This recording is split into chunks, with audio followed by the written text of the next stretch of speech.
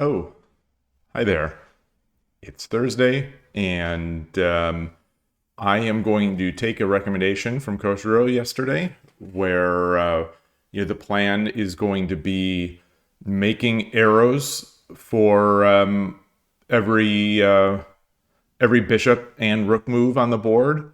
It would be before making a move, just to improve or just to build in that sort of instinctive look at where the major pieces are. I'll be doing that off stream, I think, until it clicks. But I'll also do it today. Thursday is usually has lately been the 3 minute Thursday on Shogi Wars, and I am not going to do that today. As I've discussed a few times on stream in the past week, I'm going to stick a little slower, and I want to maybe recover a little bit of the sort of from the frantic play, and this is a decent way to do it. So I'm going to start on Lee Shogi. There is a rapid arena going on now, but there's only one person, one or two people like in it. I mean, there's 14, but really it's the same people. It's a 10-15, so it's a little too fast. And so I am going to first play a bot. I haven't played a Lee Shogi bot, and I'm going to do that. I'm going to do that now. See how it goes, and just make sure the goal is going to be looking at those pieces. And so let's do it. Play with the computer. Get out of this default, and I'll put it to strength 2. So this is something I can lose to. I can lose to 1 too, I assume as well. But gonna do this, and just start. I'm Sente. Okay. Got this, and there we go.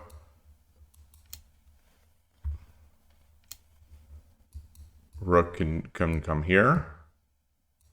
Bishop still aiming at that. I can go there. Rook, bishop. Bring up my silver.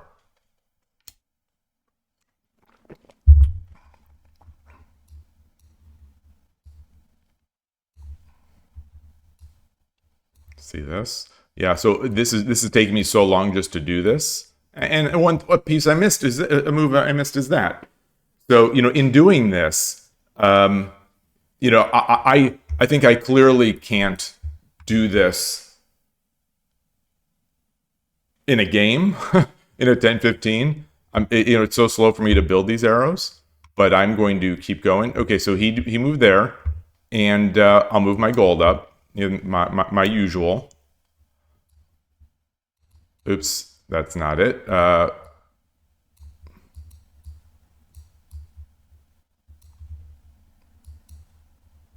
We got these. I'll take. I'm not going. So he takes. I take. And I'm not going to. I'm not going to draw it after this one because he's going to take. It's the same basic position. Okay, so the rook can take. Bishop is aiming there.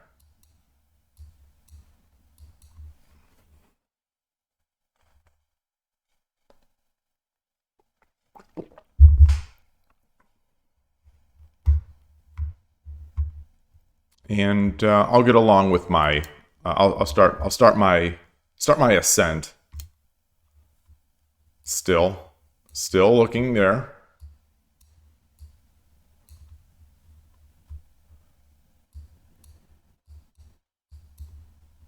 Now the rook can go up a square. I'll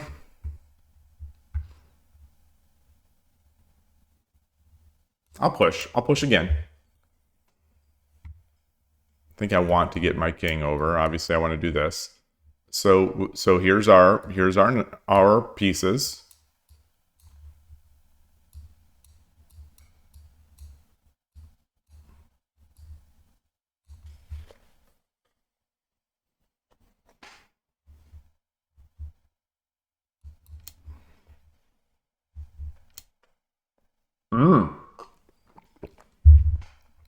computer making central house, I guess this is. Bishop still aiming at 7-7. Rook still aiming at 8-7.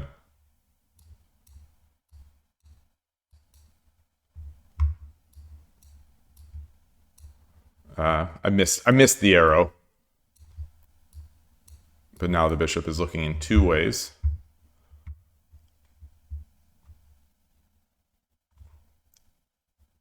Let's get the king over. Just get the king over. I think this is going to be a little slower with this. Okay, so the rook is limited his movement. Bishop can still aim at 7-7. My bishop is still aiming at 8-8 and 6-8.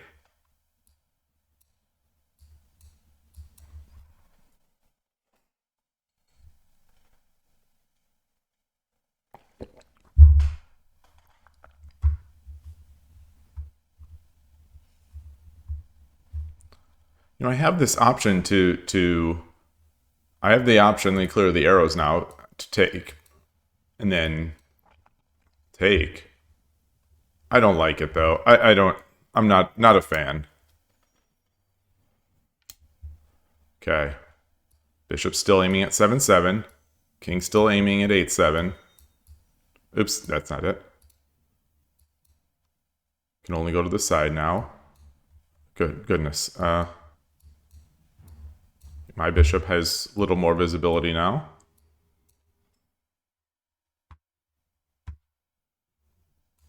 Bring up my pawn. Okay. So I am thinking I want to bring this silver up, you know, just to build this little bit of this wall, prepare for the castling. Also watch this square. Also potentially guard this square. So, all right. So the rook can go all the way back now. It could still hit 8-7. Bishop is still hitting 7-7. It can still go to 9-4. You know, my rook still is this way. Bishop still aiming out there. So I'm going to trade off the pawns. If he takes, I'm going to do it without making the arrow because nothing has changed.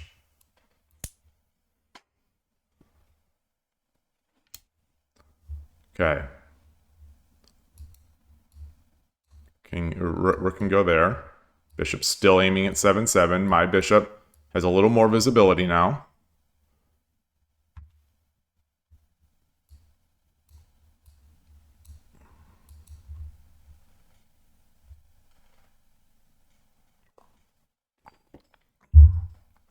So I take, king takes, or rook takes, and now he has this.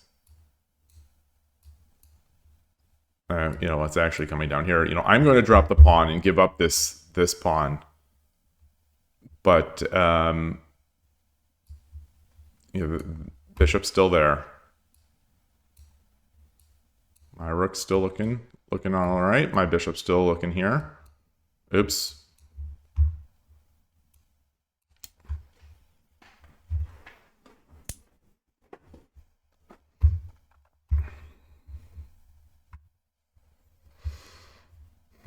I think the move is, so if I come up here, you know, the bishop still has this, but the bishop can legitimately go here now. Oh, I didn't bring up my silver. I had said I wanted to. Oh, but he pushed that. So if I push 8 or 2-4,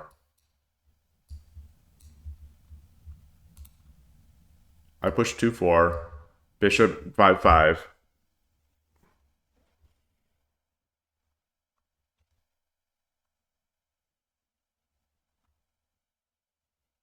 This comes back with tempo, which is kind of nasty.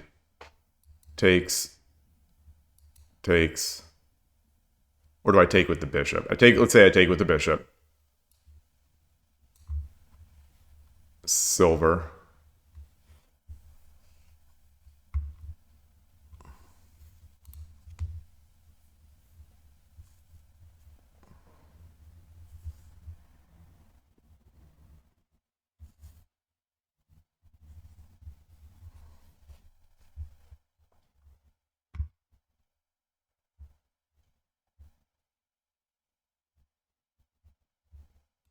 Let's bring it up.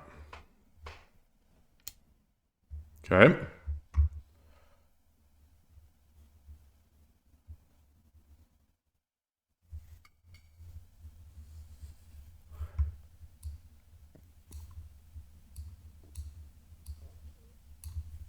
And bishop is eyeing all these.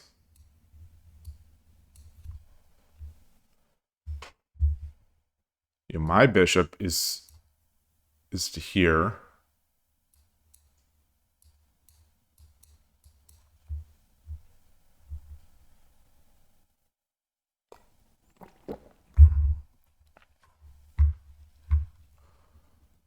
So I think the move is silver.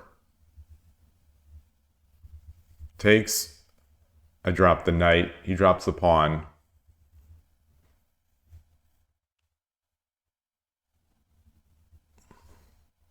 I drop the bishop.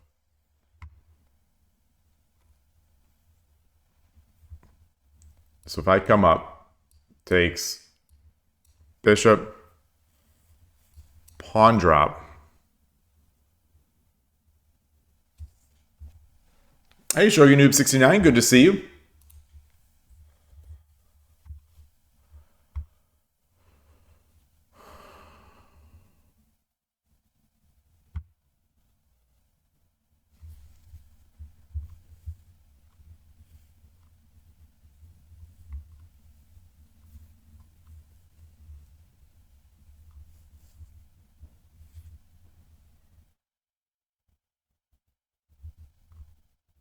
All right, we're coming up.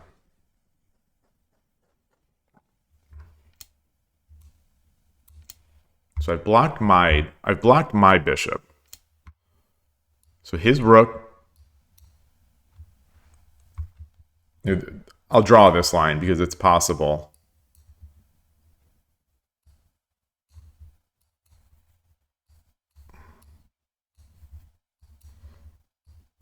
And he still can go anywhere through this.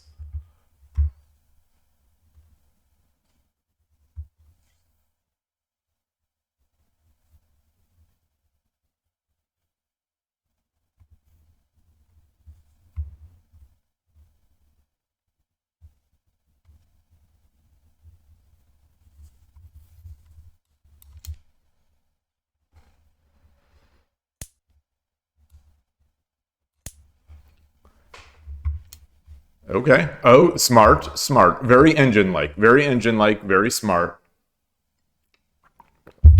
Defending, the engine sees that that I could take this file.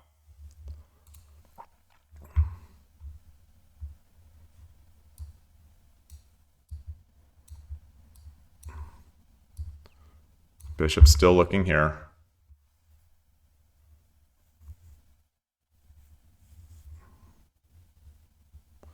Wonder if I should have dropped the pawn earlier there, just to sort of put a stop to that.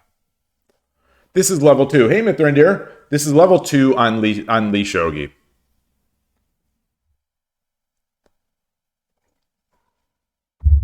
Which I have experienced, in my experience, is either great or terrible.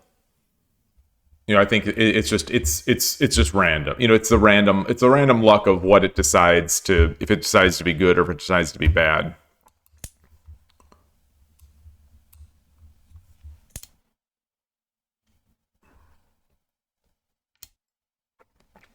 All right. Bishop still eyeing this. Rook still eyeing 8-7. You can go here. My rook.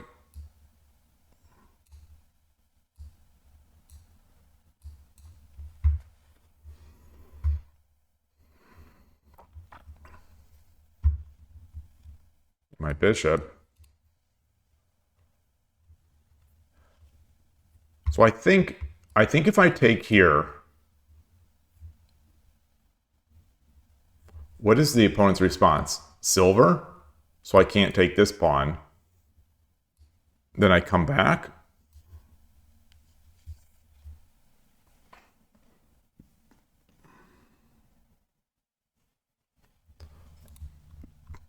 if I bring up my silver,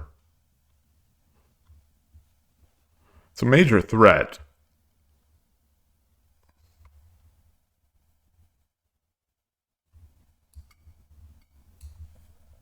Bishop comes out to 4-4. And that's okay.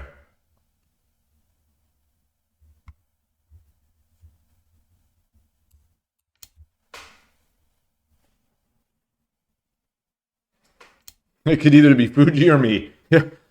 Fuji me. Okay. Okay. So now we have a decision.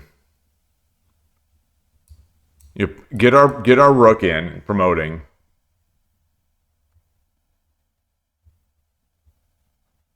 Well, I mean, I'm saying get a rook in promoting, but it's by virtue of promote, take, take.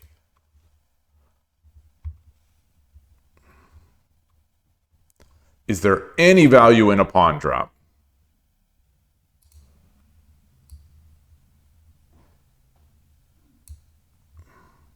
I don't think so. No, because it allows, I don't have a way to really capitalize on that.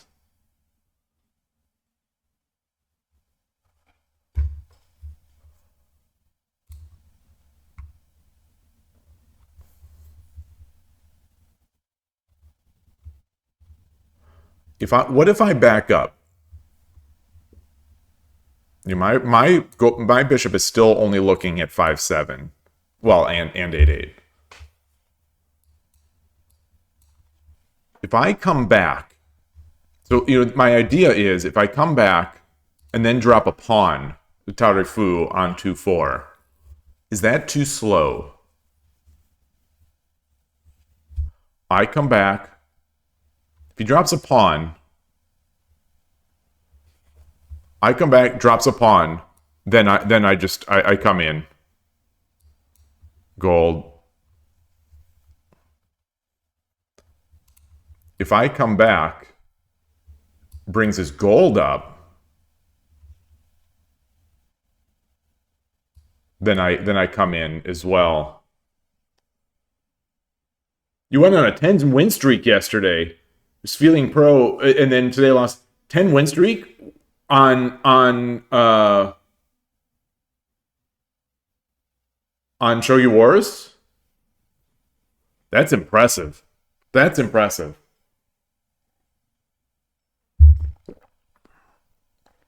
At any site, that's impressive. I think for a Q level player to win 10 games, to not have one just snoozer of a game where you crumble completely is tough. That's one of my things that I think that's one of the things that I use to identify sandbaggers on 81 Dojo.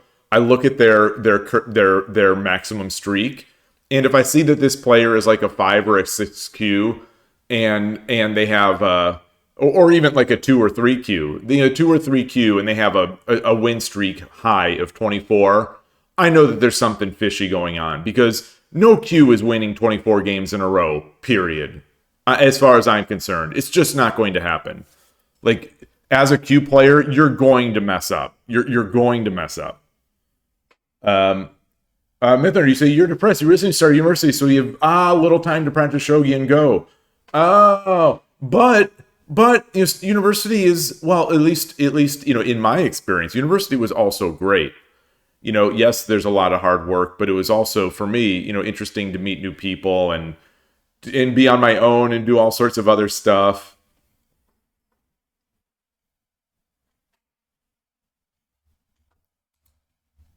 So because this is a bot game, because this is, which is a terrible way to preface the decision for making a move, especially since I'll be reviewing it after. I want to see. I think I can back up in Tarifu. If he just drops the pawn. Oh no, the danger is if I drop, he does the bishop trick.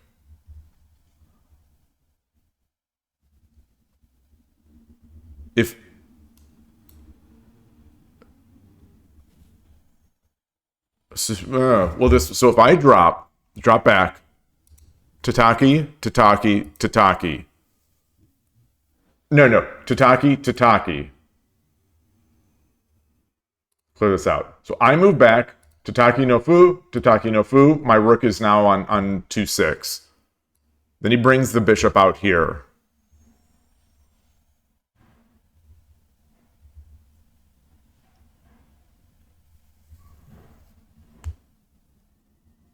But then I can bring my silver up.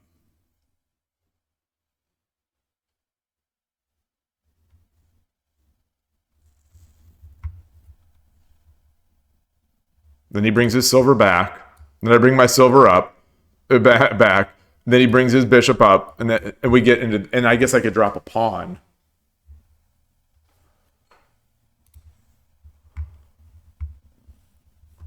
Let's see.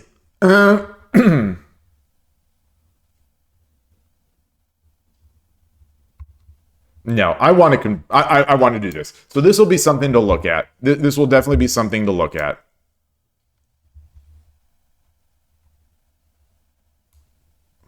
Oh, okay.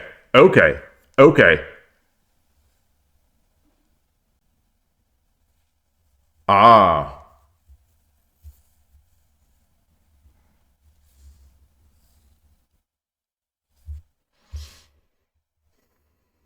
pawn, knight,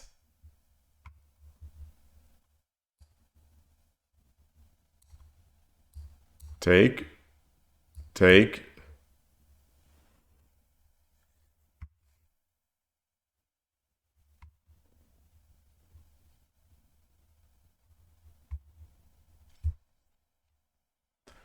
Rock, you want to be a rock climbing instructor.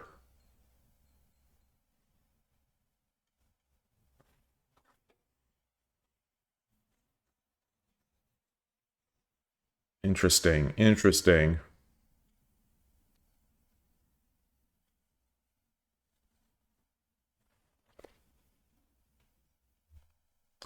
You know, the thing is, no matter what you like, no matter what you enjoy, when you once you work at it, it is going to become a grind.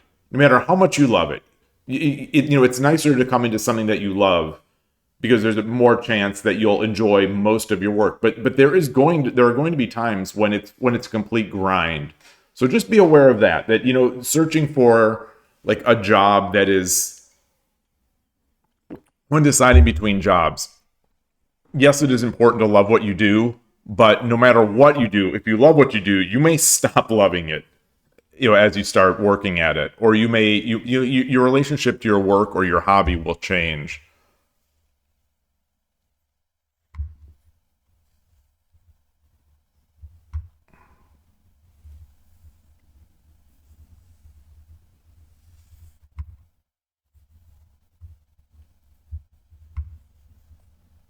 So I'm thinking about Tarifu here now. Bishop is looking here. Bishop is going here. Bishop's still looking at 7-7. Rook's still looking at 8-7. My bishop is still backing the silver and watching 8-8. I can take.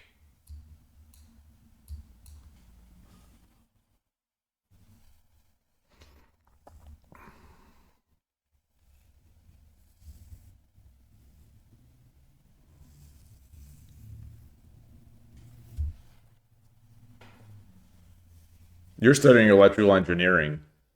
Actually, I don't know if I greeted you, Necrides. I saw your greetings. If I haven't seen you, great to see you. But in my head, I did.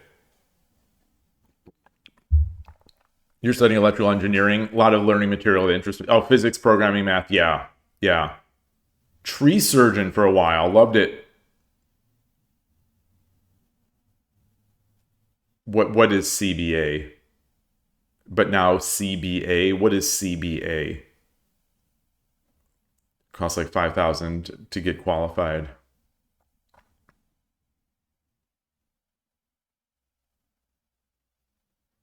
Oh, can't be arsed. Ah.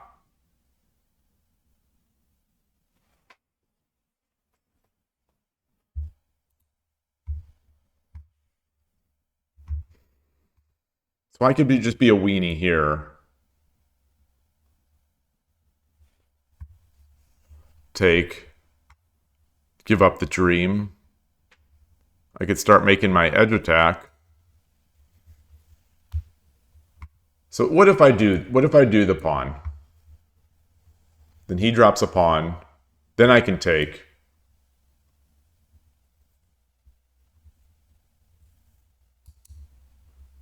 Promote.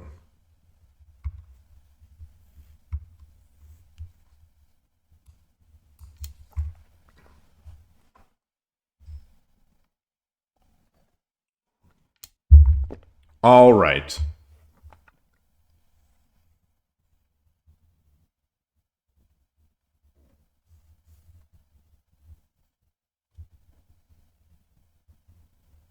So I drop my pawn now. Silver takes gold.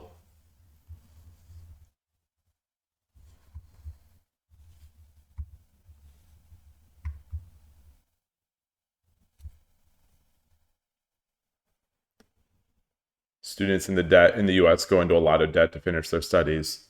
They could. They don't have to. They can. You know, universities have certainly become very expensive, but I think a lot of students have also become extremely impractical. So, you know, I think it's a multifaceted problem.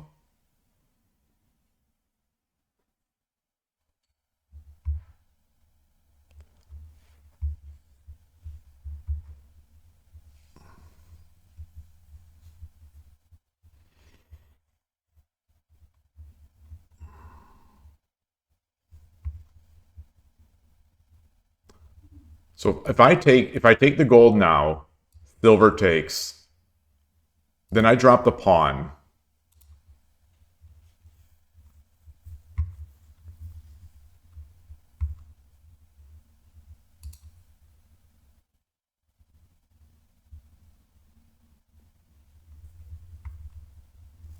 I think that's it. Yeah, let's take the gold.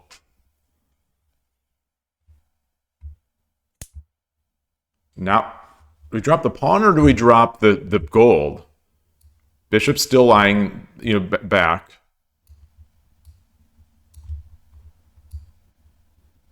Rook is now defending. Rook is now defending. So that's a key change in the position.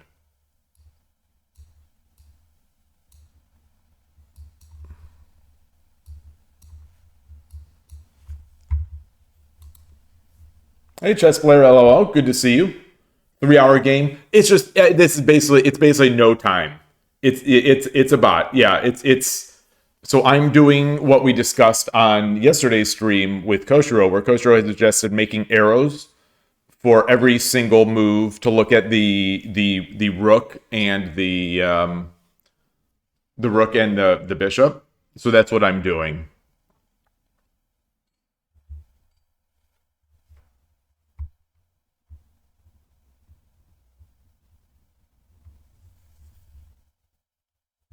The pawn is lighter.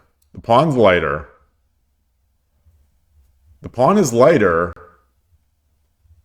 but silver drop becomes an idea.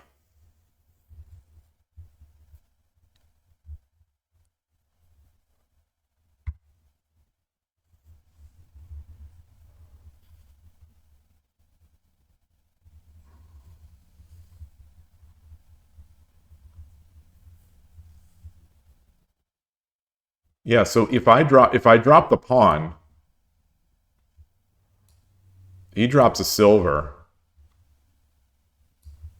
I back up. Bishop takes the pawn.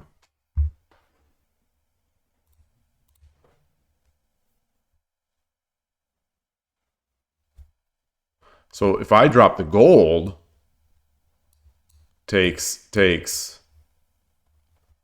you know, I'm in.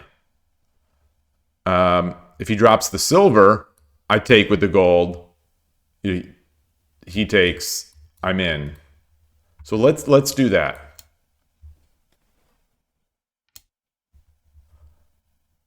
Oh, okay. All right. That's an interesting. So I still get in. I still get in.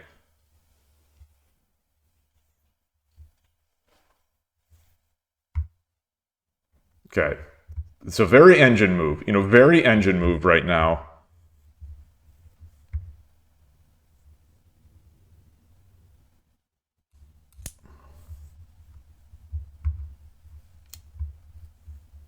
Okay. Ah. Ah. So bishop still eyeing this square.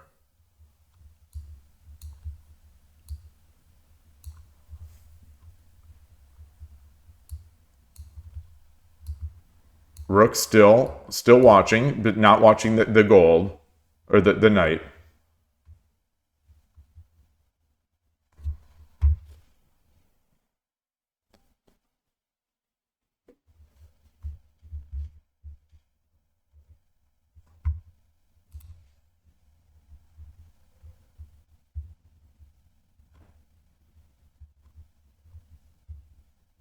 So my rook still, I'm still watching here to prevent this. You could pull back the rook and push the silver. Oh,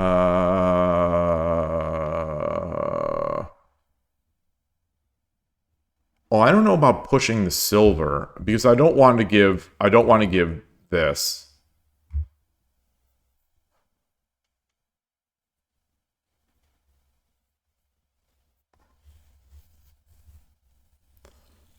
So right now, I think my number one candidate is just clogging up my rook's file.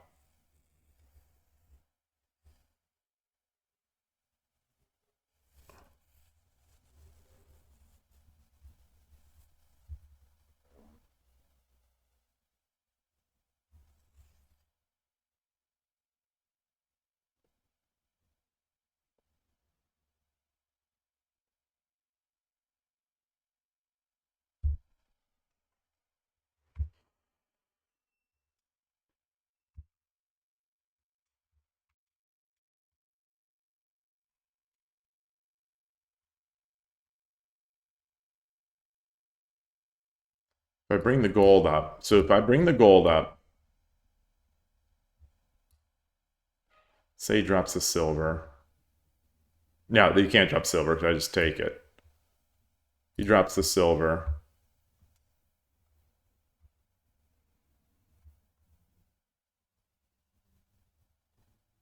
I take the rook. I take the gold.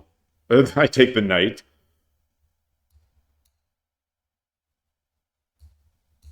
And he gets a gold drop. I'm a little annoyed.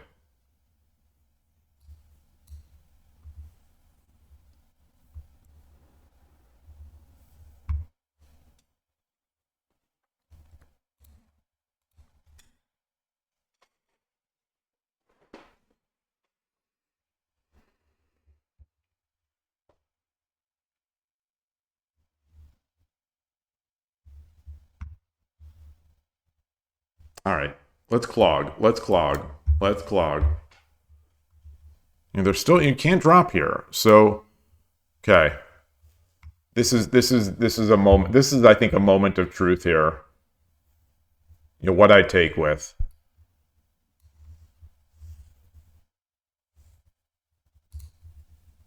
Then I come back.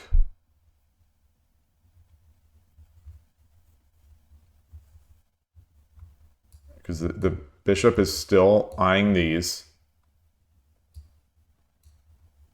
Rook's still there.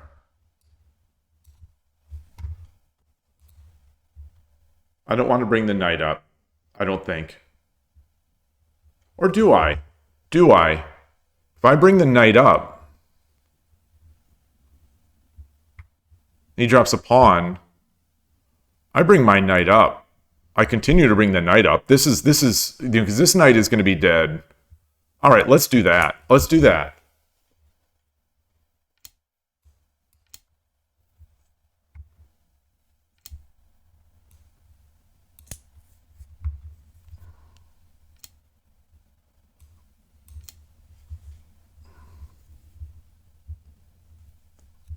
Engine thinking. Okay, okay, okay. So, this has to be dealt with clearly. Rook is still eyeing there.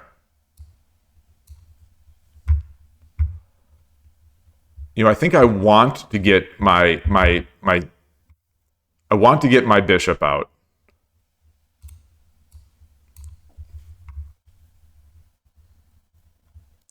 And silver wise, like if I get my pawn, he can do this silver drop, which no, he can't. No, he can't. No, he can't, because this would still be protected.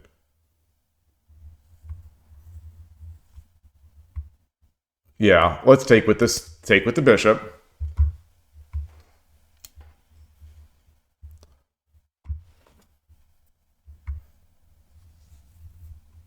So right now he only has that. Oops, he only has this. He doesn't have a bishop. My bishop is watching all these.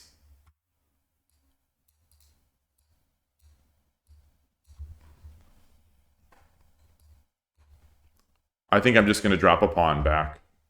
No, I can't. I can't. I can't. I can't. Because he'll promote there.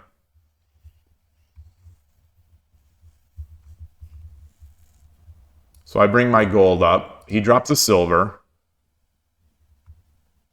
Take. Yeah, I mean that's not a good trade. Oh, he gets my knight. Oh, okay, very smart, very smart, very smart. That's that. So very very smart engine stuff.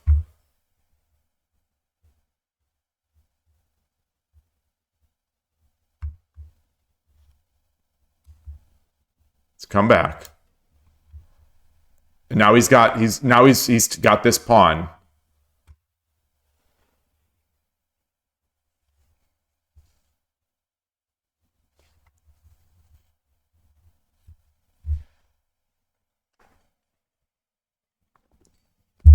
He goes one. So engine doing engine things right now.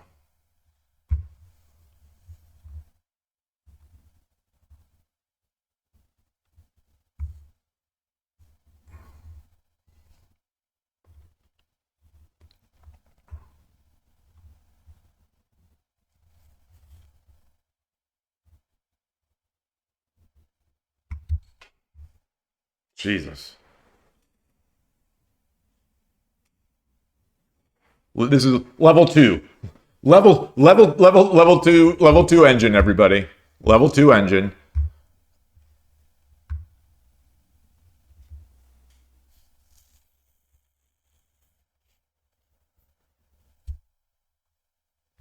My bishop can come over here.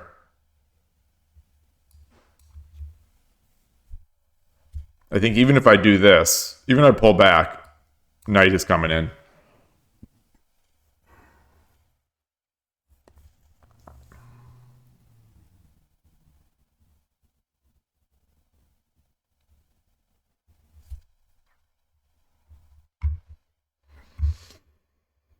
So if I bring the king up,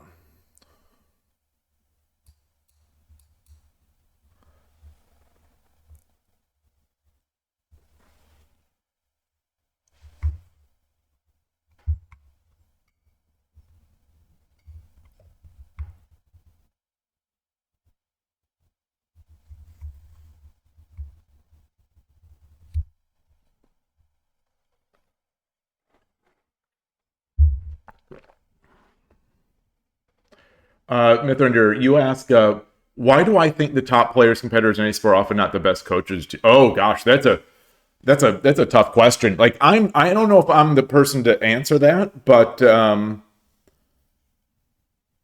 they're different skills. Playing a game is a different skill from teaching a game, and ignoring the fact that some people simply do not like to teach or to coach. I think that's enough of a difference for why someone might not do it. I think sometimes the best players. I'm thinking of like Fabiano Caruana and people who have talked about these kinds of things. Um, they are very much focused 100% on their studies and on their play. And I think to be a good teacher to be a good teacher or a good coach, to a certain extent, and I'm sort of regurgitating information that I've heard from chess podcasts when chess coaches and chess teachers are involved. The best chess coaches and teachers, in the end, they care more about their students' results. They have to care more about their students' results rather than their own results. A top competitor, almost by definition, has to care almost exclusively about their own results. So I think those are some of the major ones. You definitely need social skills for teaching. So there are certainly different mindsets of people who could be a good teacher, who are top competitors, but there are also people who are top competitors who could not be a good teacher just because they lack the social sort of graces or abilities. But yeah, a lot of it's an interesting discussion. But I do think you sort of have to sacrifice yourself to be a top coach or a really good coach, because you have to care about your students. You have to spend time looking at your students' games, rather than your own games. And so I think people that transitioned into coaching, that's what they find.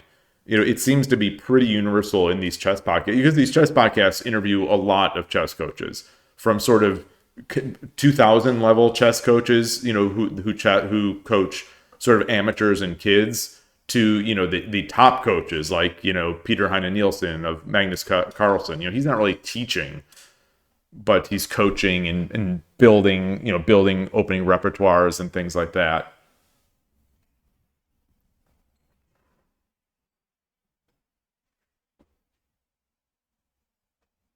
So in this position here, I'm almost incredulous, but I'm trying to think of how I learn. How do I learn to take this sort of I don't even know if it was good by the opponent, or if I messed up there was an only move that would keep my advantage. I feel like I've been botted here. No human plays like this. No human has ever done anything similar like this to me. But that doesn't mean a better player couldn't, because I'm not playing, for the most part, I'm not playing very high level people.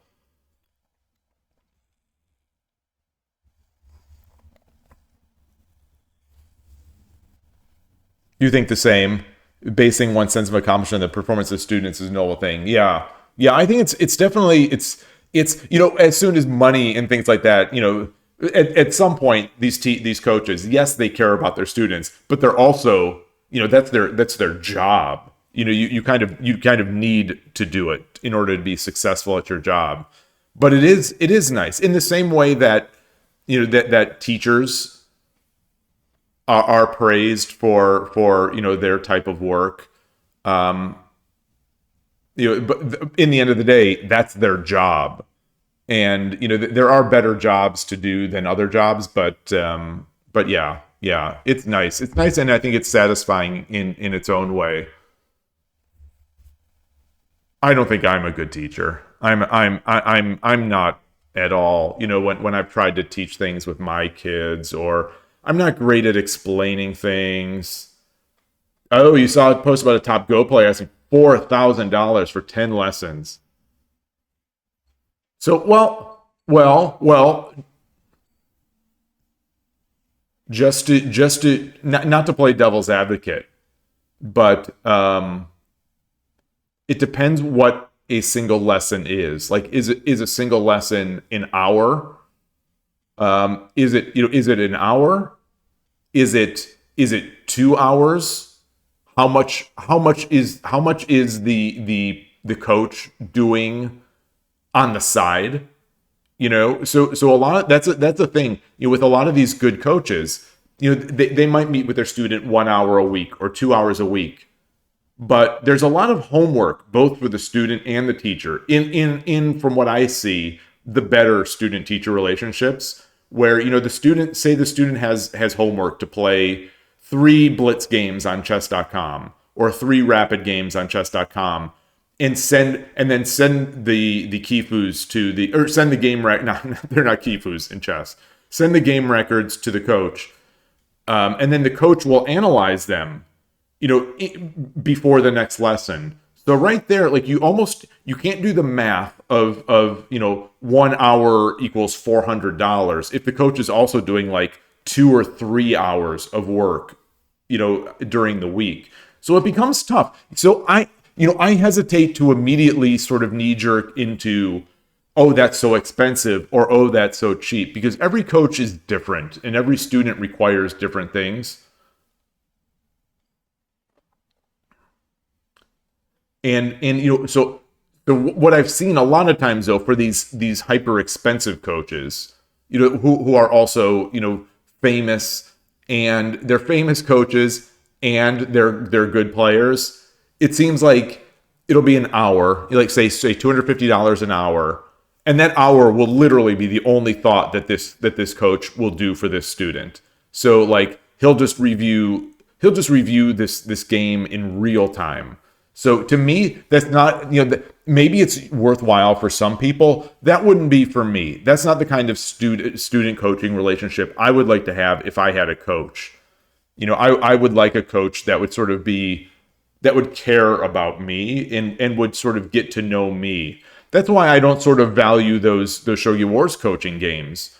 It's like, okay, so I play it. That's why it's sort of why I don't value playing pros at Shogi events. It's just not appealing to me. I'm not gonna. I don't learn from a single game like that, especially if there's not some major discussion going on. So those games, it's like, okay, you play the game, you get wrecked, you get wrecked, or the pro lets you win, and and it's like, okay, cool. But like, I could play the level, if I just want to get wrecked, I could play the level 2 Yanara O, the level 2 Shogi bot at Lee Shogi and get wrecked, and learn just as much or little. Like right now I feel like I'm now getting sort of semi wrecked.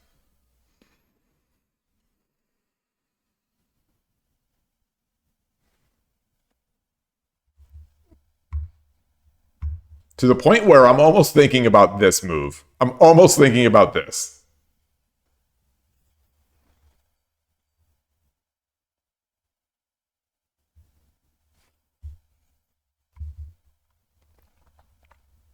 He drops a pawn, I take the knight. He drops the silver, I take the knight. He drops the silver, I take the knight. He drops the silver, I take the pawn. I don't know. No. He takes the silver. I run the king. I'm still thinking about this king idea.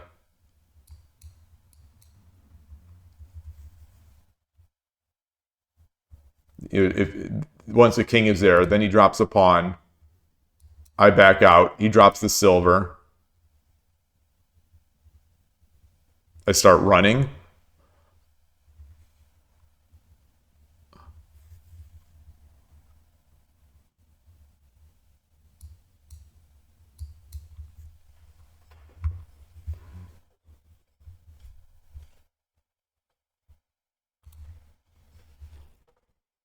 All right. Well, I'm going to do it. I'm going to do it. I'm going to do it.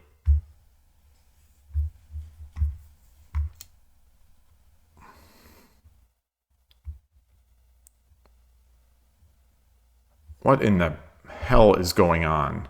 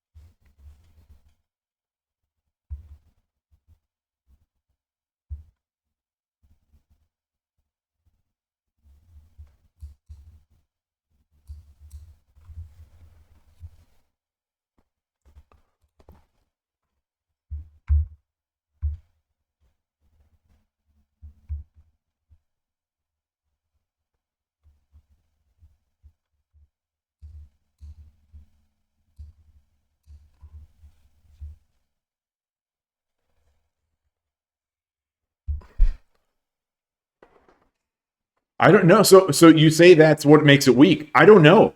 I don't know. I think this is a tricky move. I think this is a very tricky move.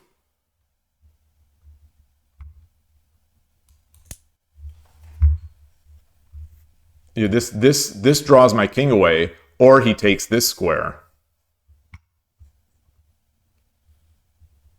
and maybe he starts bringing pawns up.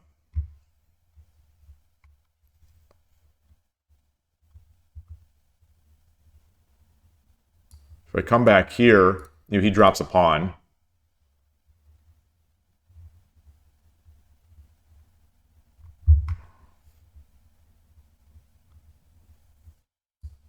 I can drop a pawn here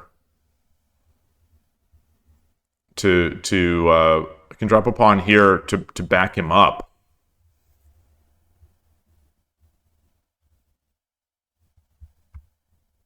I could take the knight, but I don't see an immediate follow up. I don't see any. He's got his mini duck over here, like duck-ish. He's got his little weird castle over here.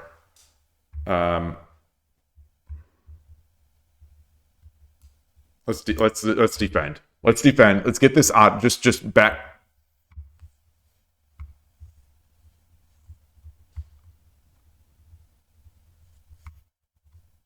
So is the idea?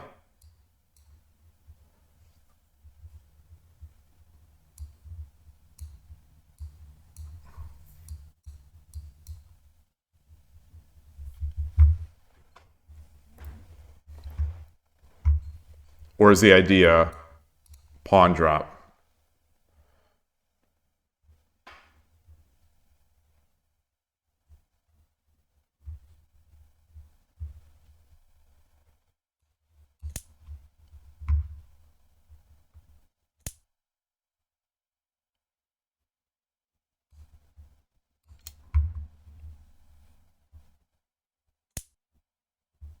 Oh.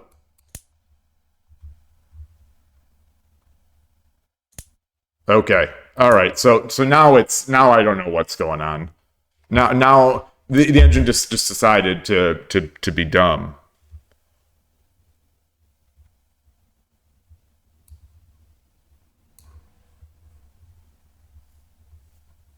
I think the idea is take, drop the pawn, come back, drop the gold, come back.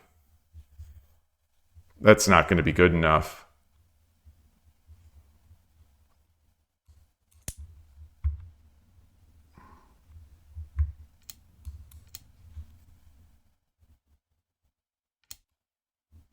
Okay. So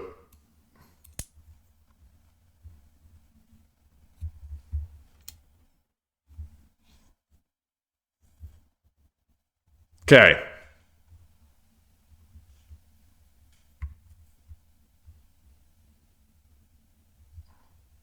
He's got no pieces. So now let's close this out. Let's close this out. Let's close this out in the safest way possible. Rook. He's got to bring the silver back.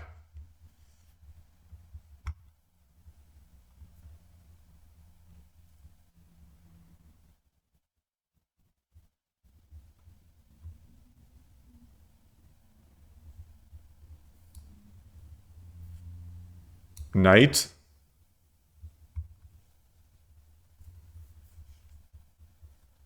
All right. Yeah.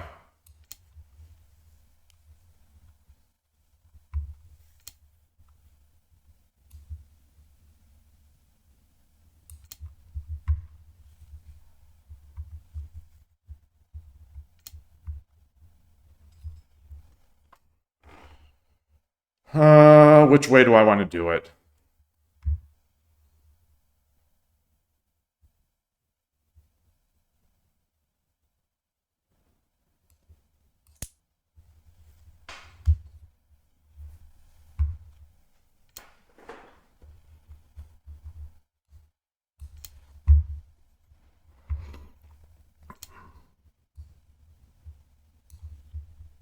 So this is still here.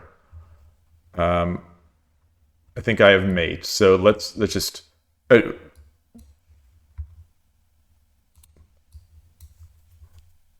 8-1. They have no pieces in hand.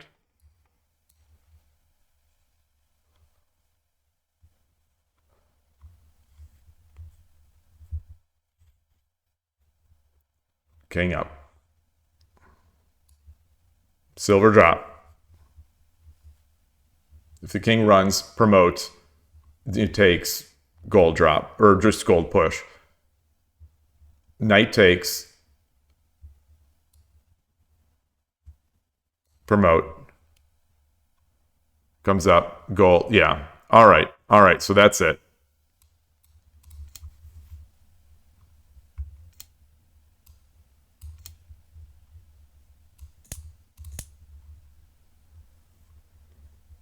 Actually, I can just, there we go. All right. So we did our thing. We did our thing. Let's go to the analysis board.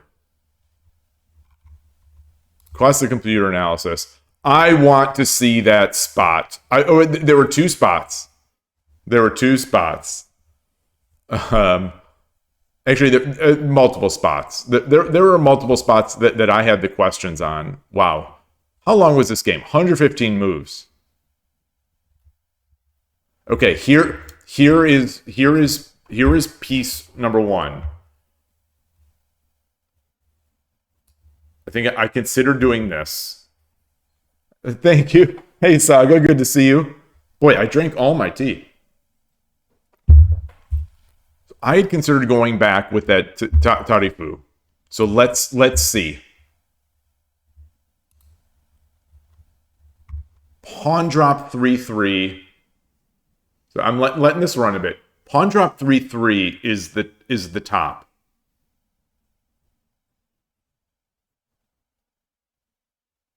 Pawn drop 5-4 is the second.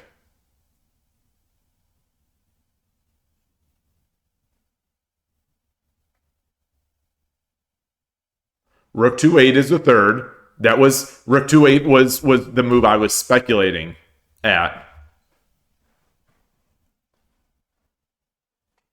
So the engine line gives Rook 2, one of the lines I discussed. 2-8, pawn, take, promote.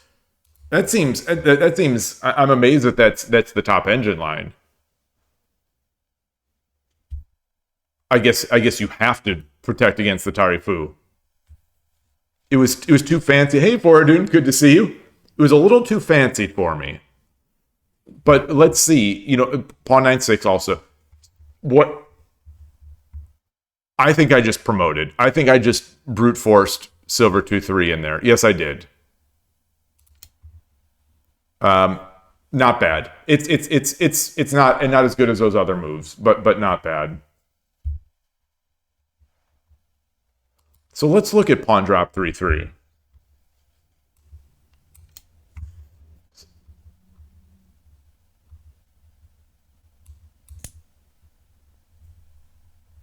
Take.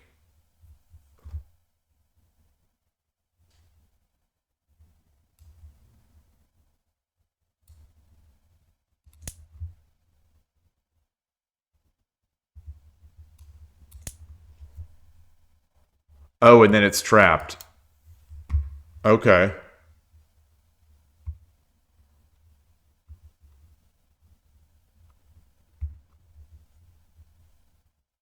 So no matter what I do, even however he attacks, he's not getting that piece.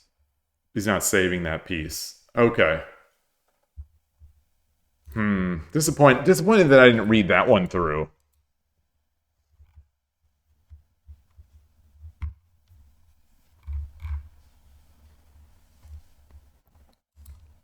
But let's see.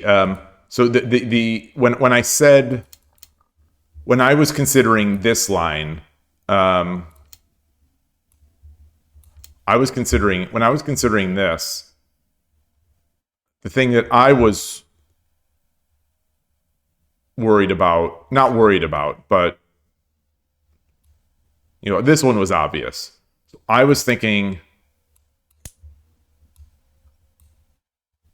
I don't think it actually... I thought it didn't do anything. So I didn't... I didn't...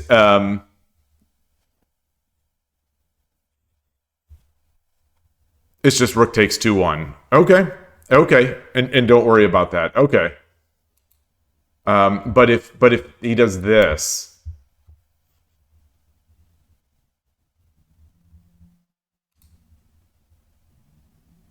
Pawn 2-3. If he does this...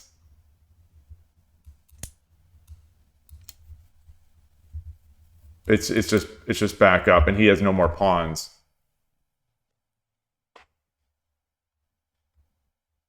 Okay. All right. All right. I'll try to improve on that. I'll try to improve on that. I should, with all this experience, I should be seeing... I should be able to see that a little deeper.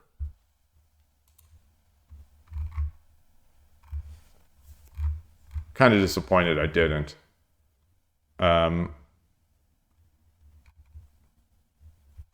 So right now, you know, eval-wise, it's looking really good for the home team. No inaccuracies, no mistakes, no blunders. 98 average cent-upon loss.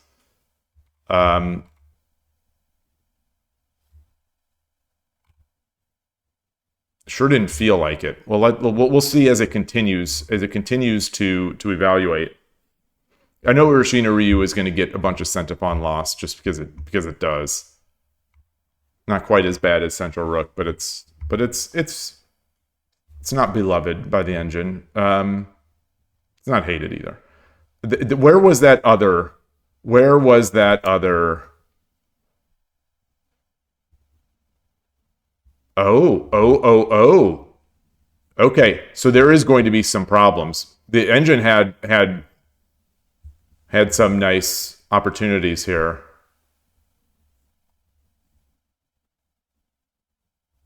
My gold drop 2-2 was bad. What was wrong with that? The best drop was 2-3.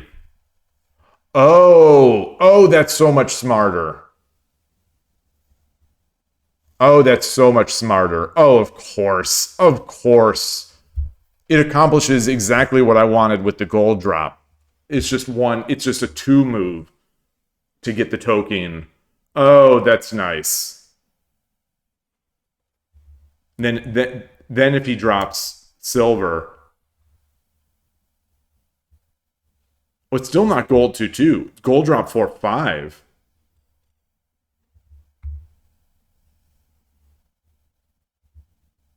Or silver 3-5? What?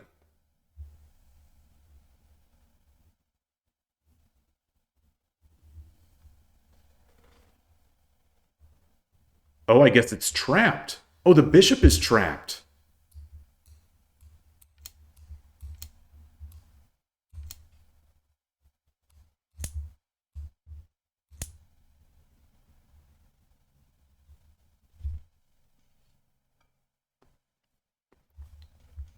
But then what about this? Ignore.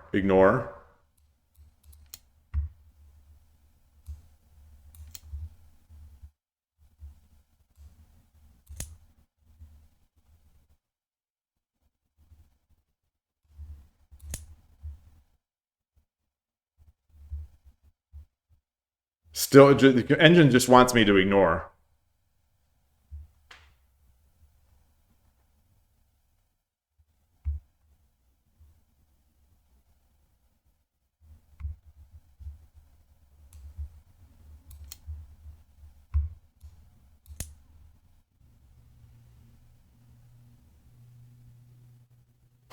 What? What was that move?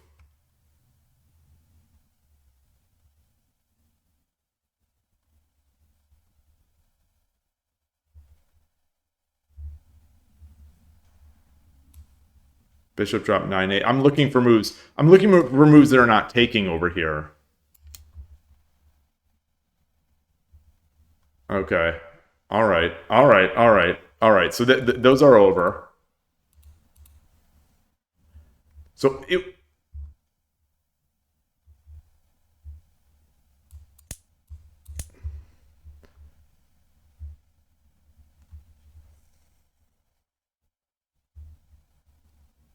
So I take, and this is not a concern at all.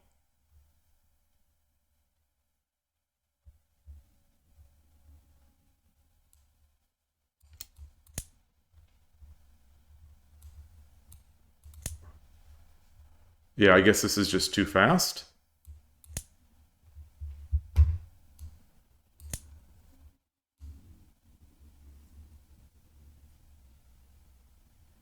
Oh, there's no real.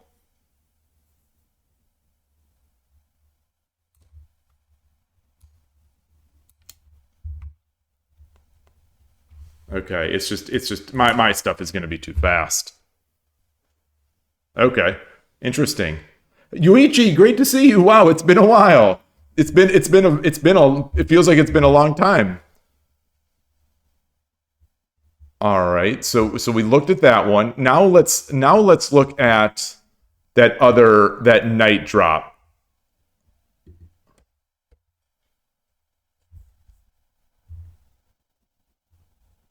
Oh, eval continuing to go. So I made a blunder. I did have a blunder in here.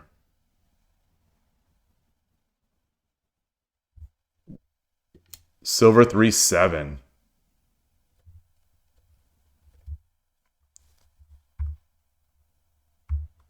Okay, well, it wanted silver 4-6.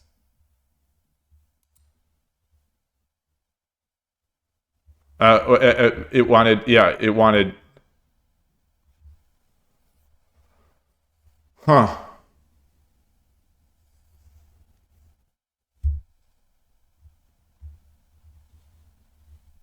Okay. You've been living a regular life lately. Oh, huh. A regular life though should involve shogi. uh, Hope things have been going very well for you.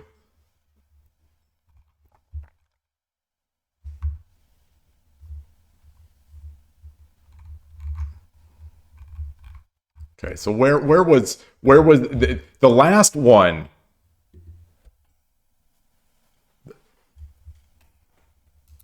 Fascinating to me that after this move, we're still basically even. Yeah, I guess I gave up that silver and the knight for it. So instead of moving my bishop back to 7-9, I mean gosh, I guess this was all how it's supposed to be. I should have moved bishop 3-5. Okay. All right. Well, it's slightly. But anyway, so this terrified me.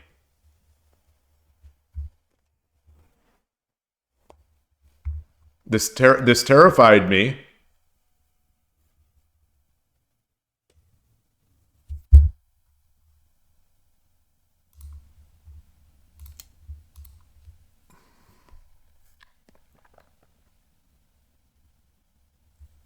Engine says the best move was knight 6-5. Okay, I could see that. That said, this is also scary. This was scary to me. My king move was right. And then this was a huge blunder. And my response was correct. Okay. All right. All right. All right. Shogi is a very scary game. Even when you think you're winning, even when you think you're winning, you're not winning. That was good. Boy, that was good.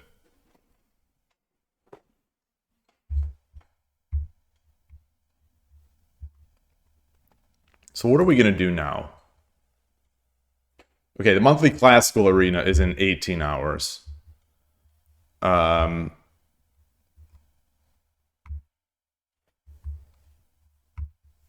Should we do another one? Maybe level 3? That was drawing those arrows was really draining, and it's amazing to me, you know, how much time that consumed for me.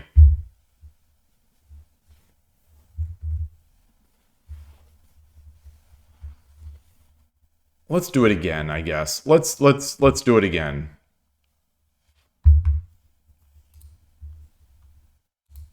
This is too fast. This anonymous game of 10-15. It's a little too fast for me.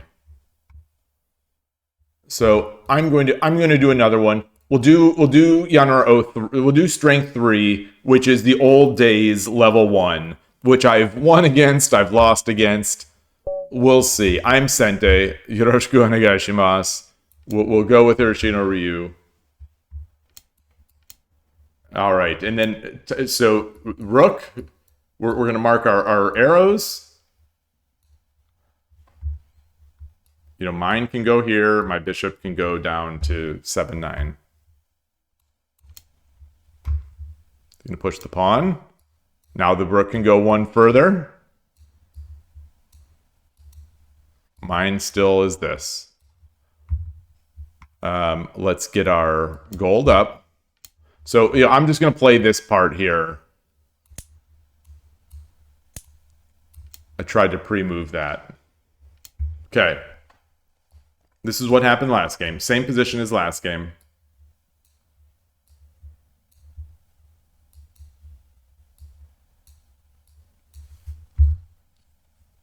I pushed the pawn in that game.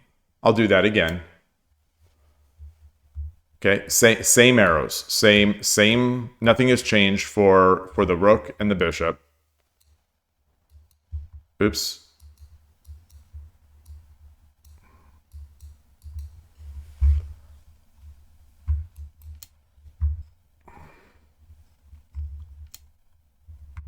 Okay. I think this happened last game as well.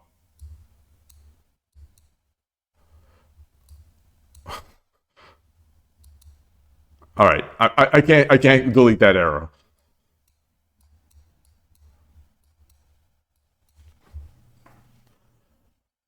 Let's see. Let's push.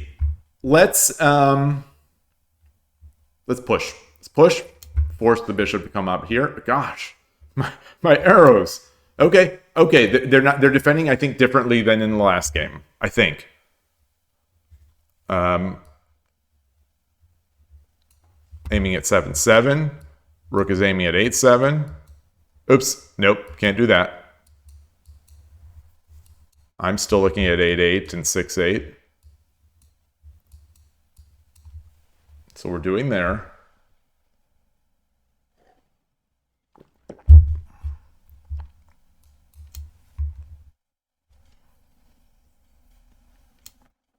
We'll see if I've learned anything. Okay, so the arrows are the same. The arrows are the same. I mean, you know, I'm doing this as an exercise for looking every move at the rooks. Yeah. So this Yuichi, this is Koshiro. You know, the strong amateur from Brazil. I think you know Koshiro. Had yesterday recommended playing a game a day. And I'm going to start doing that, but I'm going to start on stream with every move looking at the movement for the rooks and the bishops, just so that it becomes second nature for every move. You know, because I will often, as the going gets tough, I will often forget where those are, and I'll miss it. So this is a sort of training, learning exercise. Let's push. Let's push this pawn. You know, with the idea of coming. Oh no! I don't want to. And as I say, I still forgot. So the rook.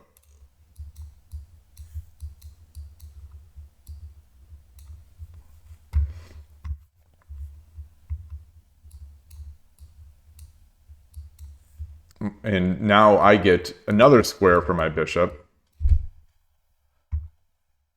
So I'm going to just without changing. Well, no, I'll do it. I'll do it. I'll do it. I'll do it. So now the rook is looking down here. You know, this is an important change in the position. You know, I'm going to be, you know, in a like a Shogi Wars, I'm going to blitz out this so that when he comes up, you know, I'll come over. Okay. The bishop is still restricted to that diagonal. I still have this. His rook, actually, you know, and this is death, and this is also death.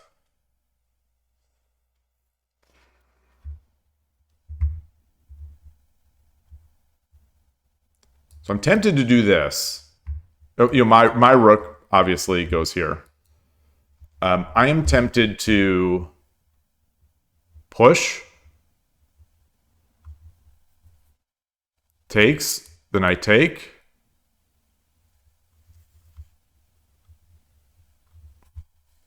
All right, let's do it. Let's do it because it's fancy. It's a fancier way of fancier way of behaving. You know, nothing has changed. So now, yeah, we have this.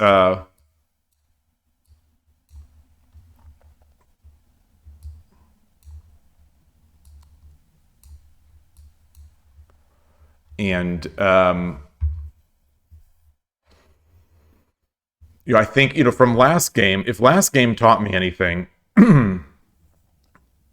it's that we like silver 3-5.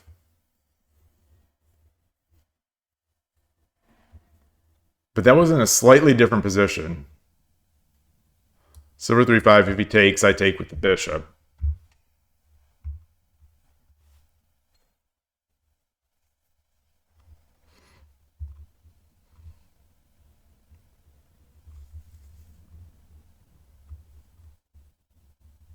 Except that silver 3-5 now, he comes back up. I can't make this fork because he comes back down.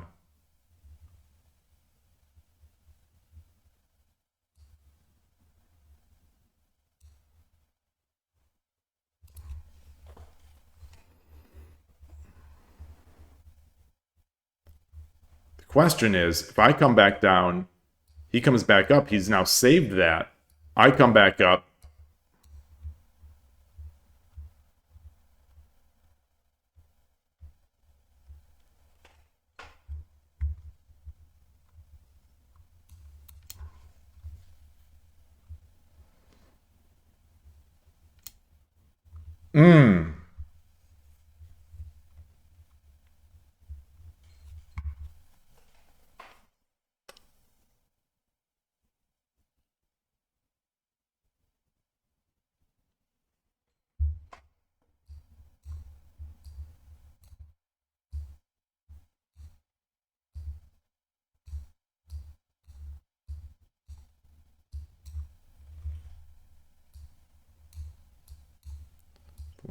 Looking at my options here.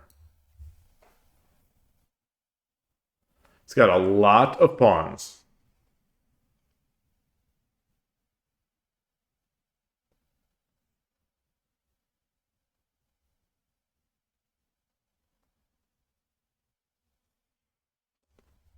So I'm going to take this. I'm going to take.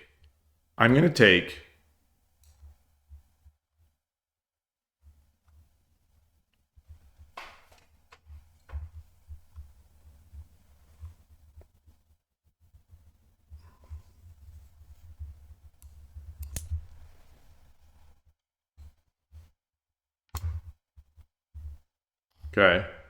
You know, the usual. So I'll just, you know, nothing has changed.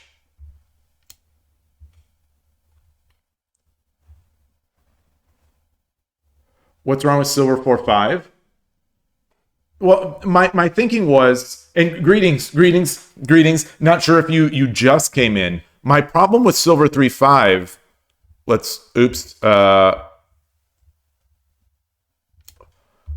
My problem with silver 4-5 is that this happens again.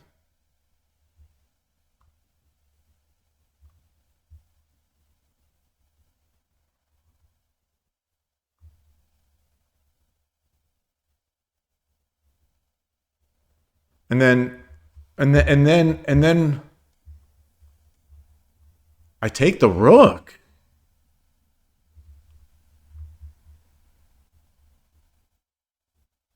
Oh. So these are baby steps. This is baby step 1 where I just mark the arrows. This isn't to see which pieces are undefended. So if I would have been checking if pieces are undefended, I would have realized that my rook is defended, which I didn't. In my mind, this was a floating rook. I think because I usually have my silver here.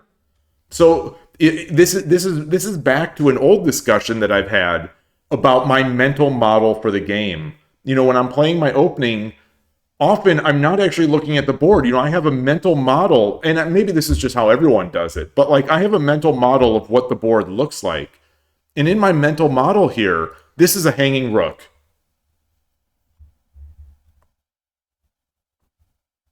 So that's why I didn't make it.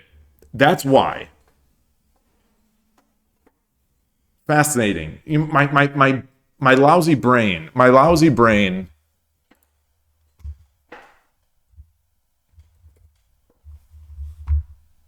So we'll come back. You know, I have these options.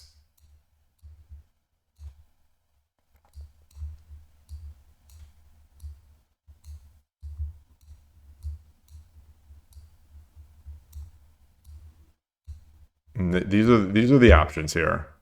So I'm going to come back. Now he can't Tataki. Now I'm going to do it. Now I'm going to do it.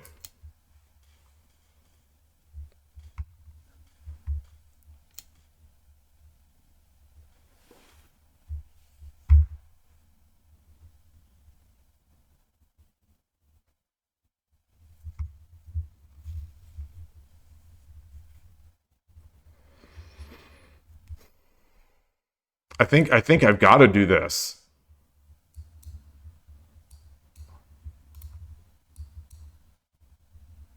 You know, I can't just take because he takes. I mean, I can, but I get a material advantage here.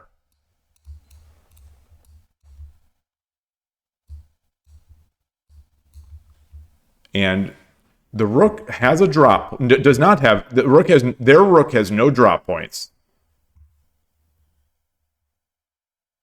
My rook does. My bishop does. And either way, they're going to have to take my silver here.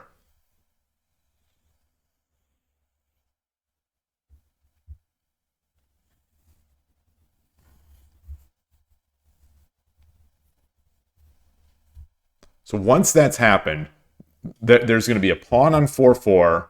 There is going to be my silver will be here. His pawn will be on 4-4, and it'll be my turn. I'll have a bishop and a rook to drop, and a pawn to drop. You know, I've got a pawn. The pawn's over here.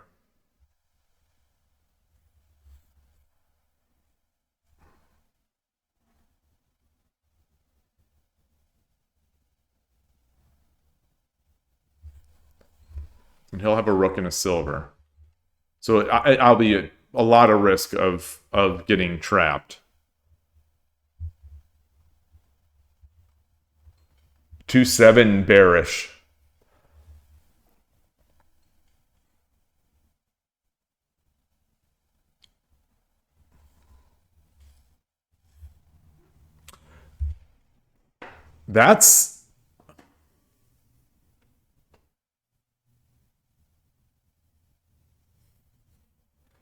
That's an interesting move.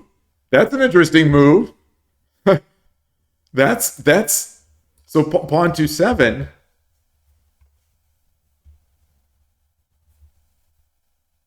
Then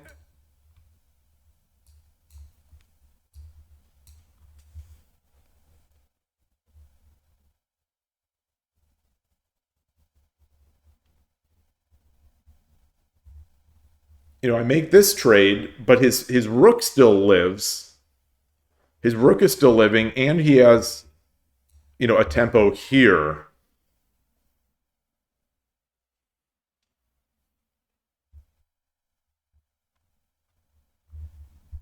But I get a good threat with a drop.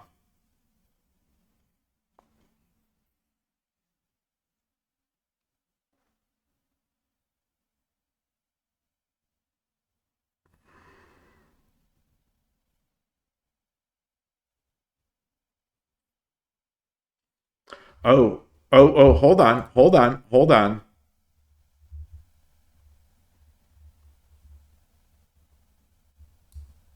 Draw our arrows. Let's draw our arrows. Let's draw our arrows.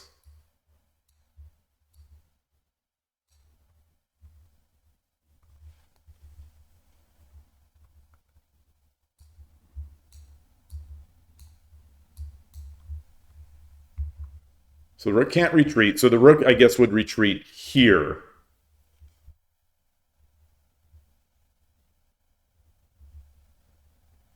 Then I take. Pawn takes.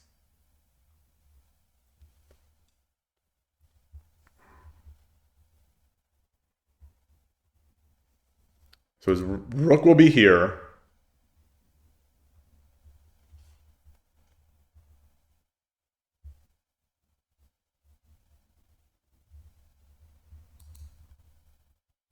Can I get this? Can I get this bishop drop? Is that a valuable bishop drop? I don't think it's all that valuable, because then he swings over here, and I can't take the pawn. Well, the pawn will be here. The pawn will be here.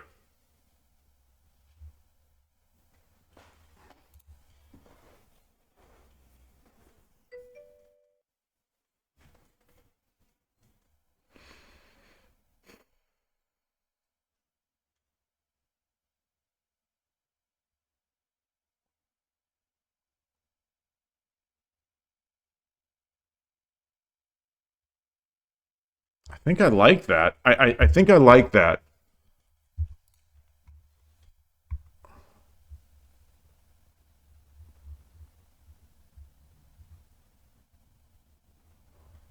But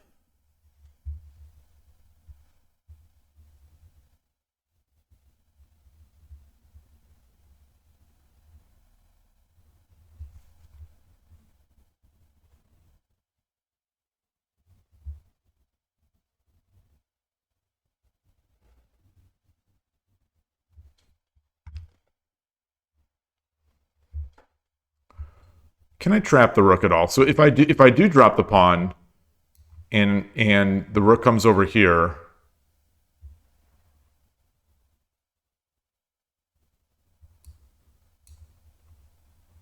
I come up. Oh no, because now my pawn will be blocking my rook. So I can't. So this I'm thinking about coming in here, but now my pawn will be blocking my rook. Let's. You think it's reasonable, probably worse. Their rook would be much better than ours versus being both in hand. Yeah, I think that seems to be. It seems, I think, how I'm leaning, except that I can sort of target that rook, but not with any good.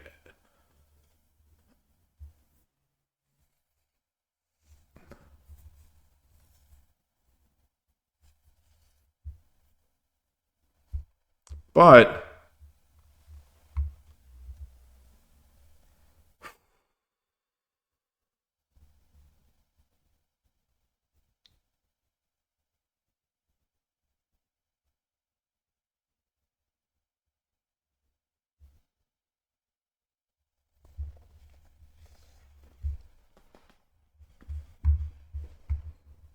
I'm not willing to give this up yet now.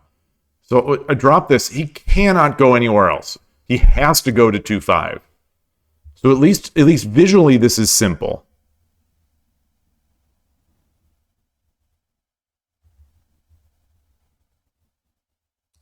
If I bring the silver back,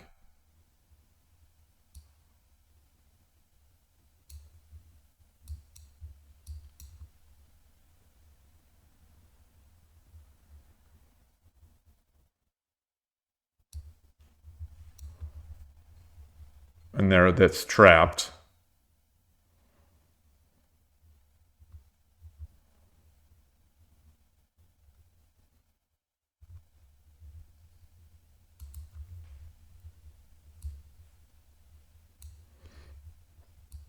But he could go here. He can go here. He can go. Okay, so he can go here. He can go to 5-5, which is probably where he wants to be. Well, no, yes, because my silver is no longer there. So if he comes, same deal with this. Same deal with this.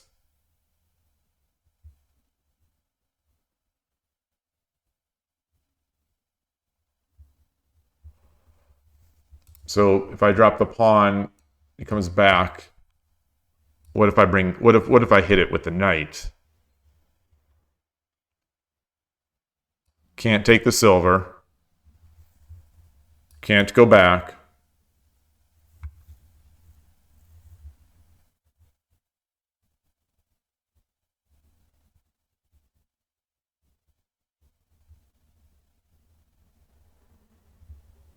Comes over here. Pawn comes up. Pawn.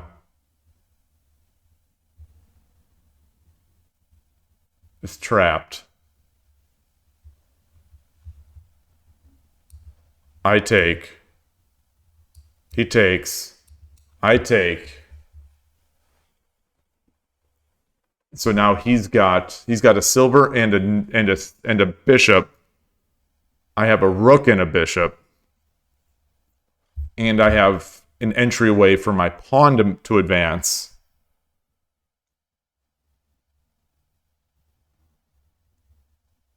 Gosh, am I misreading that? Am I misreading that?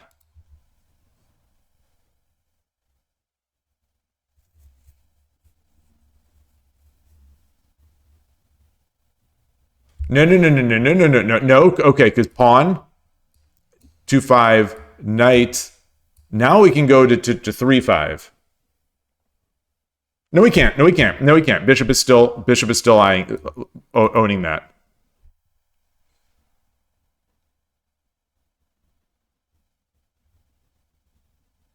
All right. That is my plan of record. So that's my plan of record. I'm going to turn over and see if this plan is shattered.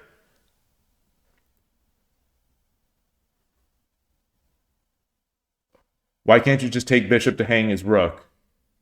He's just being greedy. Oh, how dare you? That's you. You're a New Yorker.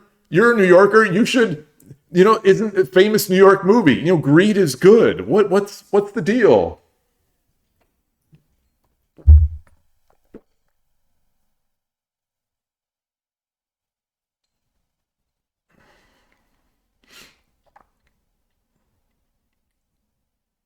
I'm doing it.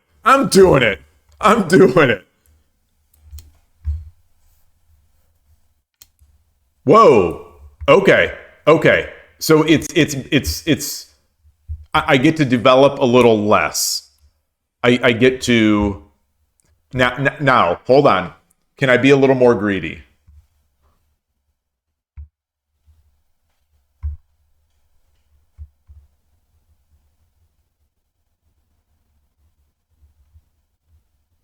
I don't see it.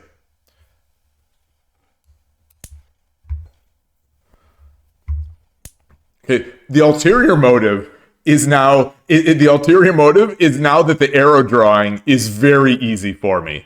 Here we go. That's all we have. That's it. Easy. Forward, dude. Let's see those arrows. Exactly. So this is I'm optimizing my Koshiro training. All right. So now this square has to be I have to prevent some I have to prevent some shenanigans.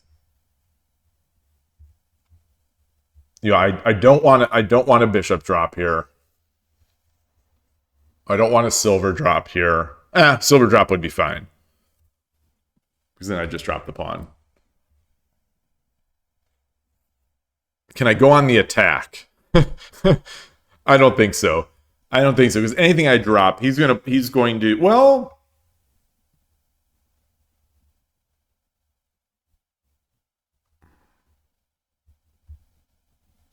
If I drop the rook,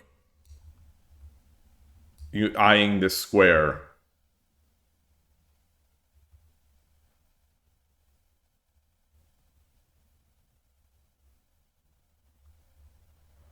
I think this is a slow trap. It's just a slow trap. Yeah, yeah. All right, not doing that. Not doing that.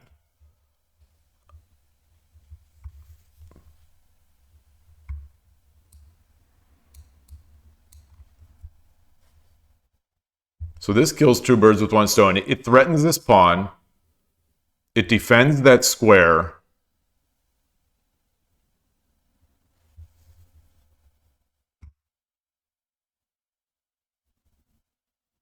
I'm not getting over. I'm not. This is going to be very slow. All right. All right. All right. And I don't. I'm not seeing any other drops that would. The problem now is that my king is completely undefended. Not completely. Oh boy. Oh boy. Oh boy. We got engine stuff. We got engine stuff. All right. All right. All right. All right.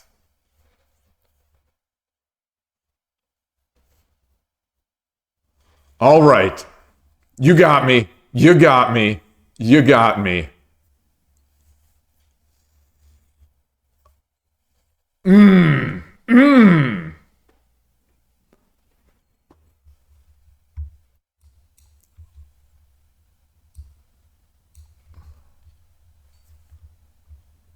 Or maybe even just bishop. Bishop.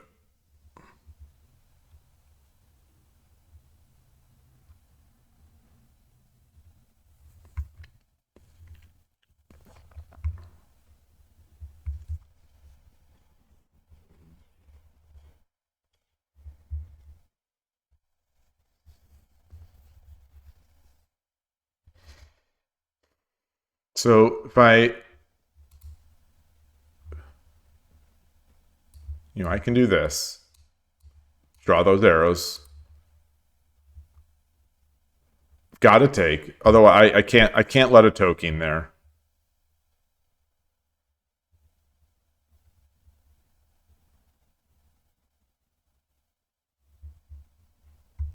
Hold on. Or can I? Bishop takes. Bishop takes, and it's check. Drops a silver.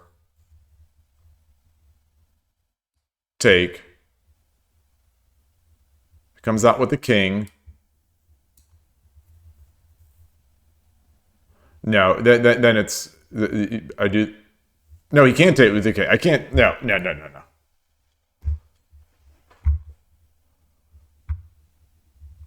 Is this over? Should I just bring this? So, if I bring this gold over, he drops the pawn here on 8-8.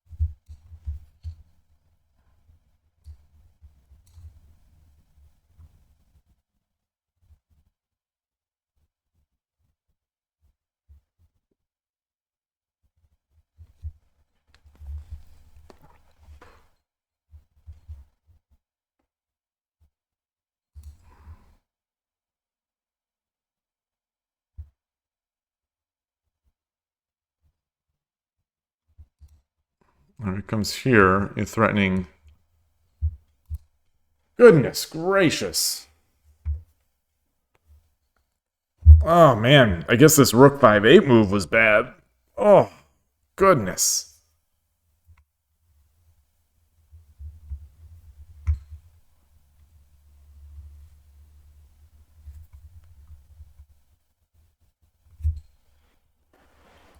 Can I just defend here?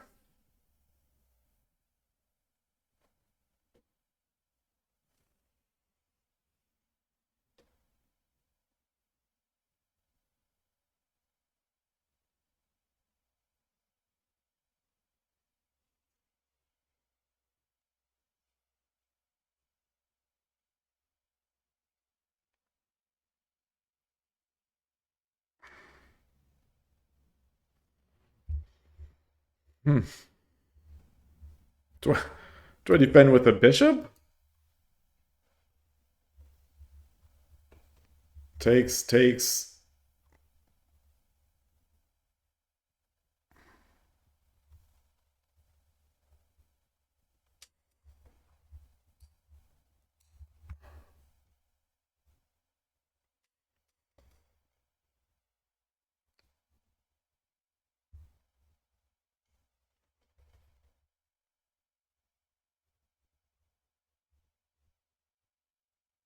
So try to defend here, takes,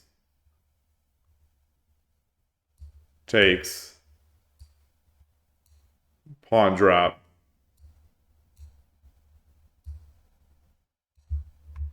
and I'm hosed. I am hosed.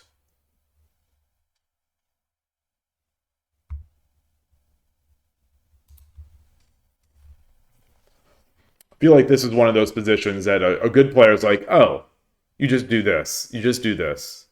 Like I feel like these are the sorts of things when I try to make them, I get easily parried. You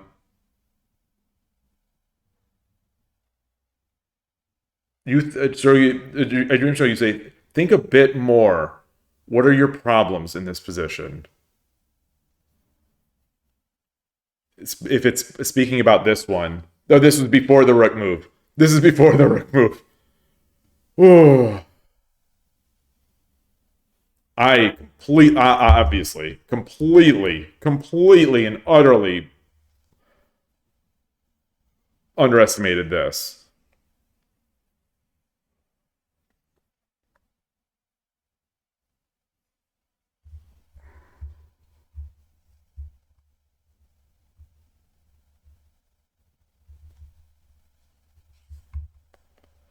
So I take. He drops the silver.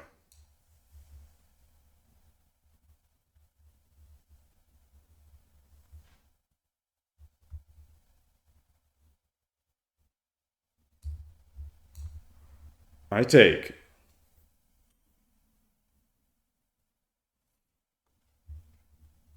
He drops a pawn. Then I can come back. No, because then I can come back.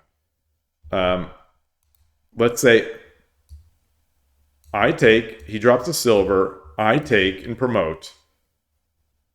There's no real fork. There's no real fork. Well, there is. There is. There is.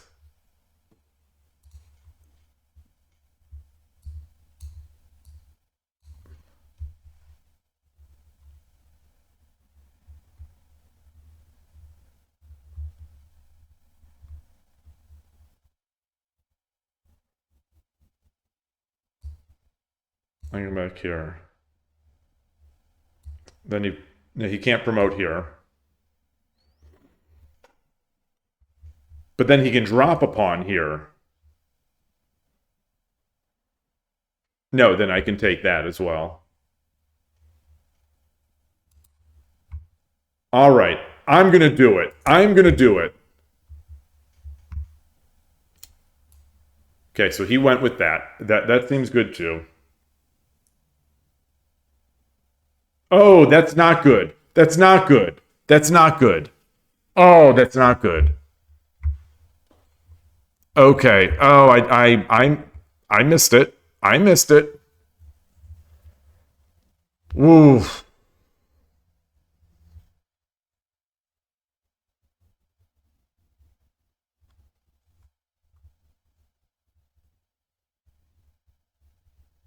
Do I have to come back? Do I have to come back? If I come back, he can't take the gold. I mean, he can take it, but I think that's all right. You know, this is, let's draw our arrows.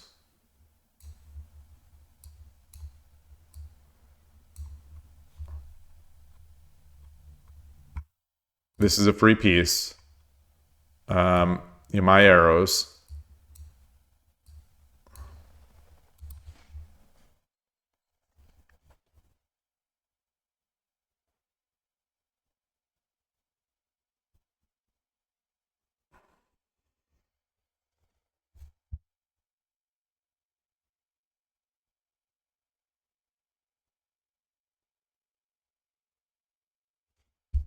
All right.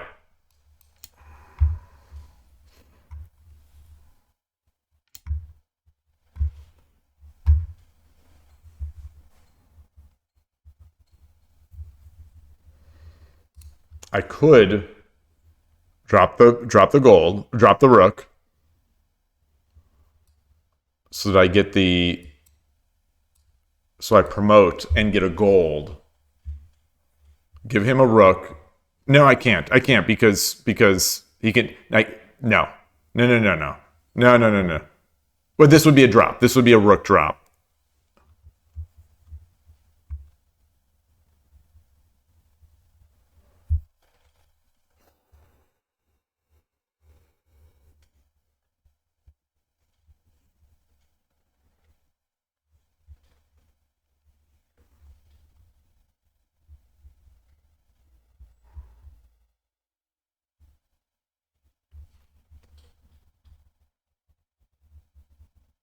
Come up here. Free my gold. Can also bring my king up. Join in on the attack.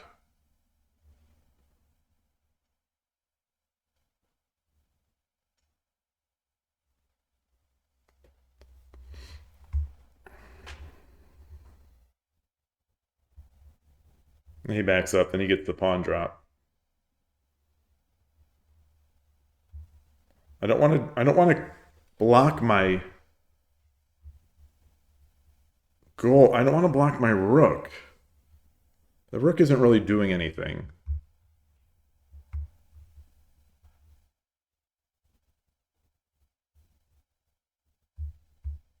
But I do.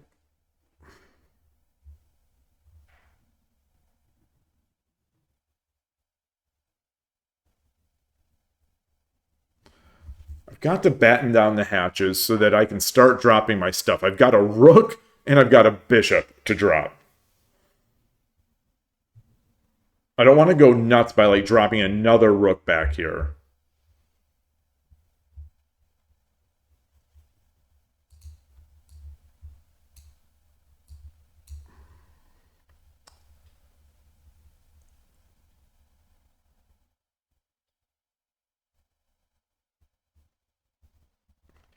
Shouldn't I have to draw arrows for the rook bishop in hand? I can't. I mean, then that would take. I don't know. Okay, I think you're joking now because Fortune is laughing. So I think you're joking. I mean, it's a valid question. It's a valid question, but I think practically, I think the answer is no. I only gave myself 180 minutes per side and 180 seconds of Byoyomi.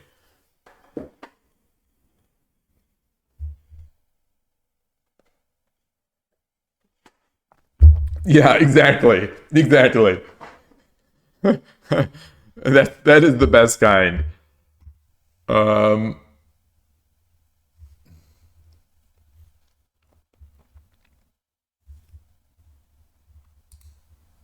I'm looking at my bishop drop here. If I want to lose this bishop, I can drop it here.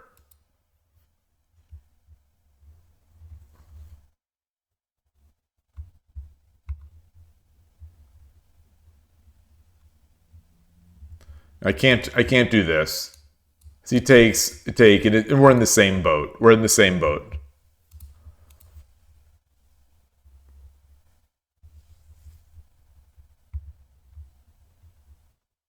Actually, maybe it's even worse. Because maybe he just drops it here.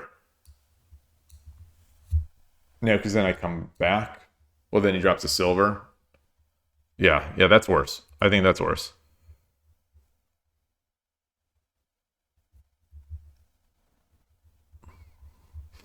So what do I do? If I drop this, what is he going to do? Come up? I guess there are a million things he can do, but probably come up. Probably come up. I don't think a pawn drop is going to be it, but could do that.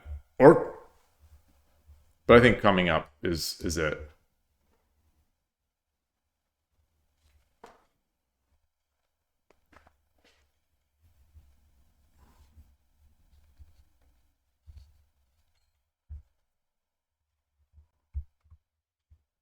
I hate this gold. I hate this gold. I'm going to move the gold up.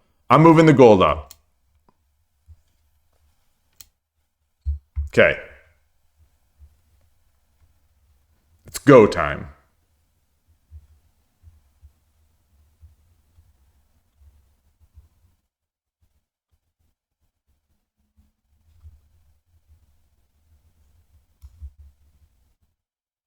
I'll draw the arrows.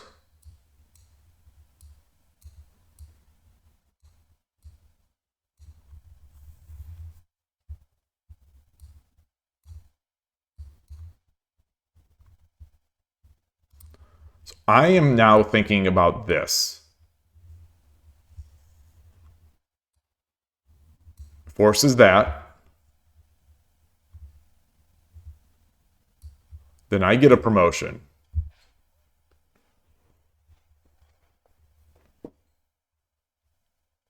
And I've got a defender of this square.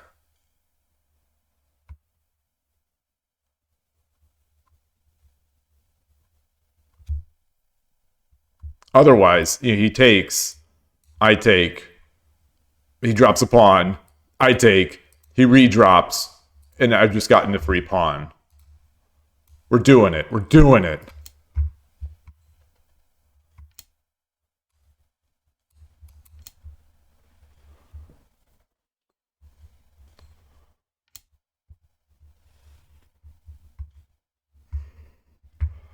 Well, that's unfortunate.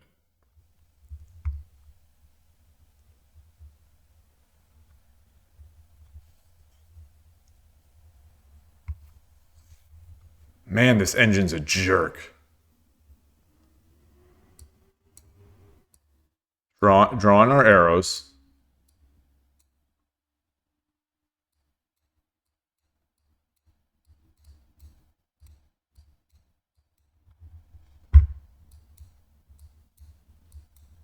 It's going to take a lot.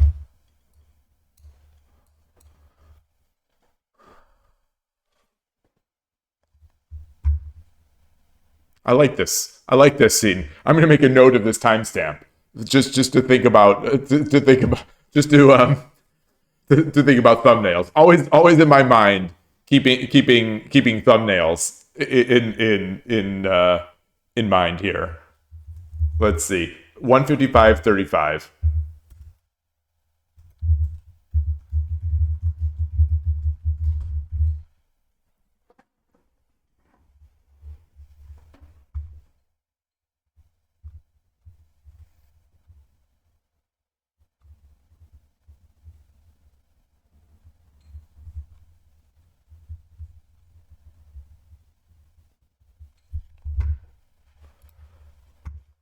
So what are we doing? If I bring my gold over, bring the gold over, silver drop, gold take, pawn drop.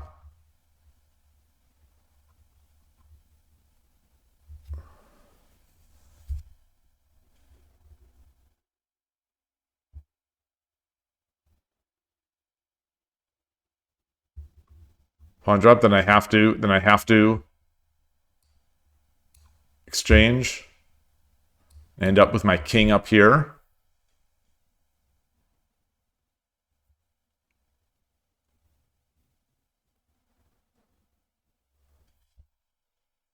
And somehow he's going to get a fork.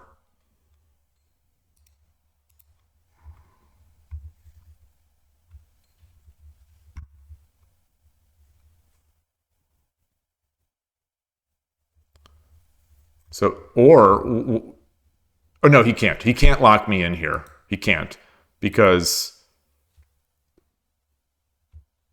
he can't both lock me in with a silver and attack with the silver.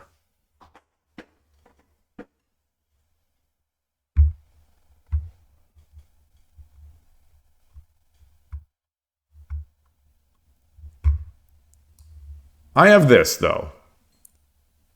I have this. So he drops the silver. No, it gives up the rook. It gives up the rook. It gives up the rook.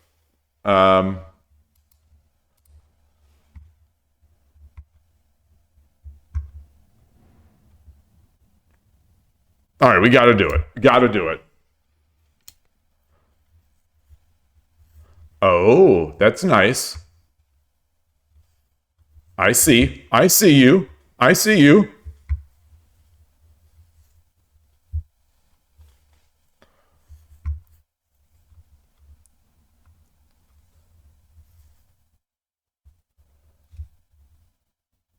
The idea will be silver drop, takes. I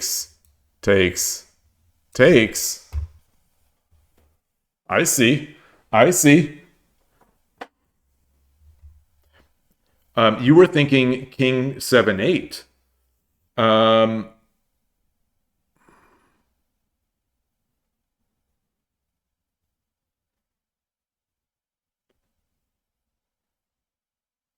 King 7-8, and then the silver drop. King 7-8, silver drop. Rook over. Is that good?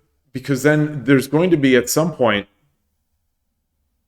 Oh no, he can't come down this way. He can't come down to they can't force out the gold, exposing the attack from the bishop on the rook.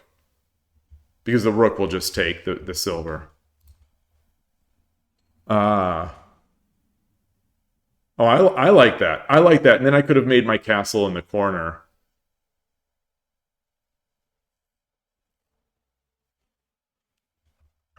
So you know, this is here. I mean, I can just take this now. So let's draw our arrows. Let's draw our arrows.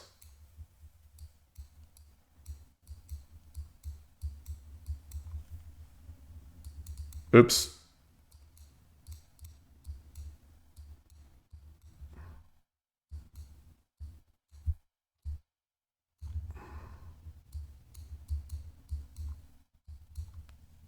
Oops, sorry to do it. And that's not right either.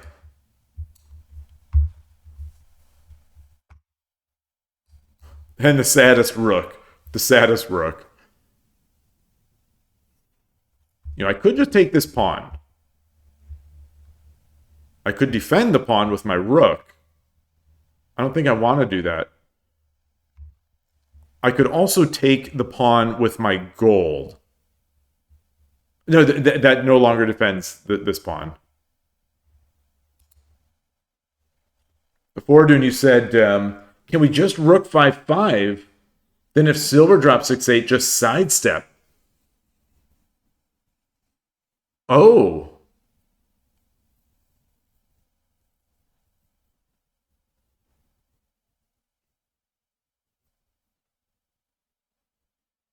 Oh, that's an interesting idea. Yeah, that was before gold 5-8, clearly. Yeah. Oh yeah, 1-3 is an option too. Okay. So by the way, we've had a few blocked best viewers and cheap viewers ads. You all have been prevented by the Twitch by Twitch blocking it, but I've seen them. I'm seeing them and I'm reporting them to you.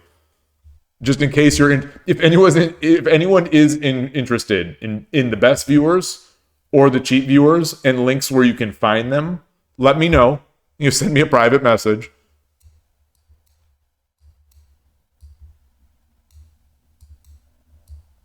Oops. Ah. Okay, so we got that.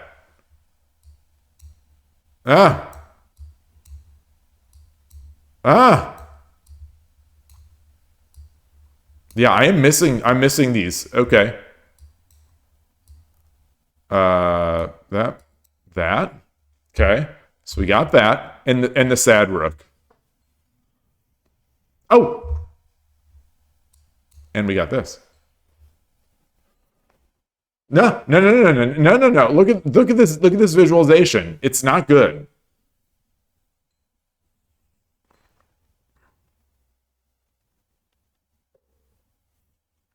So this is a threat. This we got a pawn threat.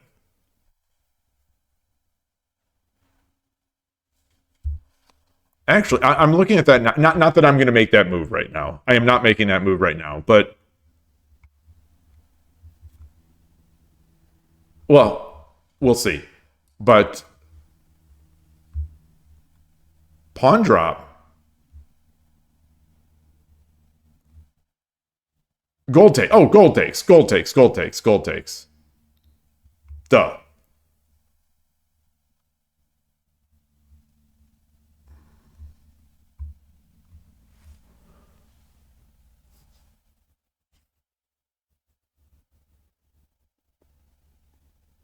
I'm still liking horse takes 6-7.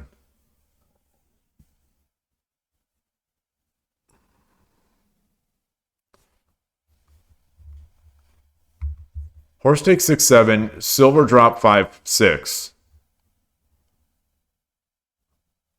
And I don't like it as much because I'm losing this pawn.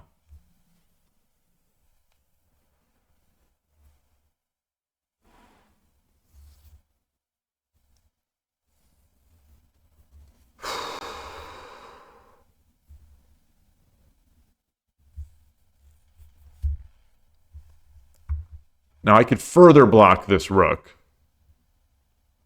If I drop a pawn here,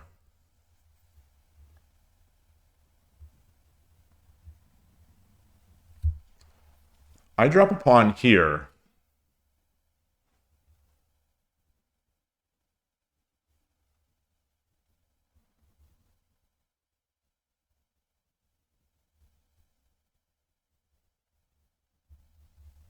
going to clear the board.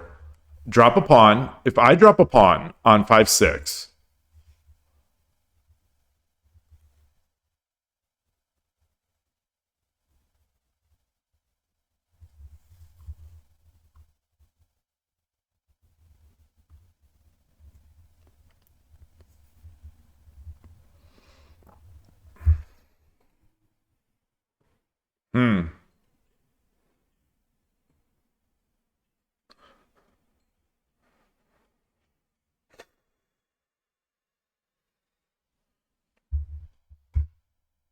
So here comes so just exposing the world to like that book, like the Silman book, Beginner's Mind, exposing the world to the beginner's mind here.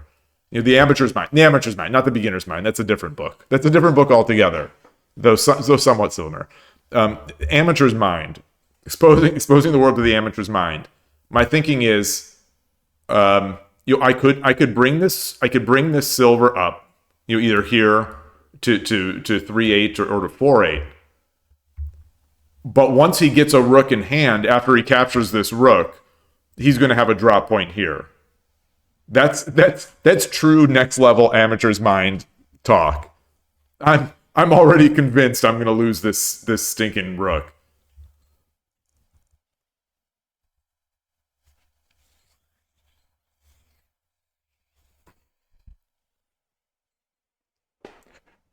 Yeah, you like the bishop takes 6-7, but that silver 5-6, that silver drop 5-6 is, I don't want that. I don't want to give that. I don't want to give that at all.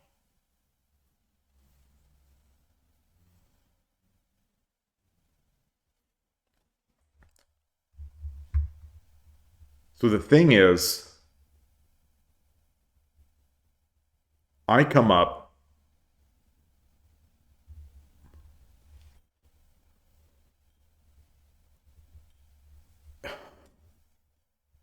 If I come up with the silver,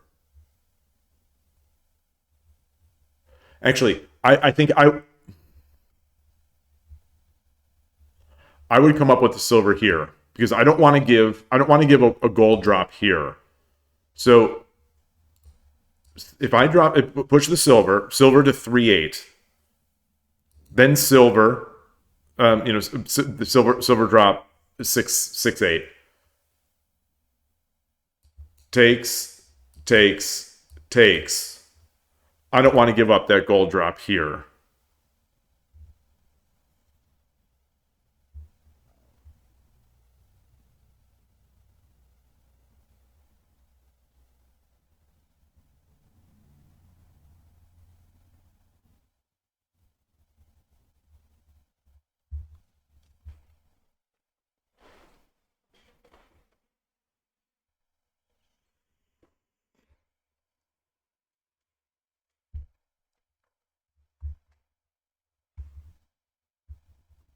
And the gold drop here would be useless because after knight up, the rook will be defending.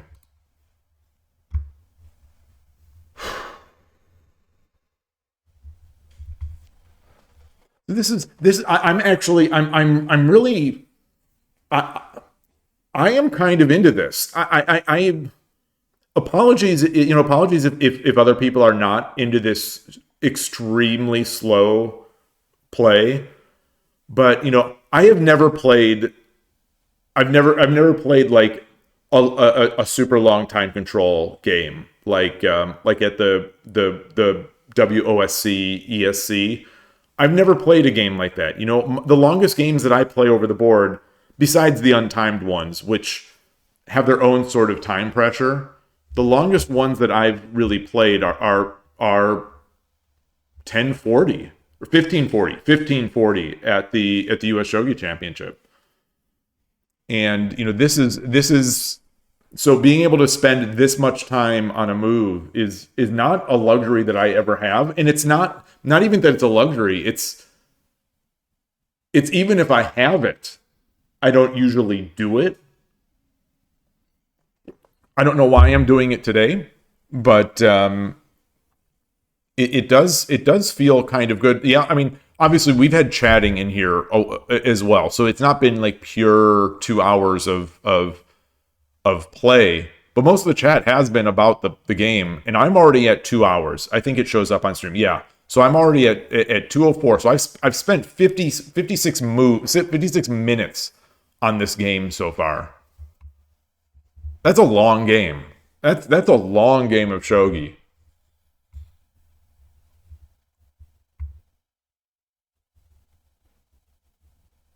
So I don't want to just blow it here. I am liking 4-8, silver 4-8.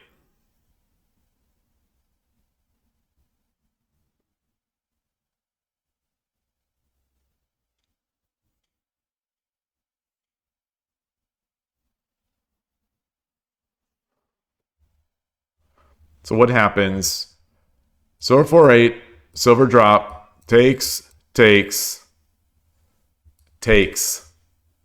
and he's got a gold.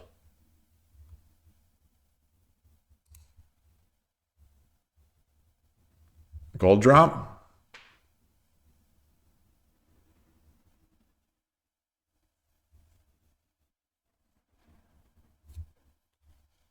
Gold drop.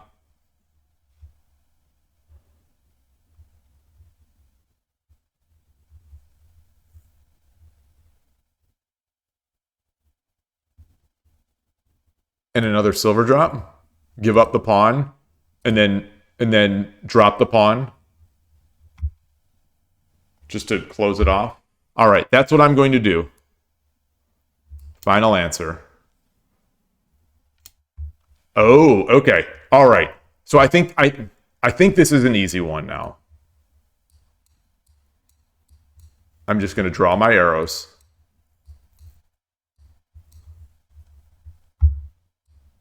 He's aiming at this.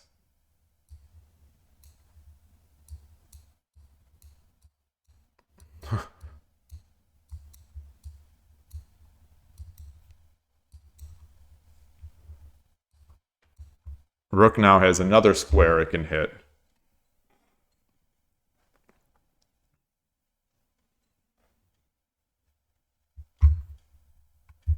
So I take the pawn. If he drops the gold, then I come back here.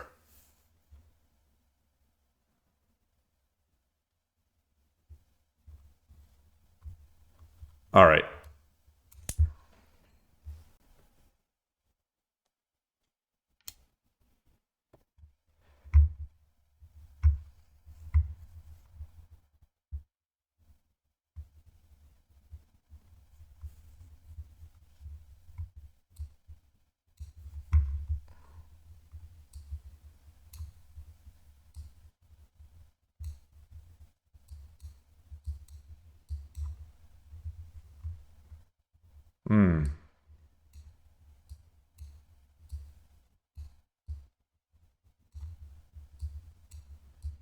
Okay. So we've got this now. I am awfully tempted to just drop a pawn. That seems ridiculous. It seems absurd.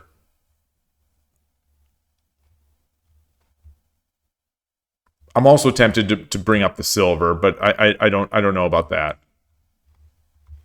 You know, I've got a rook drop. I've got a promising rook drop here.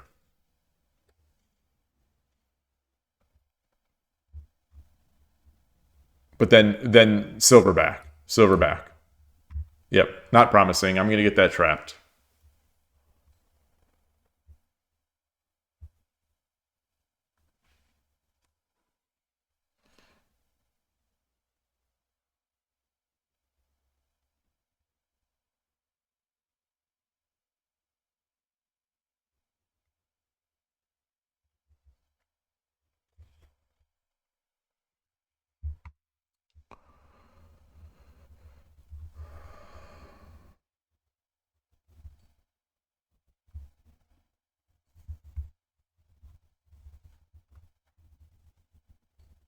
I've got a pawn drop. Okay, so I'm going to clear the arrows.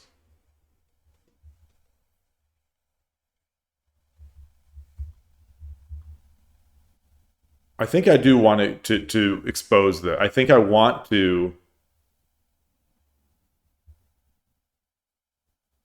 Oh no, because then not that this is necessarily good for the opponent, but it gives him a silver, gives him silver on head. Um, Promoting would be death.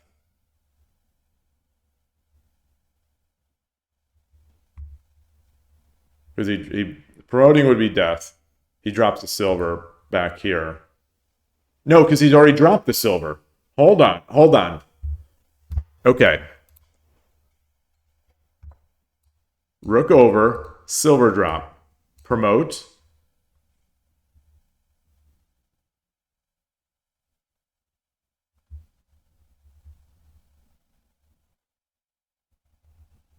Knight up. No, he's got to defend. He's got to defend. So, oops. Rook over, silver drop. Promote, gold over.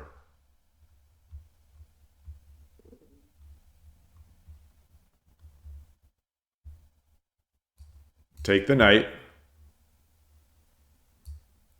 Silver takes the knight and promotes.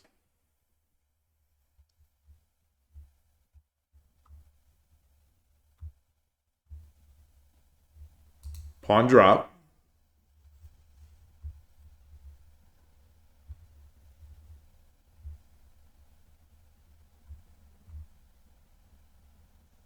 Backs over.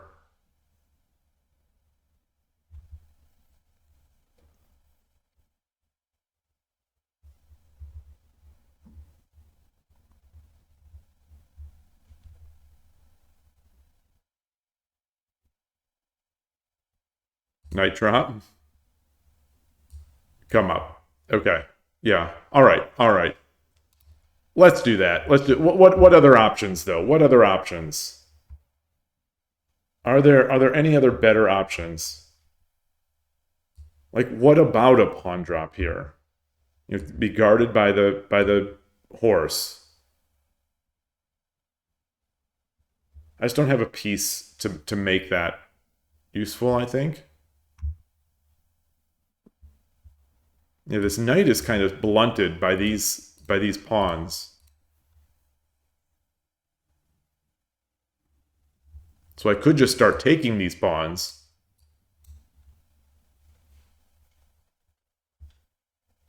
Now let's get the rook active. Okay.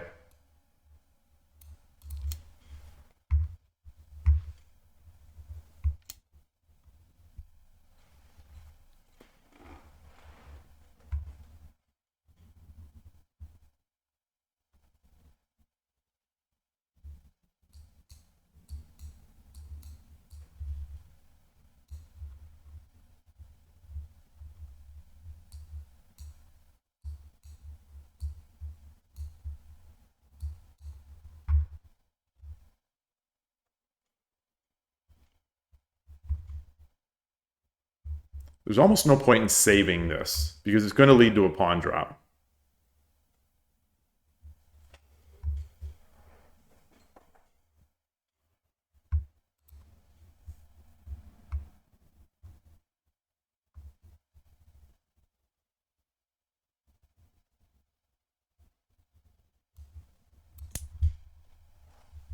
So now I've got the fork. Okay, now I don't have the fork.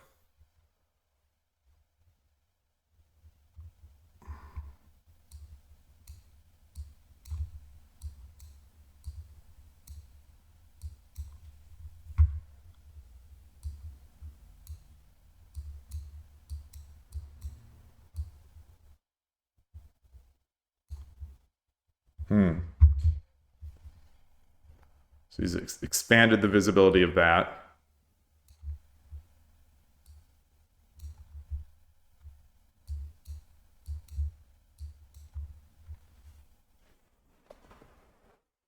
Very interesting. After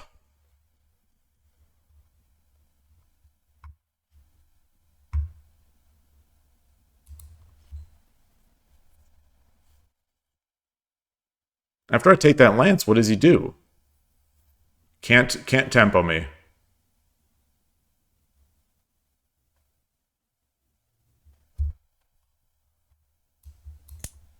He's got to defend this fork, or not.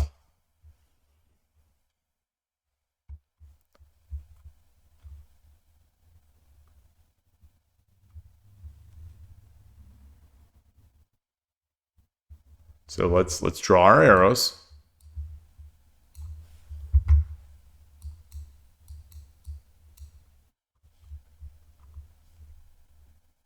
Very sad. Very sad. I mean, defensive horse. I don't want to say very sad. It's a defensive horse.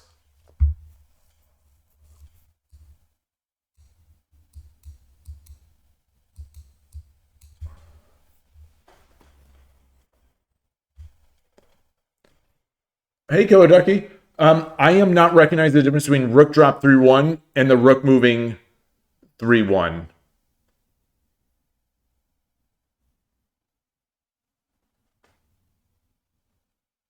Well, the difference is that, I mean, maybe this is from old, what I was saying before I realized it. The difference is that the rook moving there, well, it promotes. It promotes, so it tempos the gold that was on 4-2. Moving it there promotes, and it almost requires a response there to save that gold. It also leaves a valuable piece in my hand, which is nice, and it gets this rook that was doing very limited defense. It gets that out of there. Yeah. Yeah. Well, I still was thinking it was going to get trapped. You know, as long that was I was thinking it was going to get trapped without the silver dropping. You know, so that if I had this, if they had a silver in hand, they'd have their gold, silver, and then this. But I guess I could still take it. I'd still take it, but then the gold comes over here. I guess it. Yeah, I guess it's still. Yeah. I guess. I just I've every time I it feels like so often once I get once I get a dragon back there, so often it feels like I end up getting it trapped by a combination of bishops, horses, you know, bishops, horses, silvers, and golds. And yeah, I guess if he would have trapped, if he would have dropped,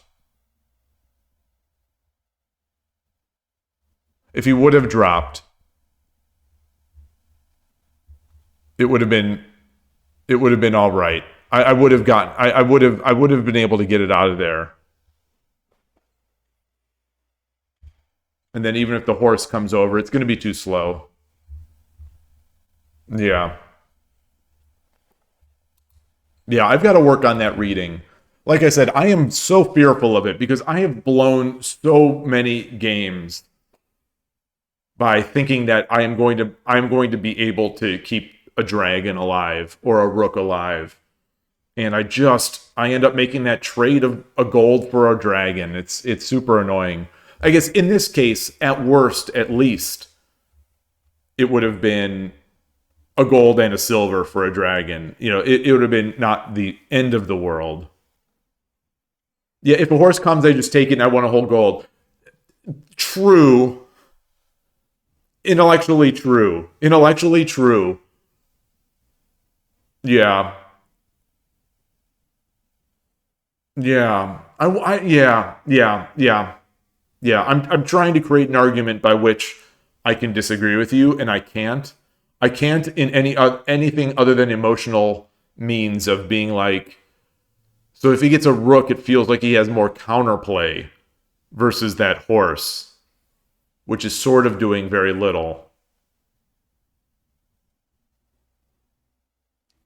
You know, because like looking at this, we make that trade, and he gets a drop here. You know, for example, and sure, it's not that big a deal. You know, it's not the end of the world, but it does it feels more dangerous than it would have felt. Maybe. Again, this is like Silman. This is like amateur's mind. I'm trying to explain my dumb amateur thoughts that are going through my head.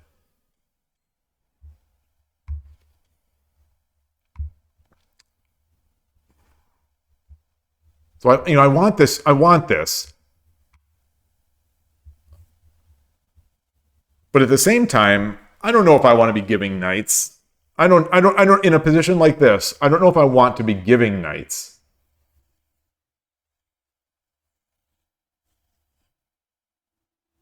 He has one pawn. He has one pawn in hand.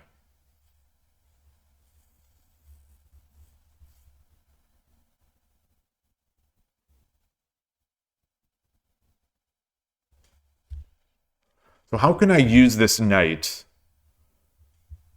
How can I use this fork in a way that it could change the position to give me what I want?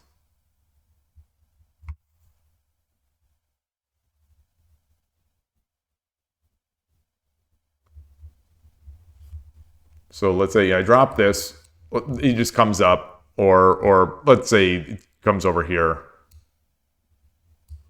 Not that this is doing anything, but it's something. Then I take. What happens? King takes, getting himself out of the line of the horse of the dragon.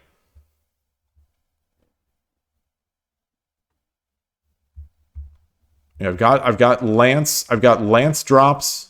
but he's got a pawn. He's got a pawn. He's a single pawn that he can drop in both of these. And if I drop the lance here, he drops the pawn. I take, and now I've lost my forking.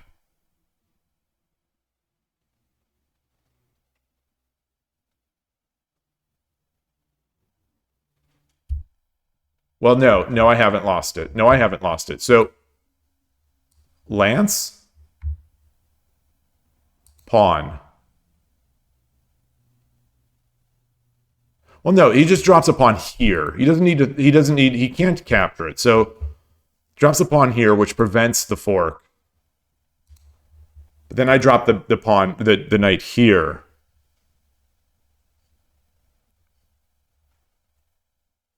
I don't want to trade two pieces for a silver. Silver and a pawn.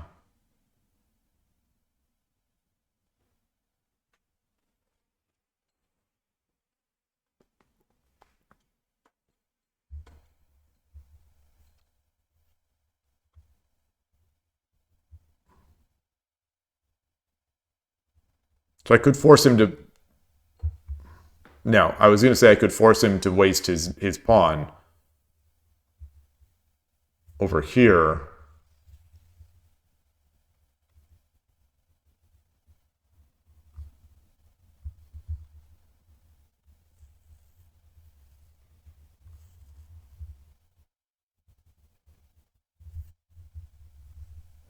So is there a threat? If I just drop the lance here, is there actually a threat?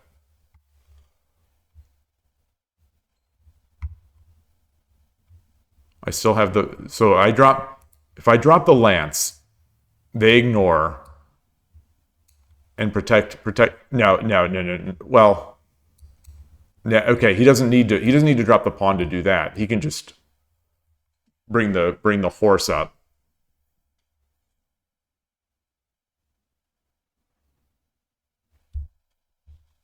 Then I drop the pawn.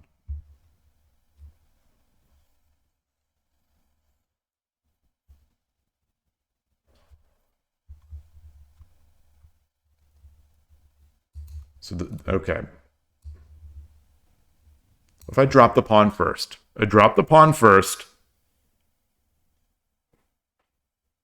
No. I fork first.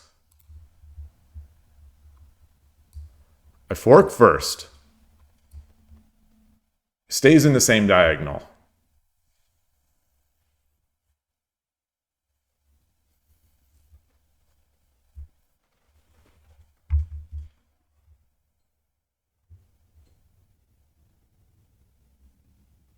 I take.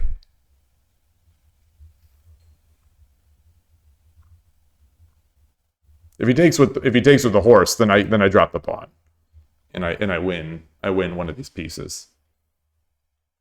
If he takes with the king,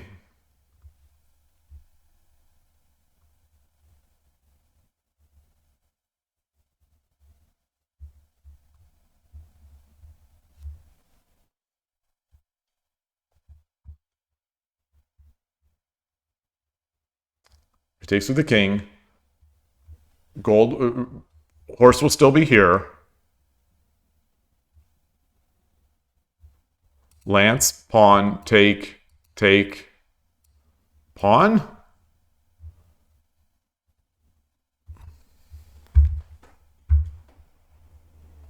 That's why I like starting. I think that's why I like starting with the pawn.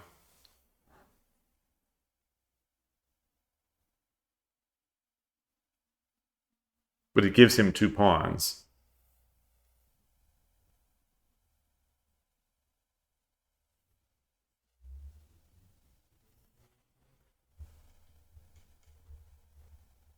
So, or if I start with the pawn,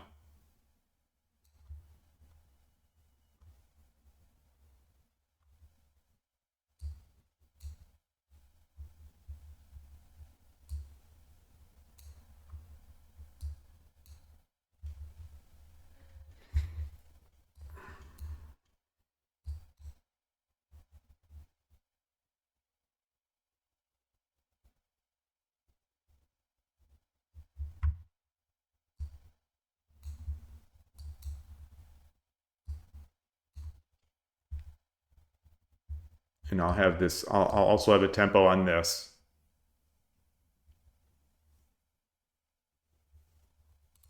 All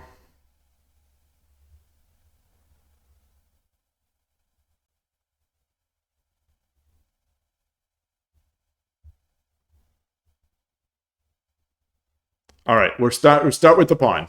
Start with the pawn. Hey Spinoza, good to see you. Good to see you. It's Killer Director. It sounds like you're agreeing with me. I should start with the lightest drops, the pawn. Thought about pawn 3-3 and pawn 3 first. Okay, well, eventually I got there. Pawn 3-4 is interesting. So now I am going to do this. Oh, I didn't do my arrows. I didn't do the arrows. I didn't do...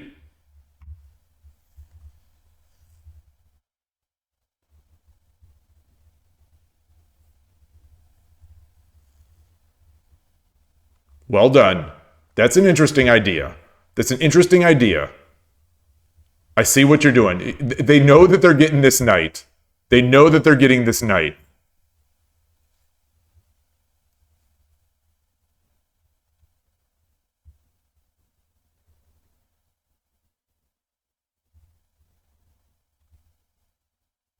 But this is protected.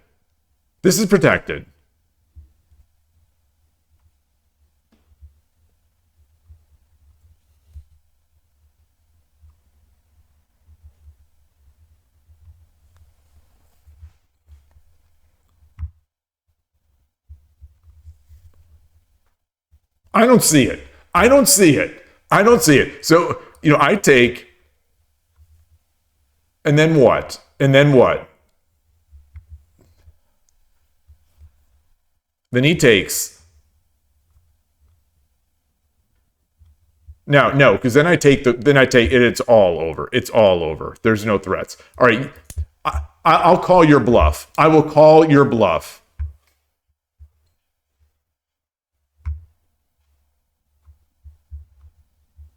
Oh, the silver taking is a wrinkle that I didn't consider. I thought they were going to run.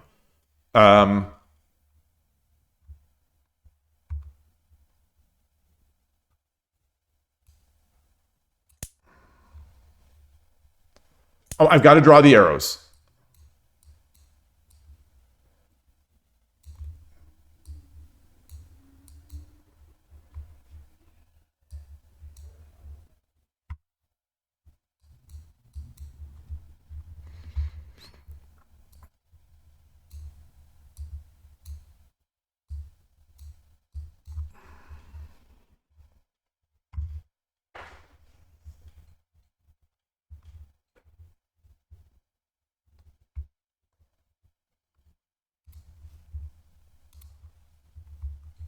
So I could take so.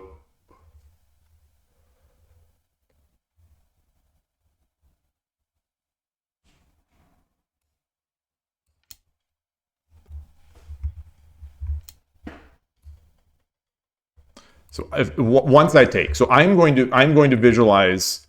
Right now, it does this.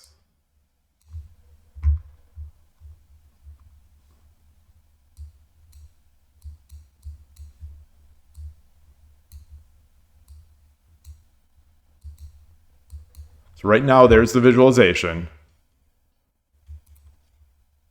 I take.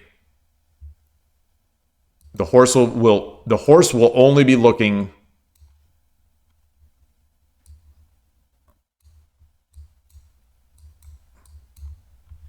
there.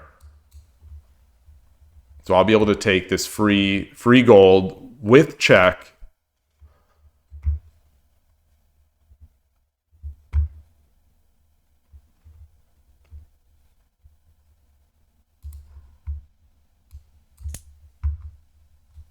Okay, so that was always an option.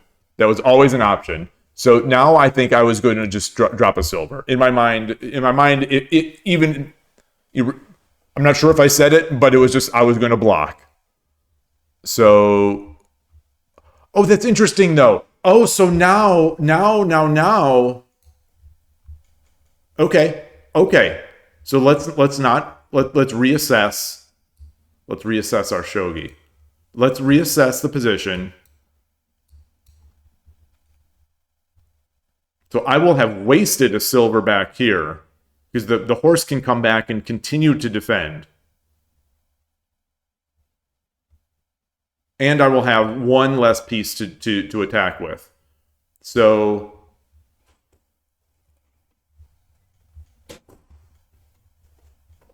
there's that. You know, my horse, I could bring mine in.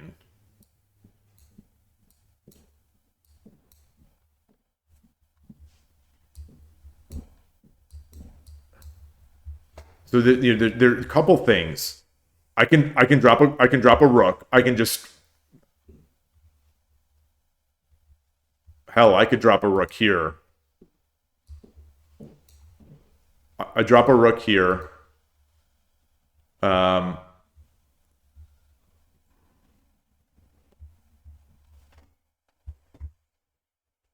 right, how stylish will this be? Let's clear these arrows.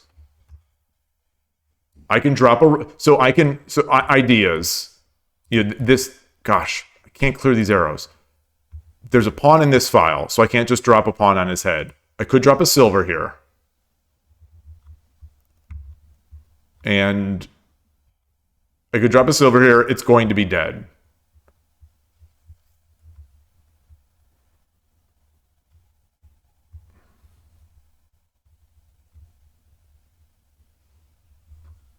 I could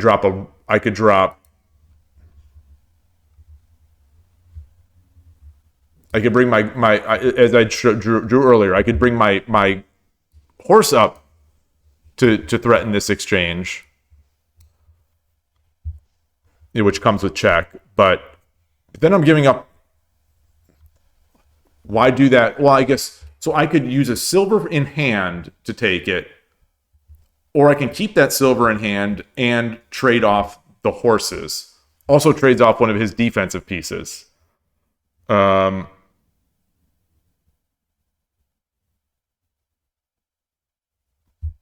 Ornolf. Hey, Veridin. Yeah, this the title is accurate. This is, I don't know if you were on yesterday when Koshiro had recommended, sort of as a baby step one for improved visualization, is to draw arrows for all the bishops and rooks on every move. And that with the idea being that eventually it is going to become second nature to just scan those pieces.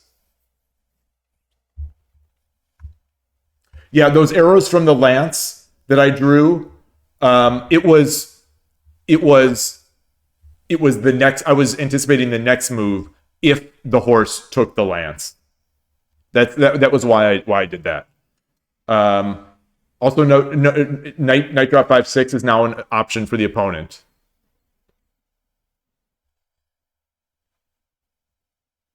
That's a good point. That's a very good point.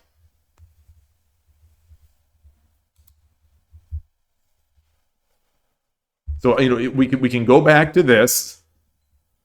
So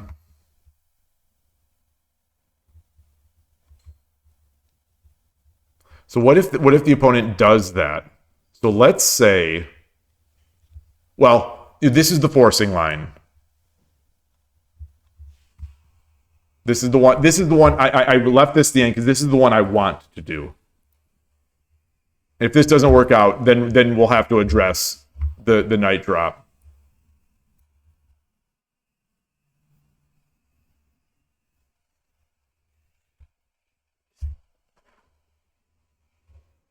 So rook drop 5/1. He runs. Let's say he runs. Oh no, then it's just mate. Then it's just going to be mate. Rook drop.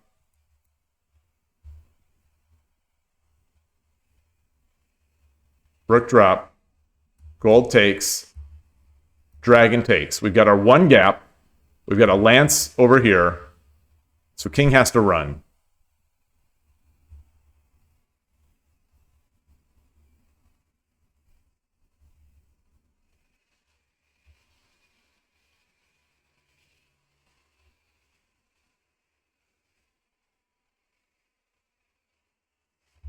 King is over here.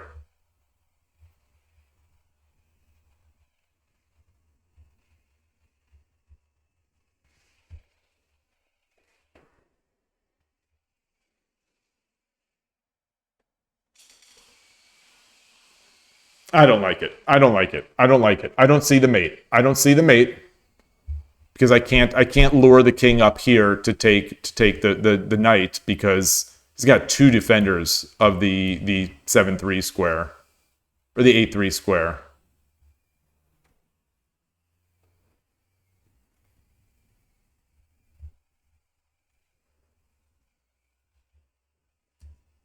I could just heavy-handed. I could just slam this in here. I could slam this rook in here.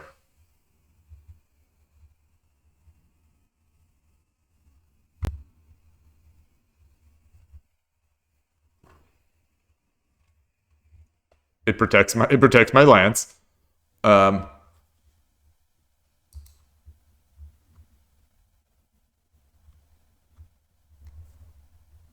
Rook, run.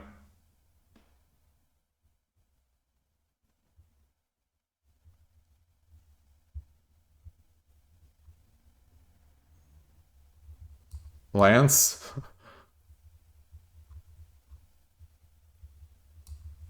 Run. Oh no, no. Then rook. Run.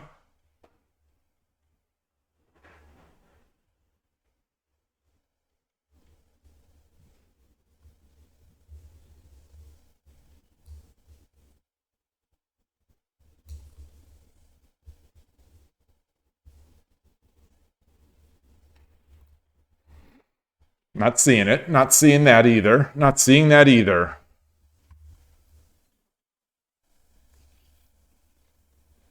I could just drop a lousy pawn. I could just drop a lousy pawn, protect everything, and tell the opponent you are not going to do anything to me.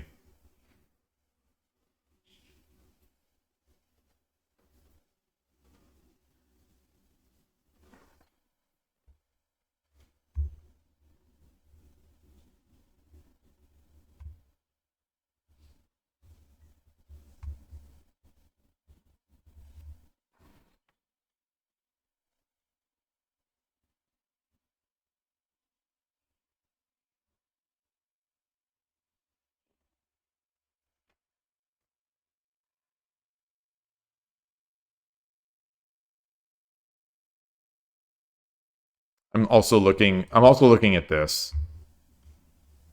I think actually once a king runs, that almost becomes a liability.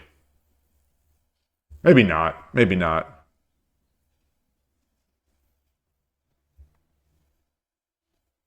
All right. All right.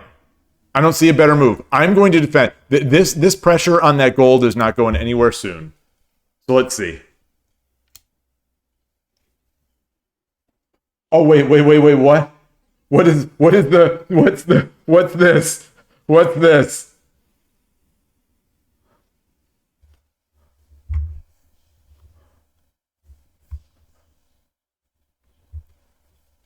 You don't like that? Is that in response to Rook 5-1? Rook 5-1 is so stylish, though. Why I don't want the free...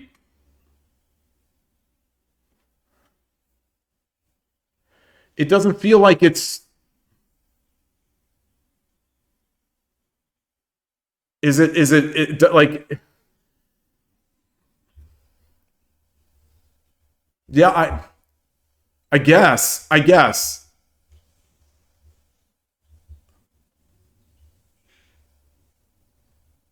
it's forcing.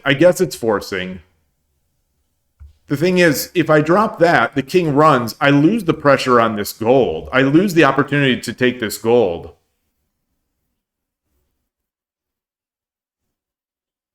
Right?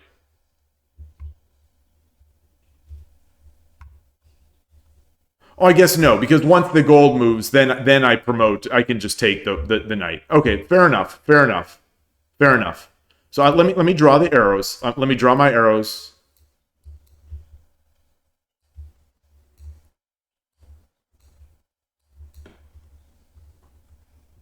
Um,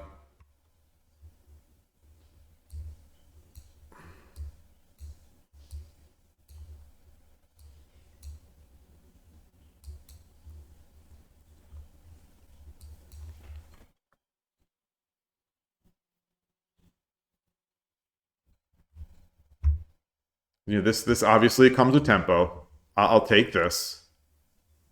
Drop this. Drop 6-1.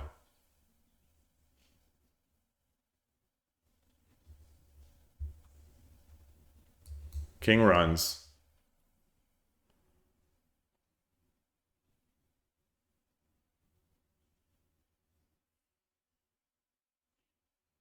He's got no pieces in hand. No pieces in hand.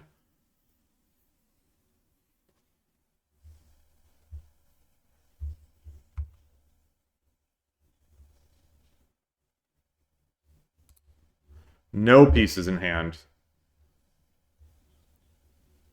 So I will be, and so after the king is on 8-2, do I come up here? That doesn't seem like it's all that helpful. Seems almost more useful to be over here.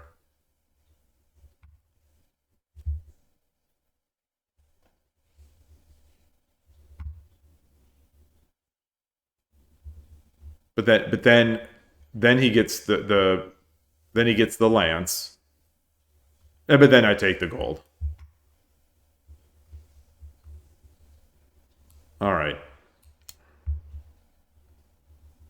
And you can't take the lance because I'm defending it anyway.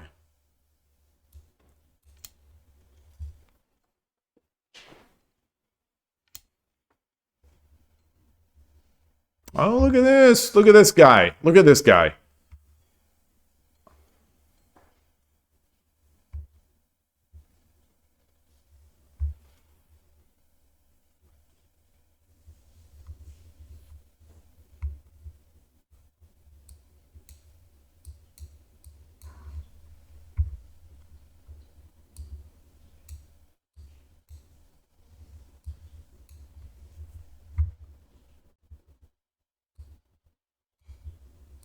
I'm trying hard not to think about the move. The fact that he just hung his silver.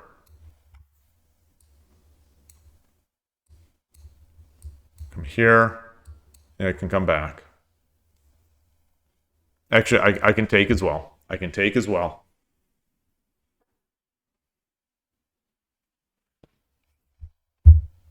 Take. I can't get a mate with this knight because the horse is still watching everything.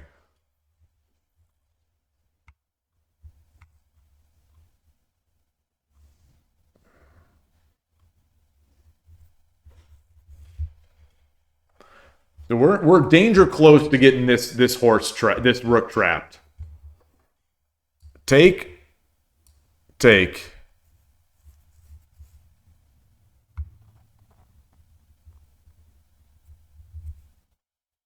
I don't like it now. Now I don't like it. Now I really don't like it.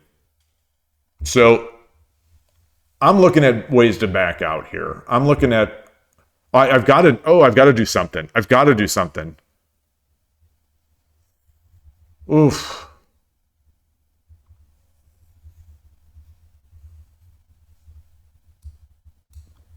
Take.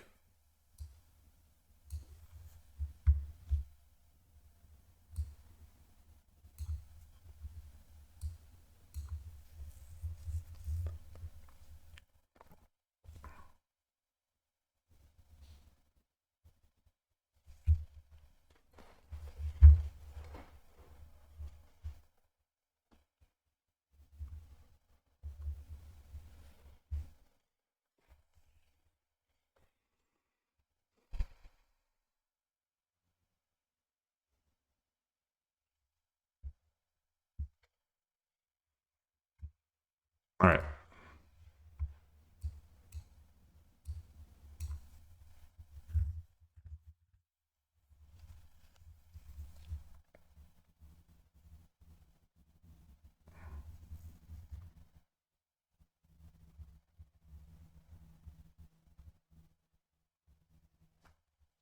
Okay, so take, horse back.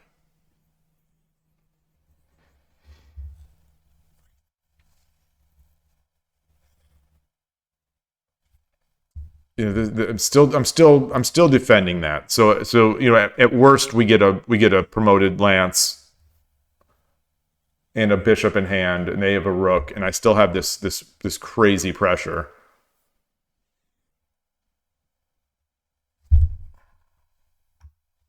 I could drop the no, I can't. Well, I can't. What can I? Drop the silver. Drop the silver.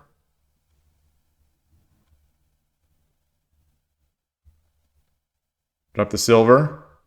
Takes. Takes.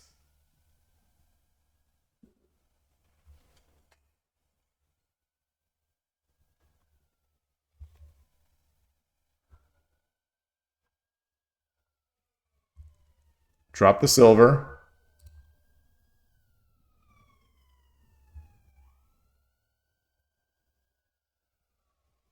Takes. Takes. No, no, no.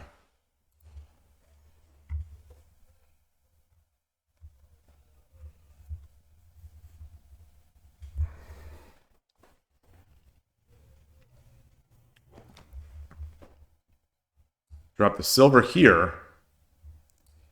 Takes. Takes.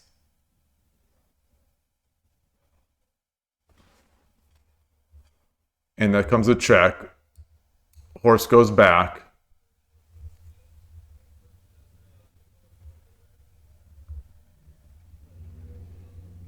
Horse goes back. Um,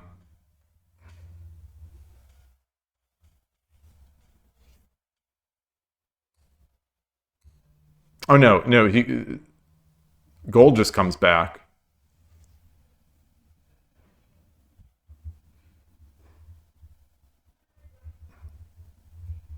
Oh, and then I drop the silver again.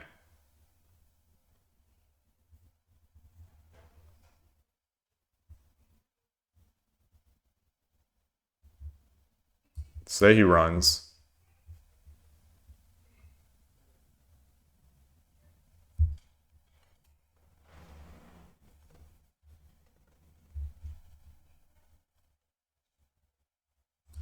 Takes. I'll have a silver.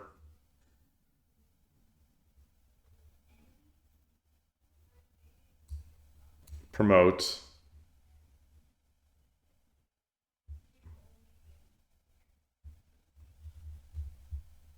Run. Gold. Ooh. Yeah, it's um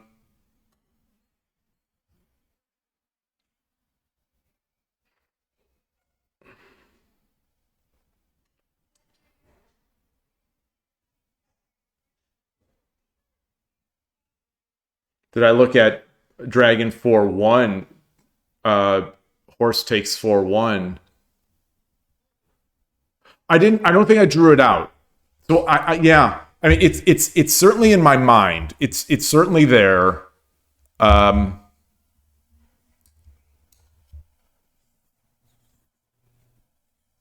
it's certainly there. I'm is there a way that I can do it without giving up a rook? Without I guess there's no counterplay. There's no counterplay. There is no counterplay here. There's no yeah, yeah. I'm trying to find yeah, we're definitely allowed to backseat during this, especially since I'm seeing the comments sometimes like moves later. This is a game. This is a game. Maybe a pedantic game. This is a game where I'm trying to explore all the ideas, or try to. Primarily I'm trying to make sure that I don't lose track of the rooks and the bishops. But also, the game has now evolved into trying to explore the ideas in making a win in such a way that I don't give any counterplay. Maybe that's, maybe that's not, or I give as little counterplay as possible. So if we do this, if we do this,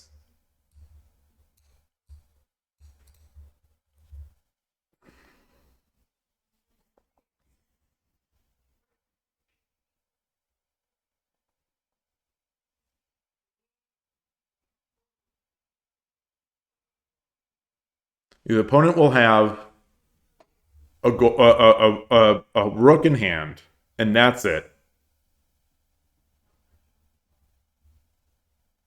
They've got to save this. I mean, theoretically, they've got to save this knight, especially since this horse coming in. This horse coming in is even stronger now because it's closer to the king, and we get a knight,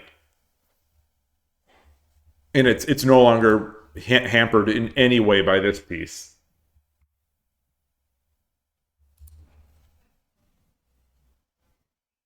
But is there Tsume? Is there something like almost Hishi like?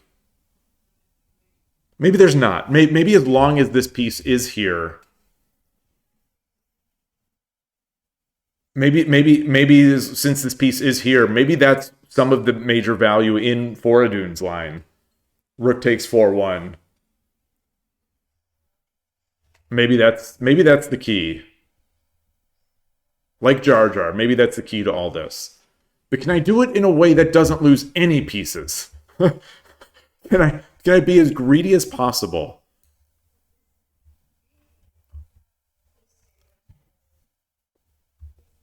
I could take here.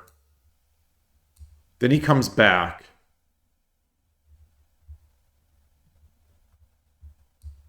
Take. So yeah, in this line, I still have to give up this dragon. Or do I? Take.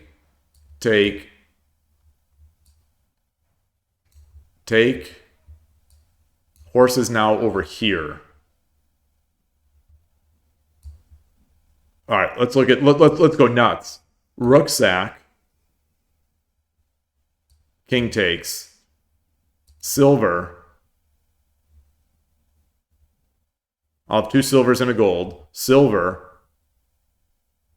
Up, it's mate. Down. Silver. Up, it's mate. No, it's not. No, it's not. Up. He goes back.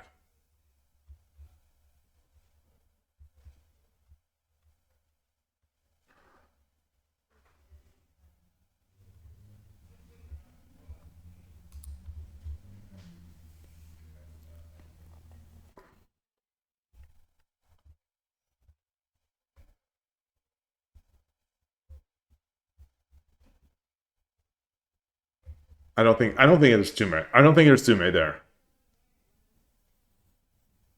Silver drop 8-3.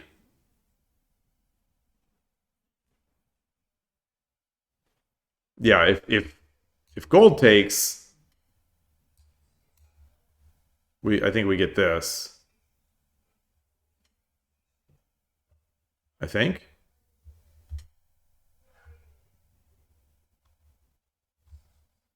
Or do we just make the one gap? No, we do this.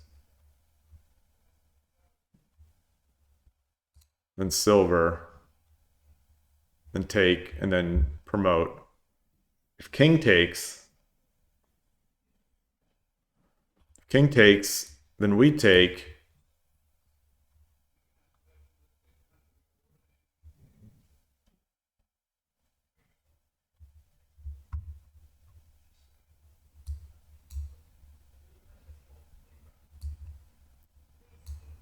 And I won't have a silver anymore.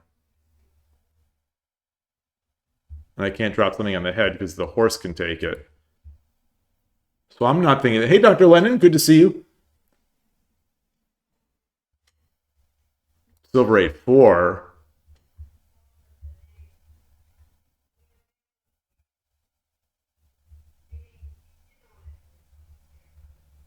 Is it Sumero?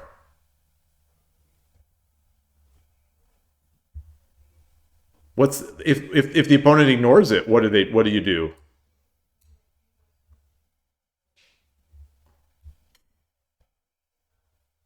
If silver 8-4, if we drop silver 8-4, horse goes back to 5-2.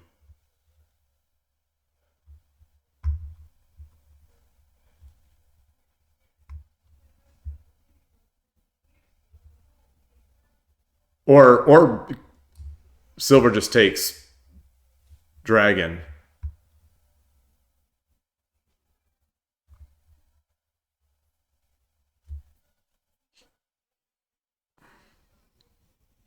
Oh, it's I drew a shogi said yeah, I talked about the dragon. Okay. Yeah.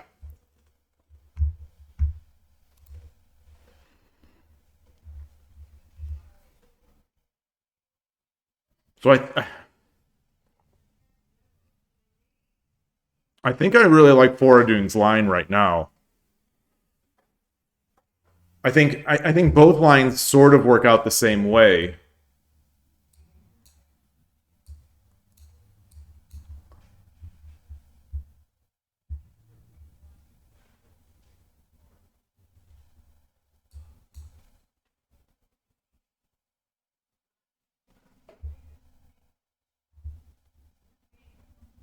Except we get the tempo. So this line, take, take, or block,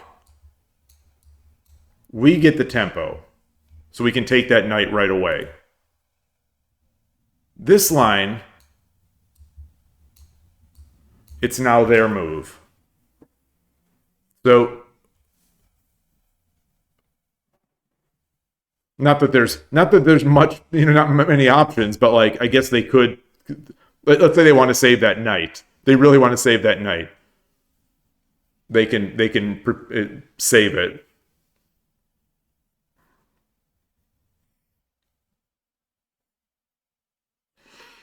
Hmm.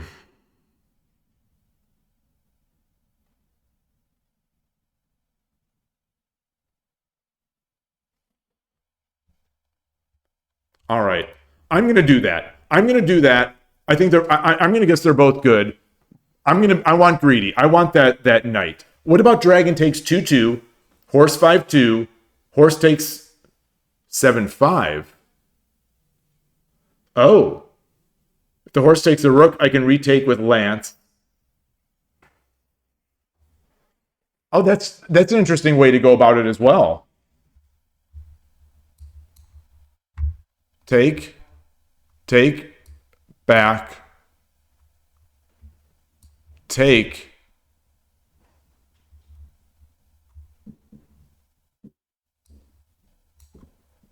rook. It'd be the same. I could still just take. I could take this one, and then he takes, and we end up even more ahead. I like that. I think that's even faster. I think that's even faster.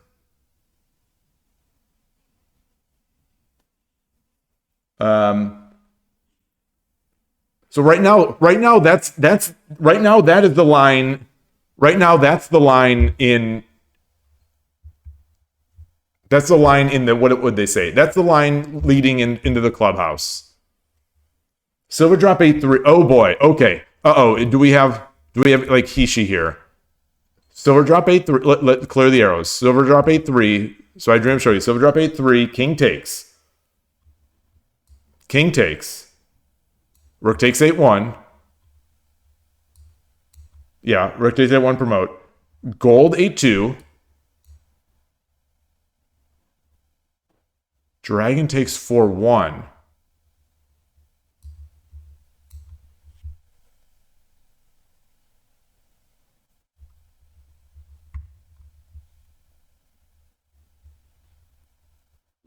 Oh, there's the piece on 7-5.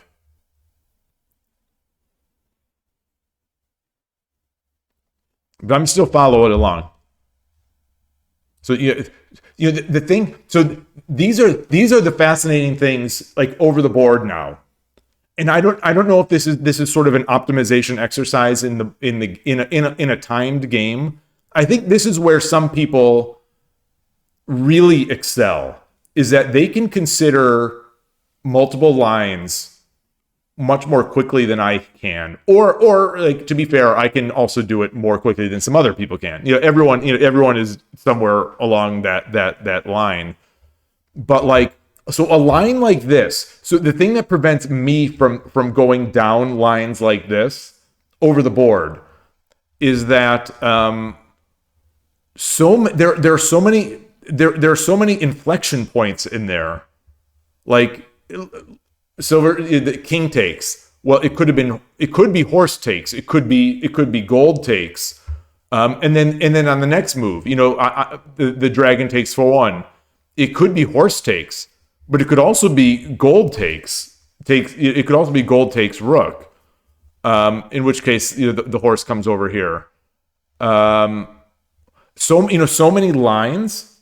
Group brainstorming is probably helping quite a lot. It's really fun. But I want to continue down this main line, ignoring the fact that Adrian Shogi has already put the caveat out here. So I was just about to do this line. Oh boy, I was just about to do it, like as if I'm in Lee Shogi, just making a variation. I was just about to clear the arrows and drag it. So I got to be careful not to do that. Sword drop a3, king takes, rook takes, promote, gold, dragon, horse. Gold drop 8-4. Oh, that's why you wanted to do that. Gold drop 8-4. Okay. King takes. Horse takes 8-2.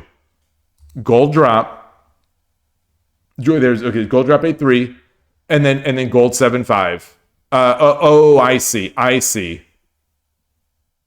Yeah. But this piece is there. Though, what if we horse take? Horse takes. King takes. This doesn't come with check. The take.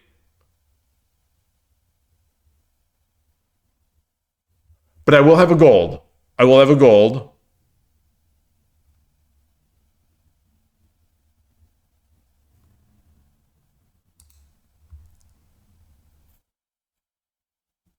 Gold takes.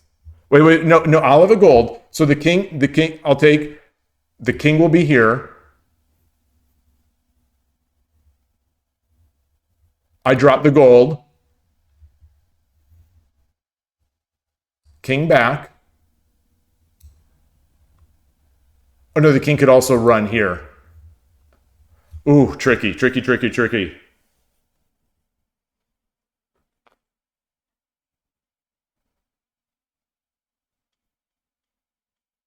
Drop an 8-5, then bishop takes, king takes, then 8-4.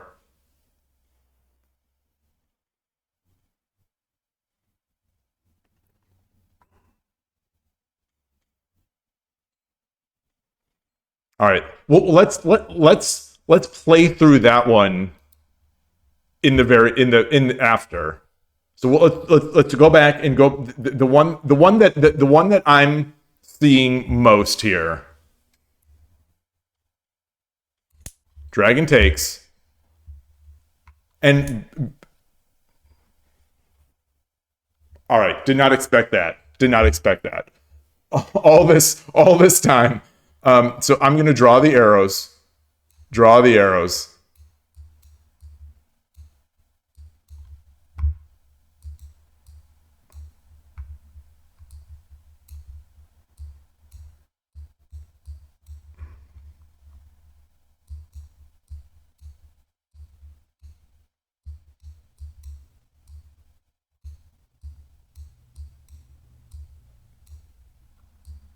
Draw the arrows. Continue to draw these arrows. Oops, that's not one. Okay. So I see all these.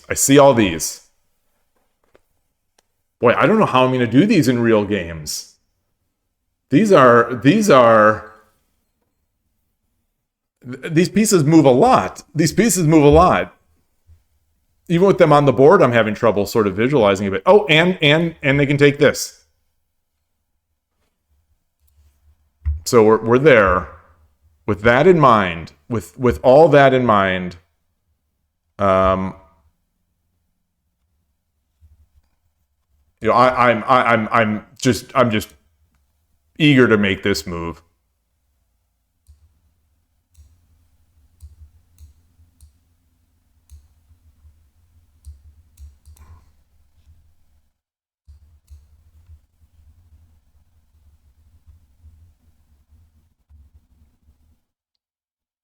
I'll have a gold, then he'll come up.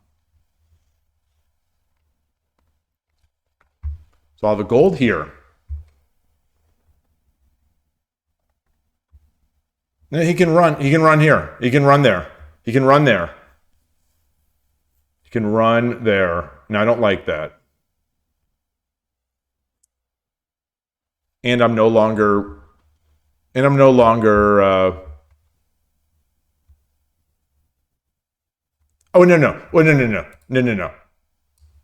Take.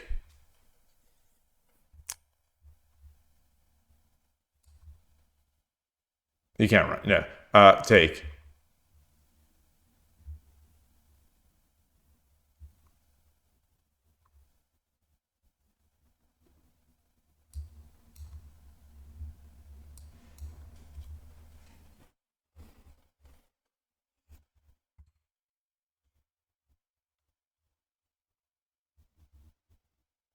So I can't take this knight now because I'm on the wrong. What about styling? What about okay? So I'm not seeing the mate there yet. I'm not seeing it yet. Let's look for some style.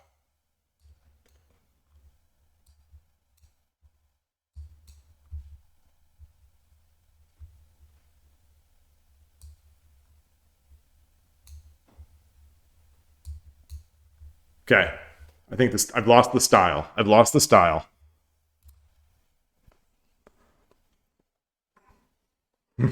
You would sack the dragon without reading the moves, but we know that backfires sometimes. Yeah, it backfires on me quite a lot. Verdon, you're seeing dragon takes 7-2, king takes, lance.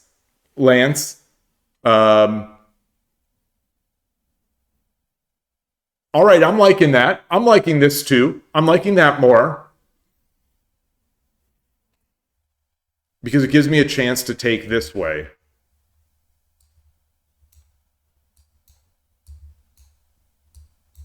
Yeah, that's obvious because then I take, and he's there, and then I silver.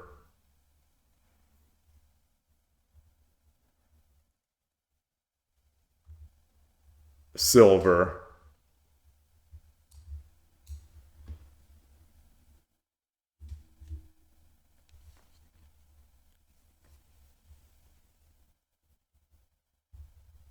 Silver. Mmm. Oof. Oof. I don't know. I don't know now. I'm doubting. I'm doubting again. I'm doubting again.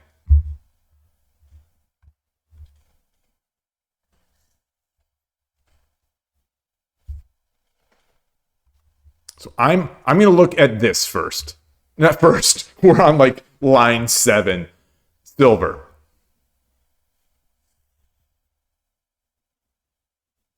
Slow and steady wins the race. Silver. He can't run. He can't run because I take. So he runs down here.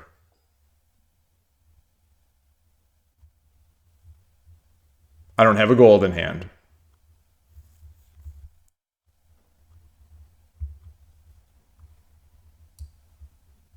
Takes.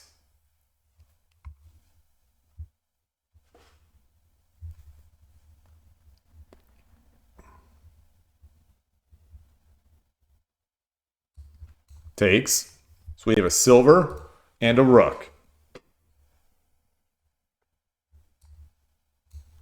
Promote. He runs. Promote. It's mate. All right, I'm liking that right now. I am liking that a lot right now. Silver. Silver 7-1. King. King runs. Wherever the king runs. Take the rook. Take the gold. If the king runs,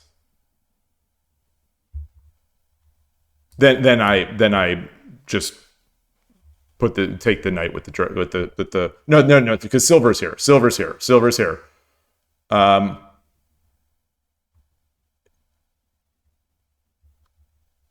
Wait, no, hold on. Silver, run. Dragon. He can't run because it'd be mate. Takes. So we have a silver and a rook.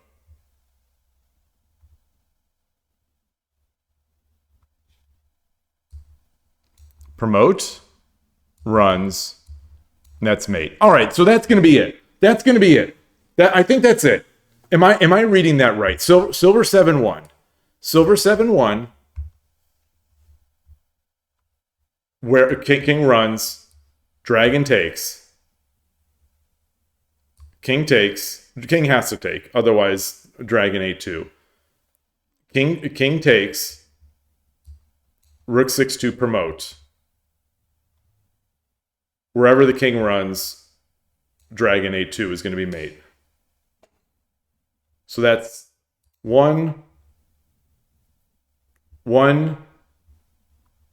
2, 3, 4, 5, 6. That's mate in 7. So that's 7 tay there. Do we have something better? Do we have something better?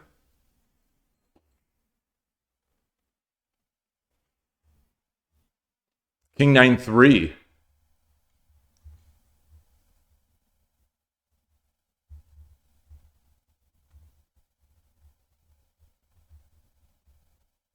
Oh, that's true.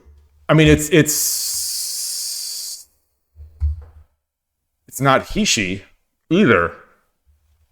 So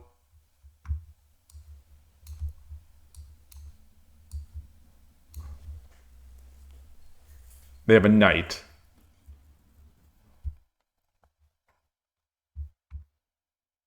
Let's say if he goes back to defend here, then it's takes, and that with a knight drop.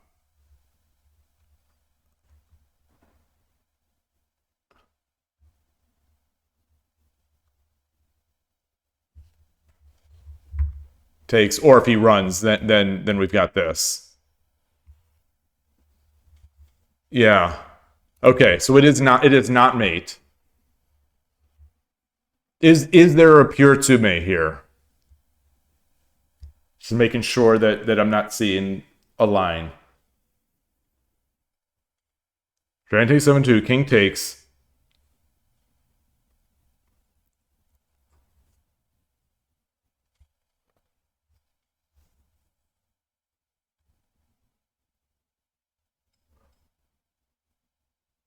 King takes.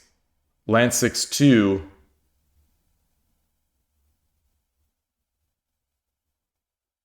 Land 6-2.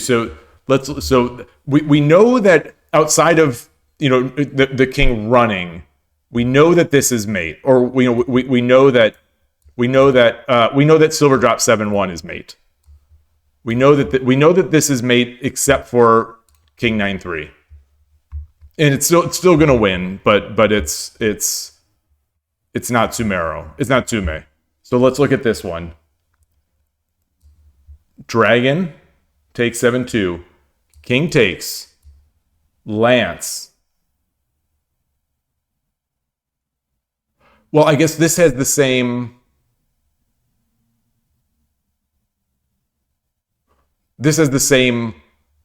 Well, I'll go through it, but this is the same problem: is that it's not Tsumero. It's not Tsume. But anyway, we'll go through it. Land 6-2.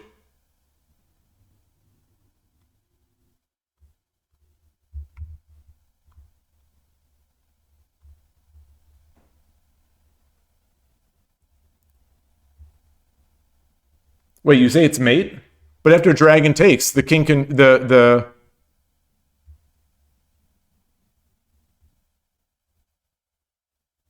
Oh, we could do the silver drop then. We do the silver drop. Oh, or hold on, hold on.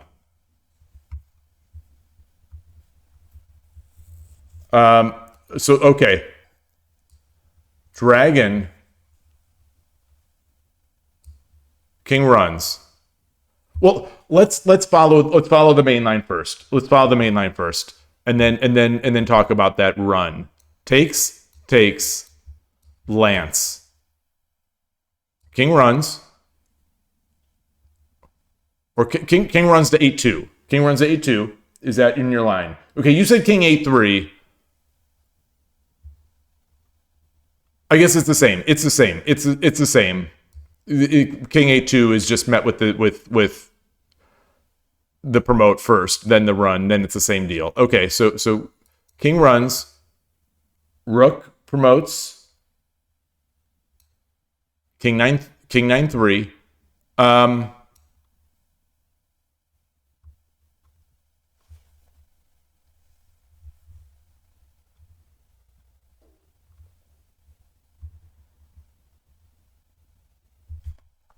Well, they've got a lance. Well. Anyway, I'll follow. King 9-3.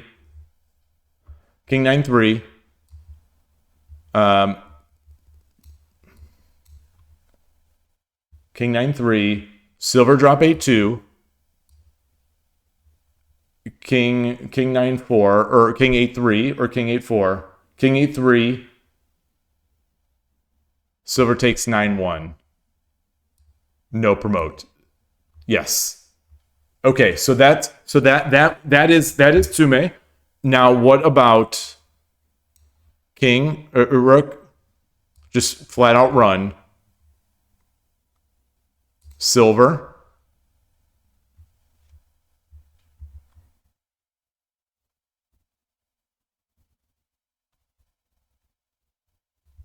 Oh, up and then rook. So there's yeah, because this will be here. What about hold on. What about rook run, silver 8-2, king runs to 8-4.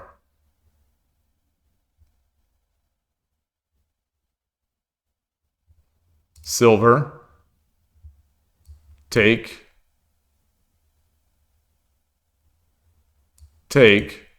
king takes.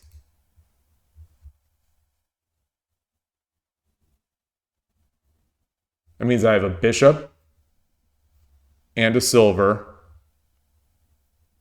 No, I don't have any more silvers.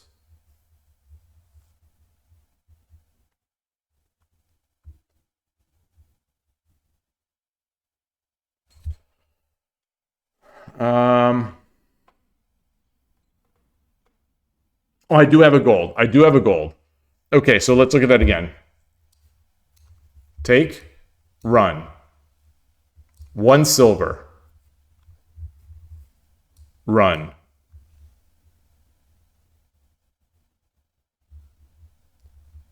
Second silver. Take. So we've got a bishop. The king is here. Bishop drop.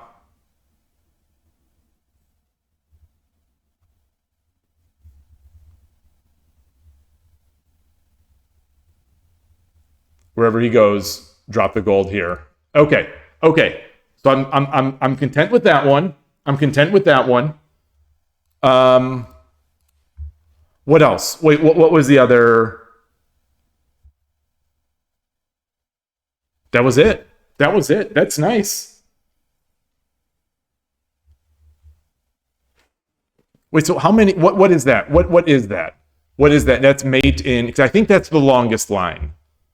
1, 2, 3, 4,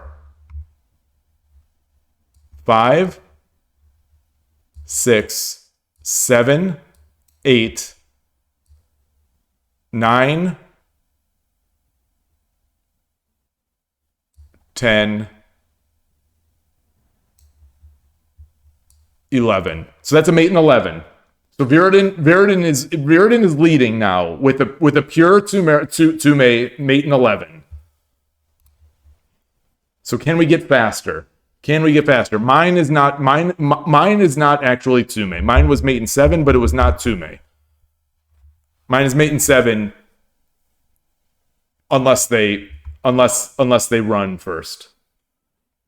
So you would sack the dragon and then drop a silver to 6/3. Okay, so let's look at that one. Take. Silver 6/3. He can't take the rook because then it's mate. That's cool. Silver 6/3. King runs.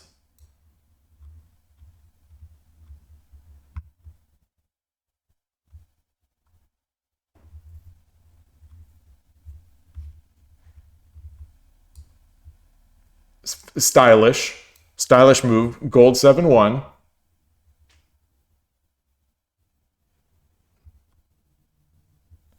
King runs. Takes.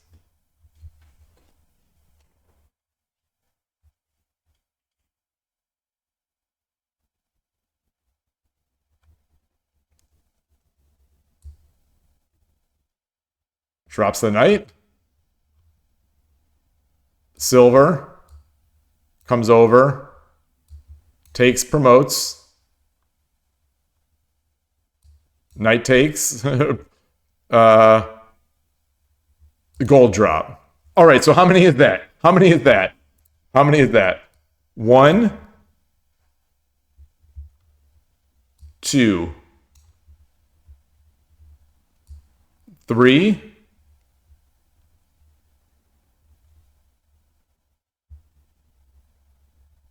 Does he take or not?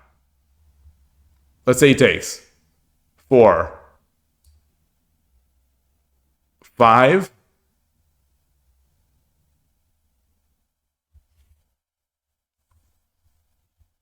6.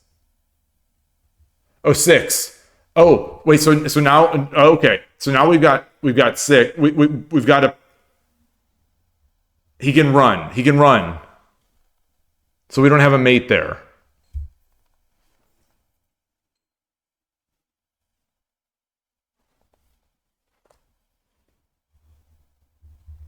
Oh, we do. Wait, so the 1, 2, 3, 4, 5, 6,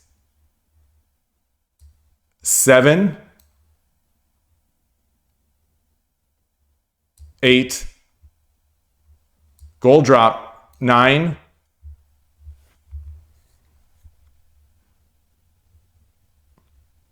Wait, no. No, yeah, we do. Hold on. Okay, so we do 1, 2, 3, 4, 5, 6, 7, 8, 9. With the knight. 9. And then he runs. Gold drop. 10. Wait, 10. Wait. 10, 11. Wait. And I don't know if this is the fastest line of this one. Wait, so 1, 2, 3, 4, 5, 6, 7, 8, 9, 10, and then the gold drop, 11. Okay, so both are mate in 11. Watch me mess this up now. Now watch me mess up the actual implementation of this. 1. There we go. So which line do I do? Well, I'll do that one since that's the one that I remember right now. It was the most recent. They're both 11.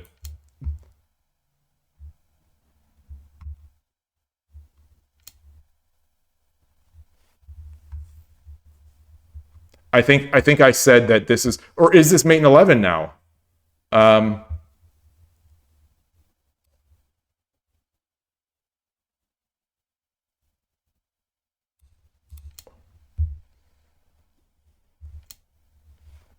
oh, oh, oh, oh no, oh no, oh, oh no, oh no. What's going on? What's going on?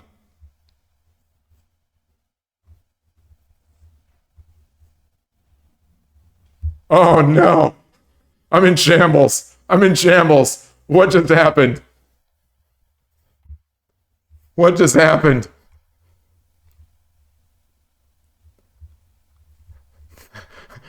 Uh, this is not my precious line. You can't do things faster, engine. Don't. So all right. So let me readjust. Jadoob. Let's look at all our moves again.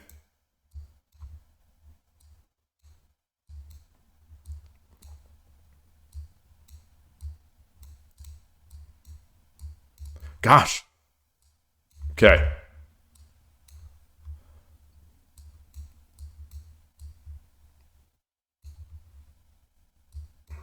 Okay.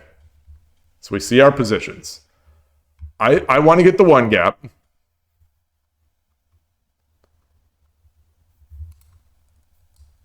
I get the one gap. He drops the rook. Let's say he drops the knight.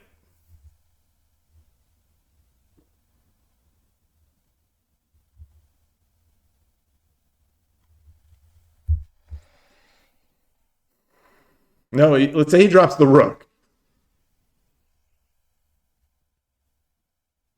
I'm tempted to just cash in right now. I'm tempted to cash in and take this horse. Um, what's no? There's something here. There's something here. Gold, gold runs.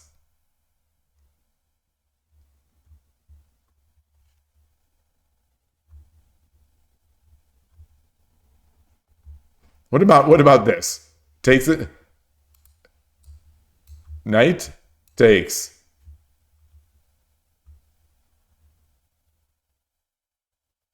Silver. No, gold runs.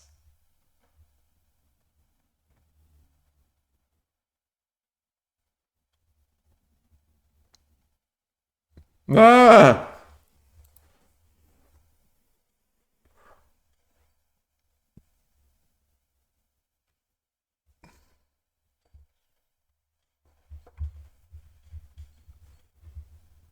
Oh boy. Oh boy. Oh boy. Oh boy.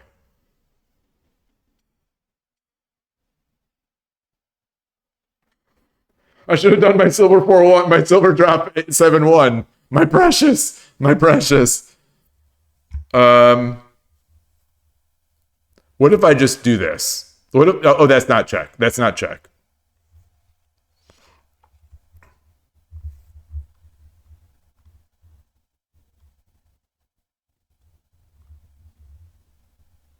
I am very tempted right now. I'm not even going to do this because then he can complicate it with the rook drop. If he does the rook drop, I take, and then what? Drop. He runs. No, I got it. I got to do this. I've got to do this. This is Tumero as well. It's now Tumero. How's he going to block it? All right.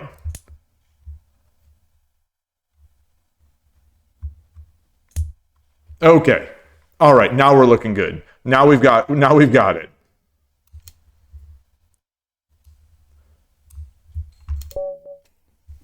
The the the the the the great feeling of a pre-move checkmate. You don't get to do it so often in shogi. Well, especially if you don't play on Lee Shogi. All right, we did it. We did it. We did it. 37-25 left. So this side of the board, that was 2 hours and 35. No, not 35 minutes. 2 hours and 23 minutes. 22 and a half minutes. Just our thinking. If you add the opponent's thinking, we got another 2.5 minutes in there. This was only Lee Shogi level 3. So I'm going to bring this in. So Lee Shogi level 3 and Lee Shogi level 2, those put in good games today. I don't even want to. I am no longer. I mean, I had already sort of not done this. Though these bots. This is back to the whole discussion with Rico when Rico made that video about the Lee Shogi bots not being good, because they were too strong, and to the point that it got enough traction that Lee Shogi sort of improved the bots by making them weaker. Where the first bot is level 1 is Fairy Stockfish, I think, and it's relatively easy. Level 2. Lee Shogi bot, I think, is Yanara O, but it's slightly below the level 1, the old level 1, and then level 3 is what the old level 1 used to be, if I'm remembering correctly. And that's that level 2 bot that I played first.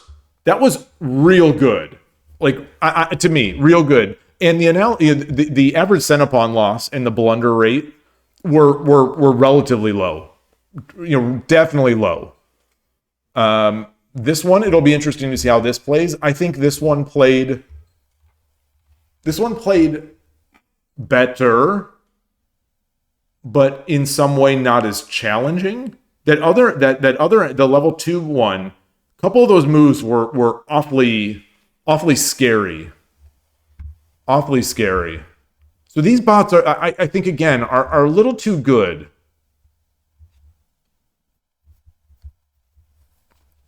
There are not many options for someone new to the shogi world if they're going to play, in a web browser. If they're going to play online, play games, against a bot, they want to just get their feet wet. There are not many great options. I think Pyo Shogi is really it, because these bots are too good. I think they're just flat out too good.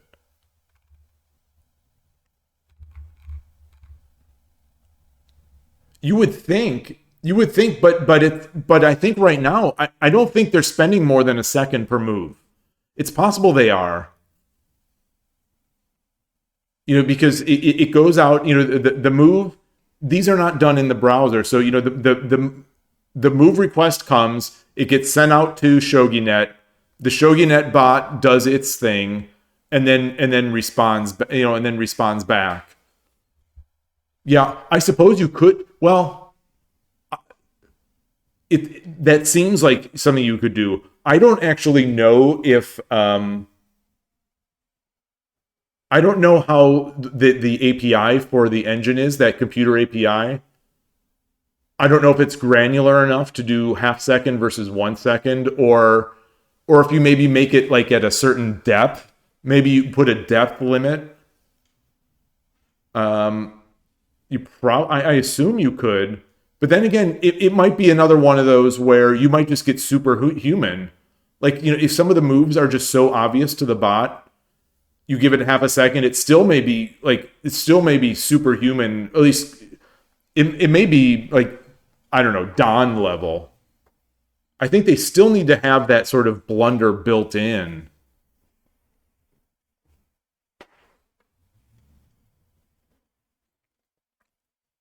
And it definitely depends on, the machine, because half a second on a slow machine versus half a second on a supercomputer is going to be different things.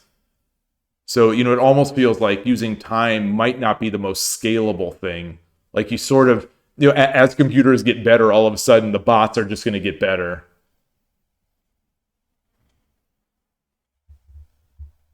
I wonder. I wonder what else they can do. Because the thing is, you don't want you don't want super artificial stuff.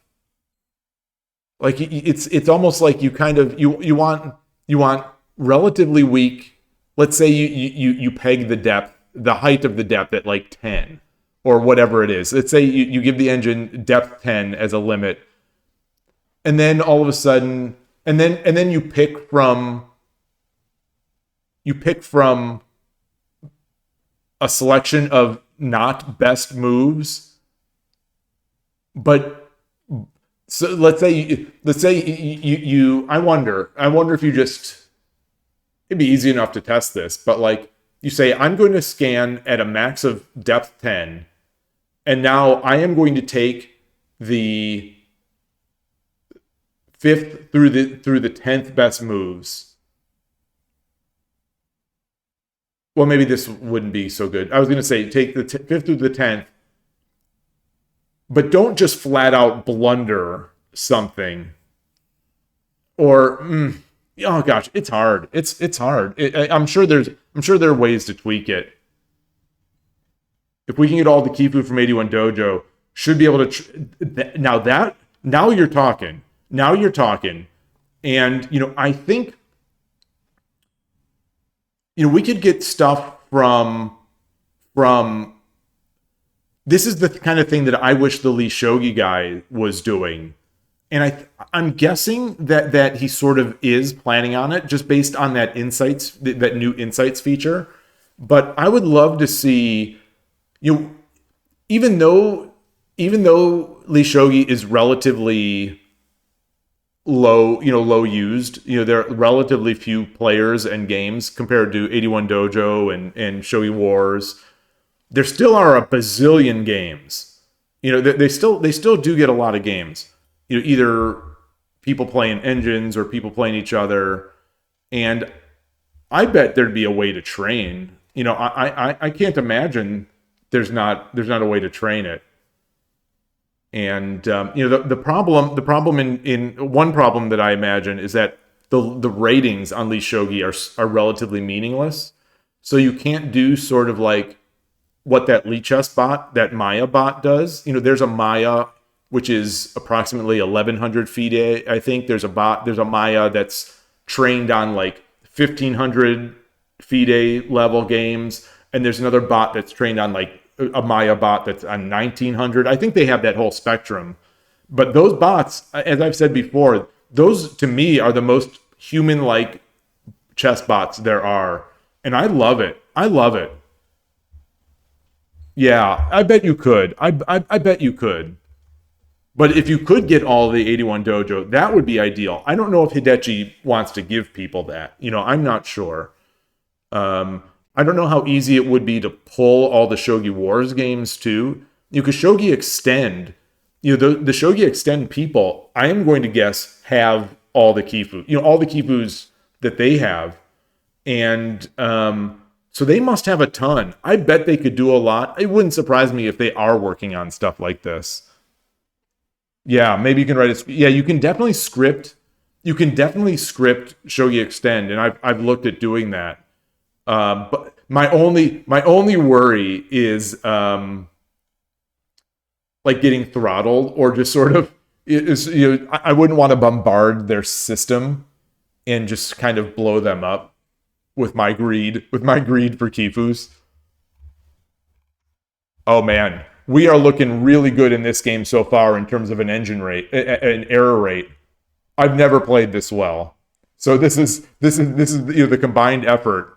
Well, especially at the end. But this is amazing. This is okay. There's an inaccuracy pulling up. I'm guessing that my opening in this case, opening in middle game, is going to be the worst part of this, because end game was basically perfect. I think the lowest average sent upon lost game I've played online, I think I've hit 45 a couple 3 times, between 45 and 100. I think over the board, my lowest that we've recorded, I think it's somewhere in like the 65 to 70 range, I want to say. And that was a really good game against a really good player. So, the thing is, these average Centipon losses, in isolation mean nothing. It's like, it's if your opponent is not playing difficult moves, it's very easy or relatively easy to have a low Centipon loss. And, if your opponent is playing super sharp moves, you could be playing great and you could still have a 200 average Centipon loss. Forward, and you say great stream. You think playing games that allow for reading deeply like this will yield more returns than playing 2 hours of blitz games? I am open to that idea. I am totally open. I am not willing to just agree, because I do think there is a lot of value in playing a lot of games, both for getting familiar with openings and seeing a lot of positions. So, I think that's something. I think there's a lot to it. And, there's so much evidence of kids getting really good by playing a ton of games, in people, not even just kids getting good by playing a lot of games. So I don't know if I want to discount it totally, but like this went way better. This went way better than I ever expected this stream, in terms of feeling like I got a lot out of this. And I hope you, if you don't want to put your opinions in chat, you message me on the side if you hated this or if you like this. I'm always curious, like, what people think. And if people simply don't like this kind of stuff, I'll just do it on my own. I don't want to subject people to annoying things. But I thought it was fun. I thought it is awesome, especially at the end when we're sort of doing it together.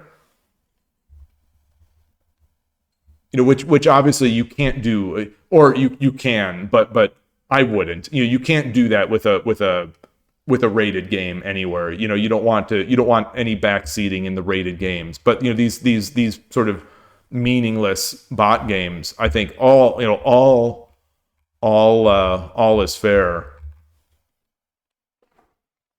You wonder how many Kifu. Yeah, I wonder. Yeah, the Lichess people. Lichess has such a huge database. I'm the Maya team has written up I think there was a Lichess blog post or two about it. They might even have. I think they have maybe a PhD dissertation. I'm not sure. It seemed like there was a scholarly article on it as well, and so it's. I seem to remember they've got to mention details like that, like how many they use. But I'm going to guess it's going to be they used way more than we would have used. So whether or not a lower number would work, who knows? It'd be worth testing. But yeah, it'd be fascinating because having a good engine for Shogi. Good. Again, these engines are superhuman. They're incredible pieces of engineering. But I mean, good for a beginner and intermediate player, like a scalable human-like engine, I think would be a tremendous boon. The guy who built Suisho has talked about it quite a bit. Actually, now that you think about it, he has open sourced a bunch of Kifu. Oh, that's incredible. That's very promising. I love Suisho 5. I still use it as my primary engine, I think, although I did switch it. I did switch like last week to top of line Yanara O with some NNUE that I downloaded from somewhere. That's the thing, is that even the Yanara O people, they don't make it easy.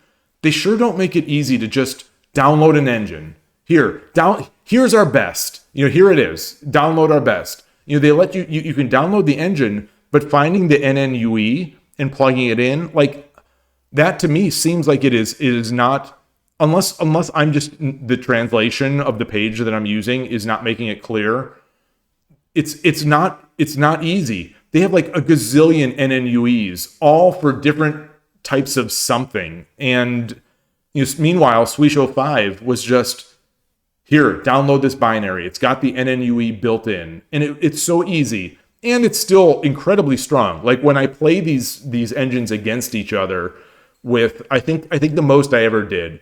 I think the most I ever did on a very powerful machine using like, I think I had 9 cores set on it, a very powerful machine. I set move time to 10 seconds.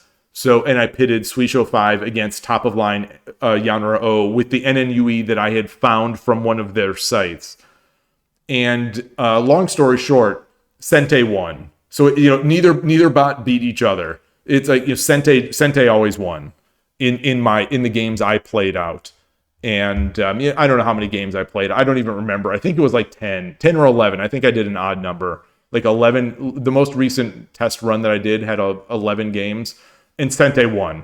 That was it. No, never did Gote win. Regardless of who Suisho 5, or top of the line Yanra O, it was just always Sente winning. And it's amazing because, I don't think that would happen with recent Stockfish, because Suisho 5 is like years old at this point.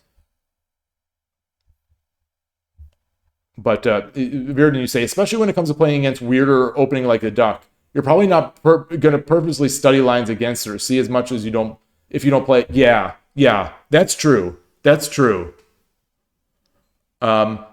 said, Jack-o'-lantern pointed out something that I have noticed, anecdotally, in very few games, that people on Shogi Quest seem to not overwhelmingly,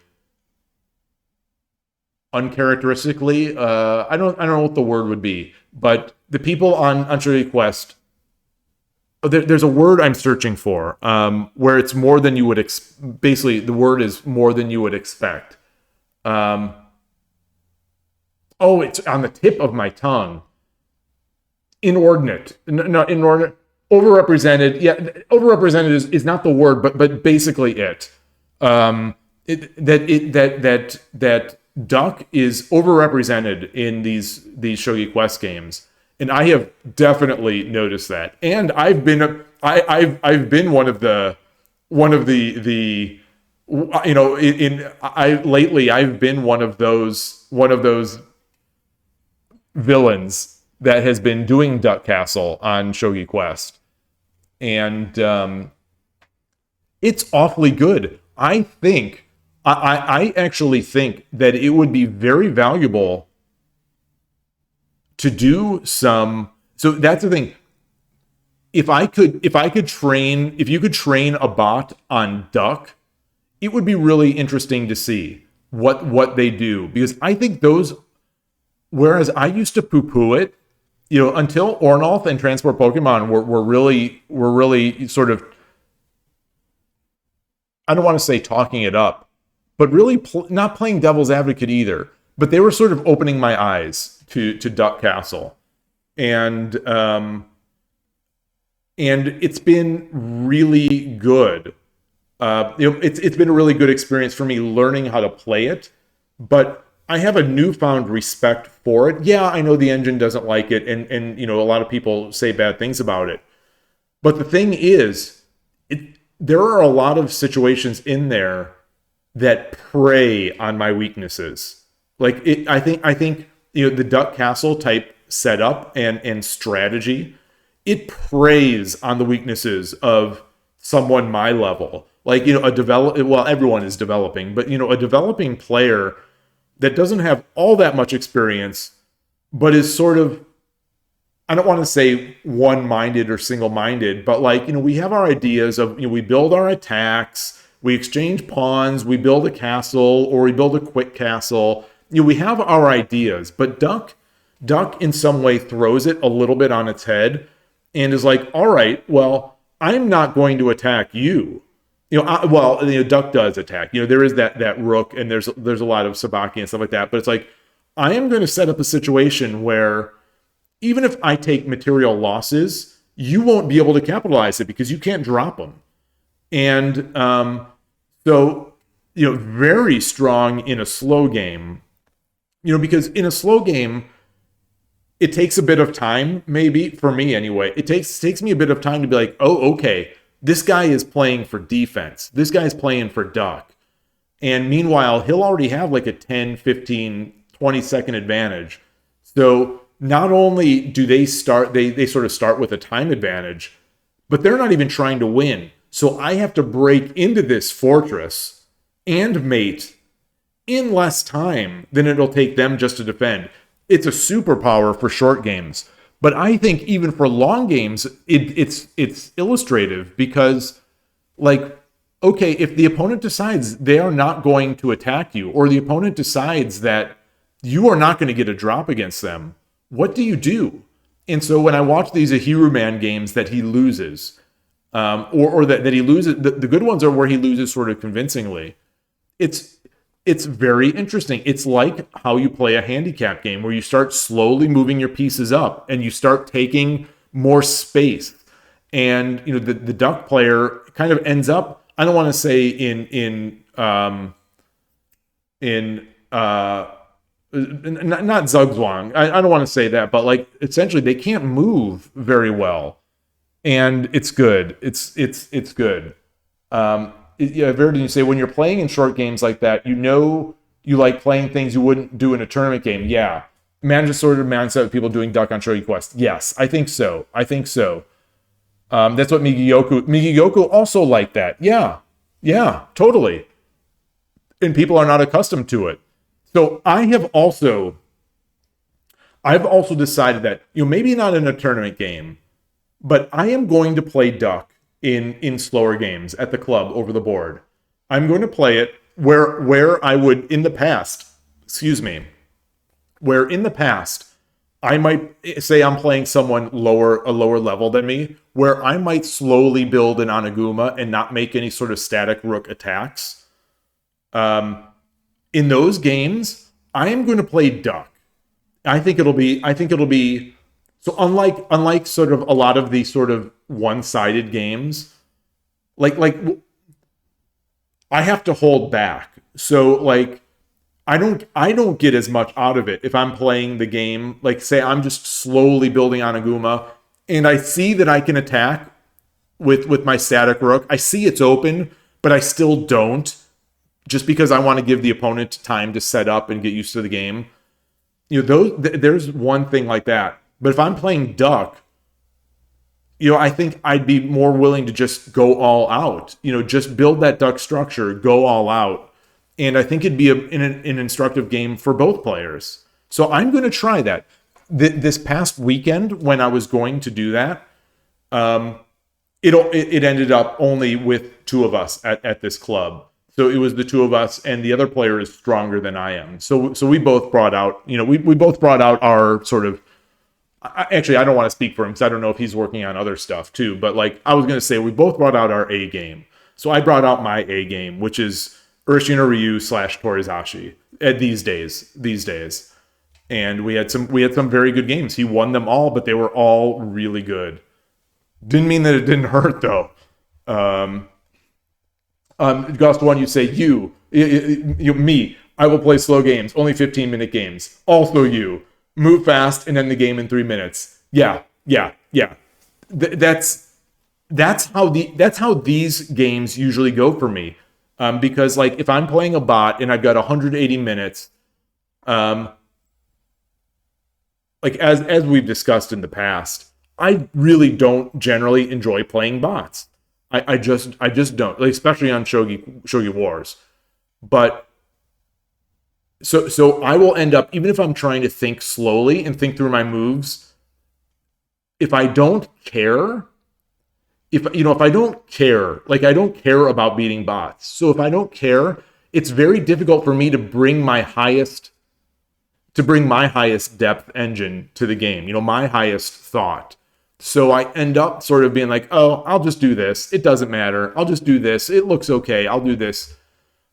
Today though, because I was trying, I think, I don't, who knows why today I was able to, I played these games as if I was playing a tournament game in my mind. I think, emotionally and intellectually, for whatever reason, I was able to flip that switch in these two games and against the bots. And I played them in my brain as, I think, as strong as I could. And, I don't know why I was able to today, but I think it was because I was also doing that arrow thing that Koshiro was saying, where every move, draw the arrows of where where the rook and the drag and the bishop can go. Every move, draw the arrows, and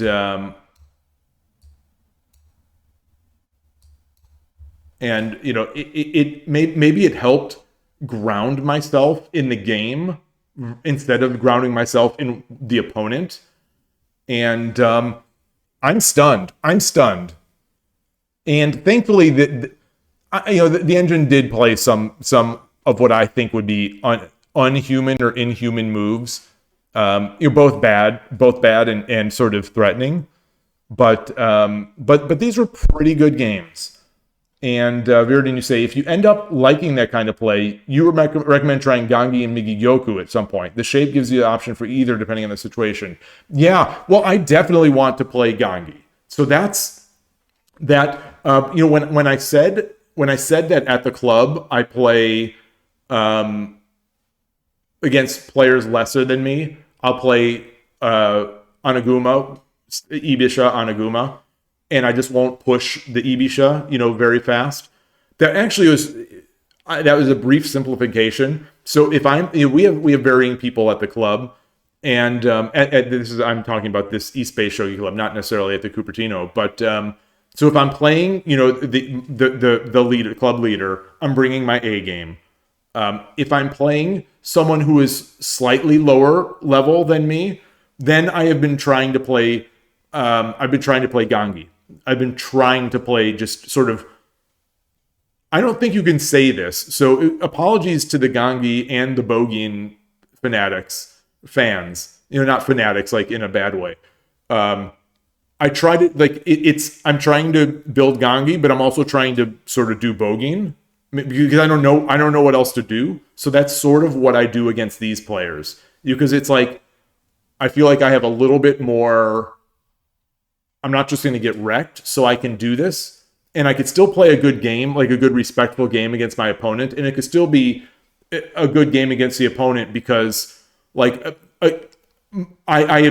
just been, I found that with some of the players who are just slightly worse, that Urashino Ryu has just been wrecking people. And so it's a little less, I don't want to just do that. Even against Urashino Ryu at the other club this past Saturday, I got a good game against a player who I think is better than I am, just because he hadn't seen much Urashino Ryu and he just made one of those little mistakes that Urashino Ryu capitalizes on, and I just I won in kind of a walk off.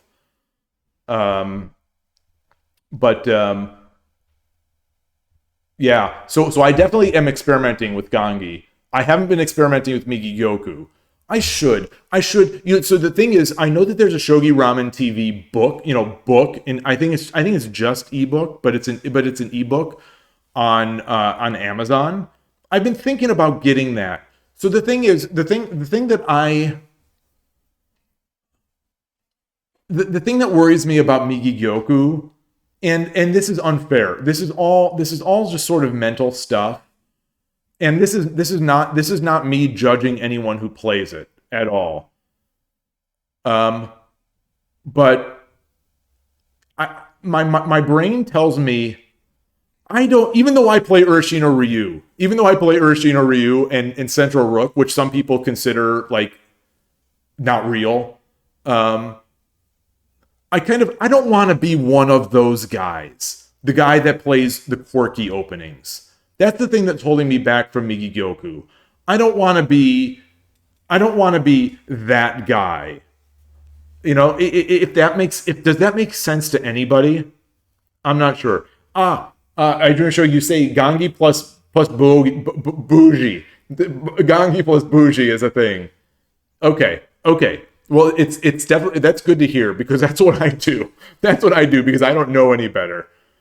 The Viridin, you said that there's a free website with resources too. Yeah, it's all in Japanese and the translations are very rough. the translation for me is very rough. It's always talking about balls, moving your balls.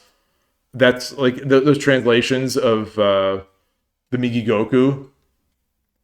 Transport, you're already that guy. Oh, good to see you. Good to see you, even though you're joining in with the truth, with the hurtful truth. The hurtful truth. That's the thing. That's the thing. Oh, it hurts. It hurts. It hurts. It hurts because it's true. That's I tried to sort of preface what I was saying with talking about how I acknowledge that I play Urshin or Ryu in Central Rook, but still, it still hurts. And the fact that I do play Duck now is also... So, I don't know, I mentioned this yesterday or the day before, but I am sort of that guy. Back when I would play Central Rook, I make that first move, and some people over the board, it would be like, they get the big sigh, and it was always it's like, yep, I play Central Rook. Everyone knows I play Central Rook. That's what I do. I'm sorry, and so everyone's just still like. And now that I play Urshin or Ryu on Saturday, when I went against I went against he's a strong player. And I basically got the for Urshin or Ryu. And so it's like, I can't win. I cannot win. I can only imagine now what these people are going to do if they see me play Duck. It's just going to be like, oh my God, this guy, Central Rook, Urshin or Ryu, Duck. Can't he just play a real opening? I feel like I can't win no matter what I pick. It's and also, so even that, so no matter what I pick, I get people like sighing at me and sort of rolling their eyes at me. Another game where I played static Rook on Aguma. As soon as I push that lance. The lance to indicate I'm doing Anaguma. Oh, I hate Anaguma. It's like, oh, what do you want me to do? Literally, what do you want me to do? I play Central Rook, I get the sigh. I play Urshin or Ryu, I get the sigh. I play Idisha Anaguma, I get the sigh. It's like, I'm just trying to play. Oh, and it's like in chess. In chess, I play a Reti opening. King's Indian attack from the white side. I play King's Indian. Knight F3. This one guy just went like I had assassinated his dog. Like he couldn't believe that I played this move. And it's just like, I can't win. I cannot win in chess. I cannot win in shogi. Oh, well, especially, so maybe I am just that guy because I also play Scandinavian. And so I played Scandinavian at a club a couple times. And I put this guy off his game immediately. He said he's between 1800 and 2000 USCF. That's what he said. And I beat him the very first game we played. And it was with the Scandinavian.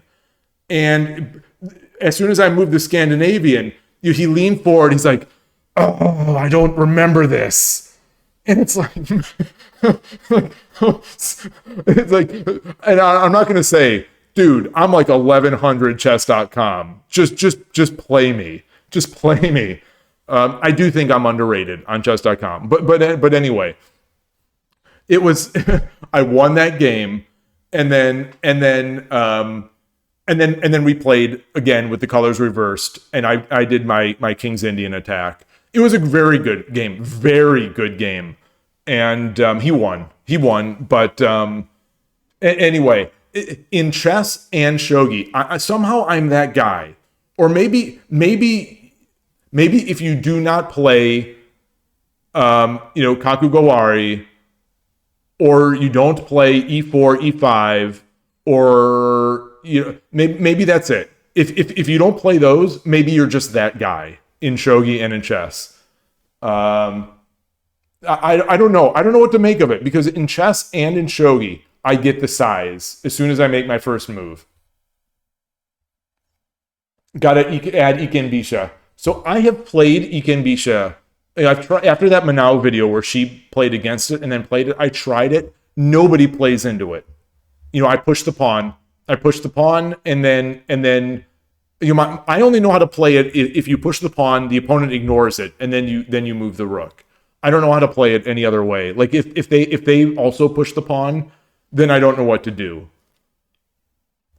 The Demon Killer stream. Never. Well, never say never. I would have said never to duck. I think playing Demon Killer would be in instructive stream. I think like this one was, I think it would be very instructive. Because, just like duck and just like any opening, it makes you think in different ways. And so I think there is a lot of value in studying and playing Demon Killer. So maybe we will. The Hero Man sometimes does Iken Bisha or in Demon Killer on weekends. Oh, Urashino too. Oh, hey, Koshiro, play Bogyoku. No. I can't do Bogyoku. No. I mean, I take your suggestions very seriously. Maybe it would be good. I don't know. I feel like I would just get destroyed. I feel like I would just get absolutely destroyed. Yeah, transport. Play Bogeying so you get the Pog. That's the thing. Yeah, maybe I should just do Bogeying. A Hero Man does? Oh, he does Iken Bogey when they push the pawn. Oh my goodness. Oh, so does Hajime. Okay. Oh man, that's awesome. All right. Oh man. I watched some more Hero Man last night. So good. These games he was playing. So I don't know when I am. When in the time continuum I am. I think I'm watching relatively recent streams, but I'm watching enough that like I also am watching some non-yesterday type streams. So I can't really say which one it was, but oh man, he's on his game. Lately his videos have been so good. And the games that he loses have been great to watch instructionally. Bogyoku as April 1st. Well, that's a good idea because April 1st is very far from here. That's a great idea. It's nowhere near now. Oh man. I'm gonna bring my chat up to my main stream so I don't stream. So I'm not always looking over there. He gets excited when he barely wins on time. Oh, that is an understatement. He is so excited when he barely wins on time. Oh my gosh. Oh, he was also, there was one, he lost on time. He missed the mate in one, which I saw, as a professional over here, I saw the mate in one. He turned it into a mate in three and he timed out. He had like 1 second on the clock or like less than a second on the clock. And instead of doing the mate in one, he just kind of like went into the mate in three and he timed out and I think it hurt him. I think it hurt him deeply. Yeah. Oh man, the high, okay, yosh. It gets me going. It gets me going so much when he wins. Just because he's so into it. I love it. I don't even know if it's an act. Like, I know that I am pretty excited when I win, like internally. When I win, it doesn't matter if I'm beating a beginner. When I win and I make that final mate, I am feeling very happy with myself. I love to win shogi. I love it. It's not even. I won't pretend otherwise. I will not pretend. I love winning in shogi. It doesn't matter who. So I'm doing it, but I try to be reserved. I try to be a little more reserved when I win. I love that he just goes with it. He accepts it. He accepts his happiness. He accepts his competitiveness, and he runs with it. Okay, so he does the same in Street Fighter 2. I've got to watch his Street Fighter streams. Does he have a different channel? So a duck player.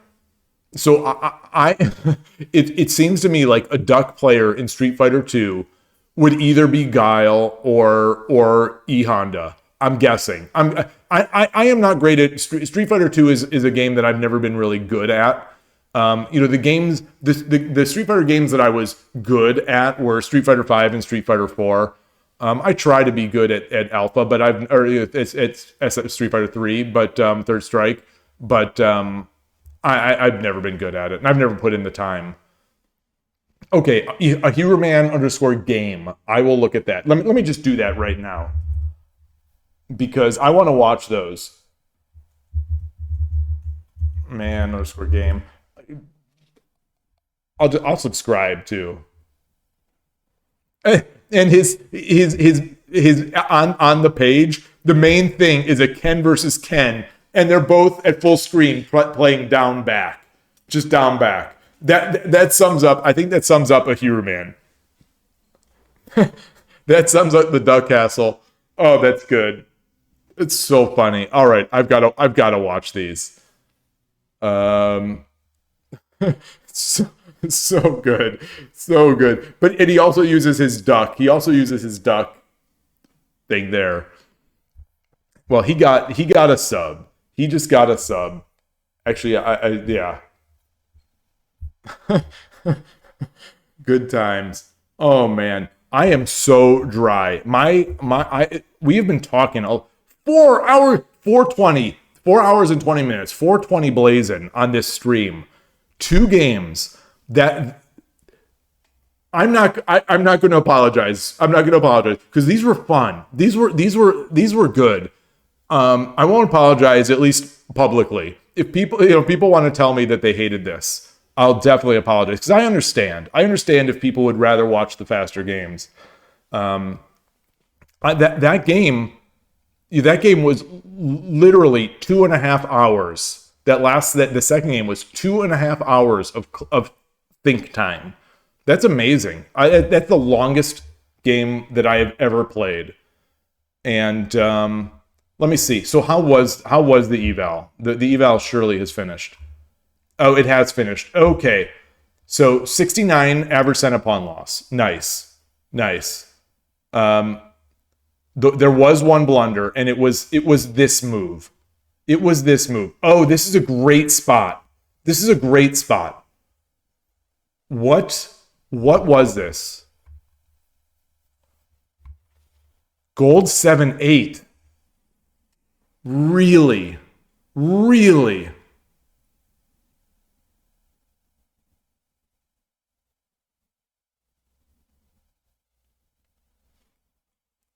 So this takes my rook move. My rook move drops the eval from +6 to from +6 to -6. So that's a pretty big mistake. Oh no, it doesn't. No, it moves it from +6.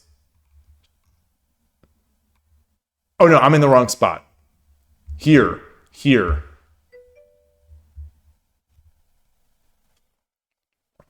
Yeah, probably not as popular as the war streams, but the slower games are fun. The slower games are nice. It is definitely a nice change of pace. And especially this week, I really wanted to slow it up just because I have been playing so much 3-minute. And I thought that it was taking a little bit of a negative effect on my over the board games. That said, I wonder what kind of effect a game like this will take. You know, the two games like this where I'm thinking for hours, like, am I going to be able to play now? Am I going to be able to play a 1540 game or a 1560 game? Am I going to be able to play a 10-minute Kiramake game? You know, it's tough because these were some exhaustive variations that we were looking at. So this is the move that took it from +6 to -6.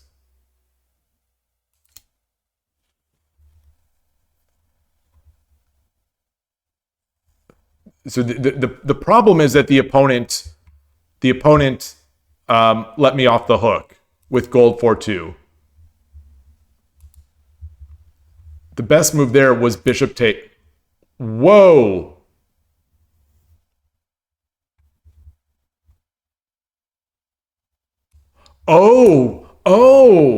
Oh, yes. Did we talk about this?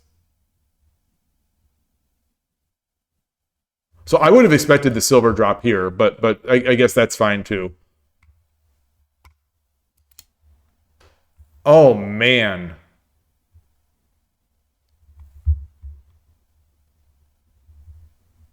Wait, why is that the better? Why is rook 6-8? Why isn't it rook, you know, the here or here?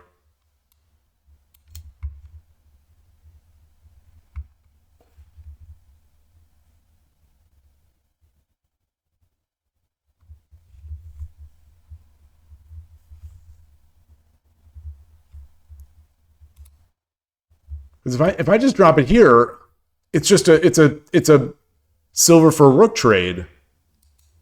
If I drop it here, if I drop it here, no, it's the same problem. Pawn drop.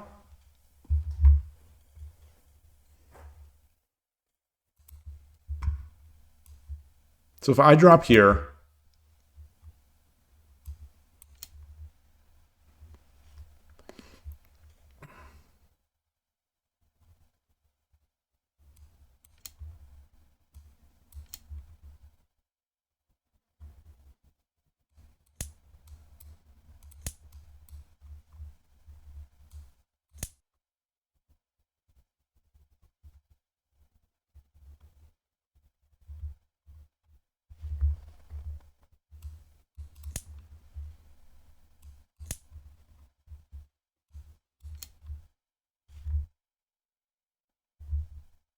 hmm, hmm, hmm. Boy, that's tricky. So what is the, if I do this, what's to prevent the pawn drop here? Oh, it's not. That is the engine line.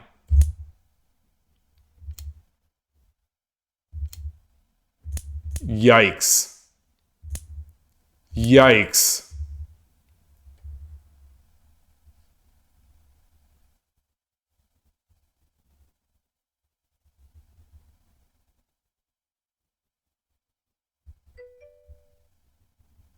How was the stream? It was great. It was really great. Two games. So I took your advice, and so every move you're drawing the arrows for the rooks and bishops. Two games. The first one is against the level 2 Lee Shogi bot, and the third was against the level 3. And these were long games. The level this game here, you know, this game ended up with 2.5 hours of thinking time on my side. You know, our side really, because you know, some of these moves we were discussing, you know, the mating moves we were discussing at length. What did the engine want after pawn 6-6?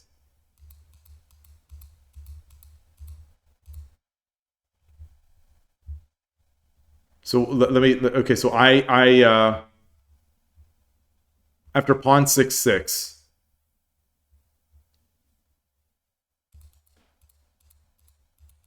You mean the pawn drop 6-6? Pawn takes. Yeah, pawn takes is the best move, which is what I did. At least the best move according to this, these engine analyses are not exactly. I think these that are done on the server side, they're like 10-second.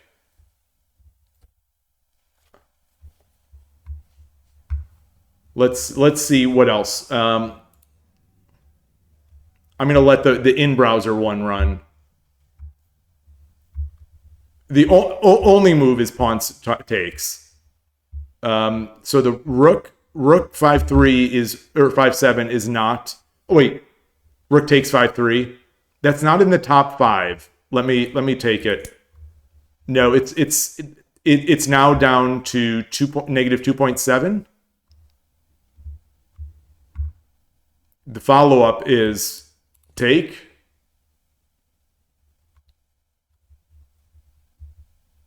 Only move, pawn 6-8.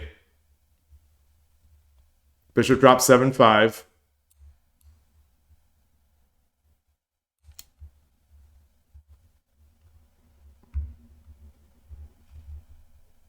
Promoted rook 5-5. There are a bunch of options here, all at negative 3. Silver drop 5-8. Oh, silver drop 5-8. Wait. Silver drop 5-8. Wait, what? Oh, okay. Only move.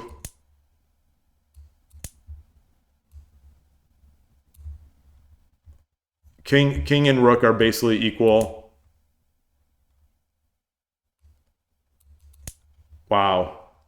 Okay.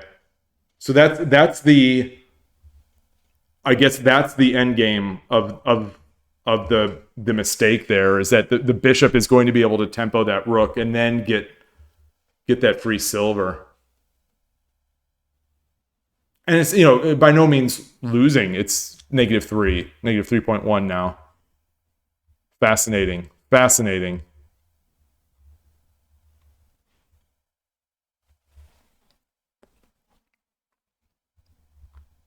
I think this thing, Crocero, I think this arrows is really going to help. I hope. It was slow. It was very slow going. It's really time consuming to think about those lines for every move. Like I said, obviously it wasn't all drawing the arrows, but this game I spent 2.5 hours on thinking.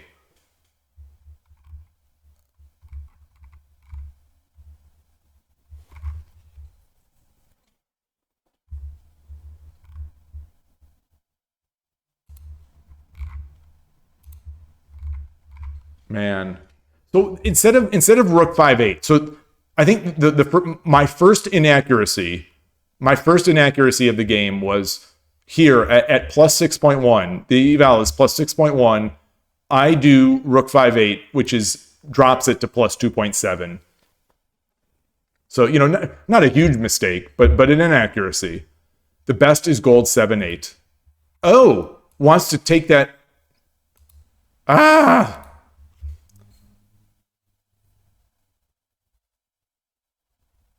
Where are we here?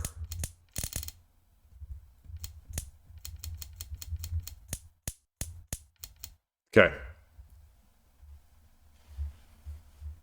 It just wants to take that tempo and go back. Wow. I guess this is just too big of a threat. Like we discussed during the game, I underestimated the power of this move.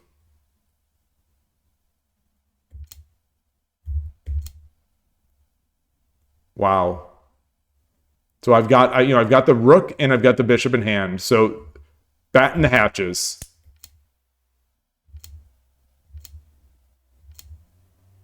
This is the engine line.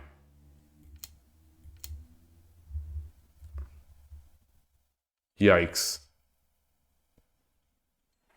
That's the top engine line. So that's good for me. That's plus 6.1. That's the thing in shogi, a good player. I mean, this is formerly known as the level 1 Lee Shogi bot. So it's not like not even like a, a strong player. But you can, when you make exchanges, even if they're worse exchanges, you can sure make some attacks. Boy. The resiliency. This is the resiliency that I don't have. As someone who might give up an exchange here, say if I'm on the side of the engine, I don't have this resiliency. I know some people that do. I've played some people that do over the board, but like I don't. But I've got to get there. Just because you exchange a silver and a bishop for a rook and a bishop, it doesn't mean that you've lost.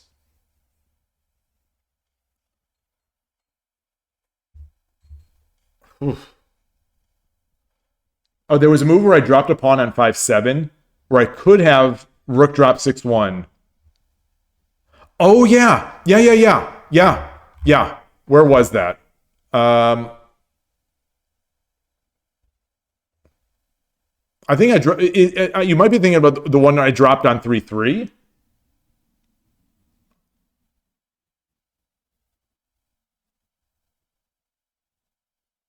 Where was it?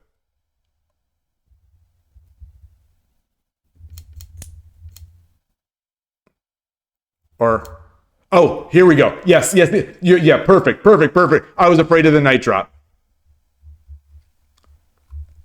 I see the engine analysis, the server side engine analysis on the side. It dropped it. So at this point, it's plus 69.3, for Sente. After my move, it's plus 62.5. So still winning, still completely winning, but that's a pretty big difference. What is the engine going to do here? Rook drop 6-1. Rook drop 6-1. You all were right. You all were right. Oh, hold on. After running at higher depth, it's now liking this. It's now liking rook takes 4-1 at plus 99. It must see a mate. It must see a mate coming. Okay, rook drop 6-1 is also now plus 99. Okay, they're both plus 99.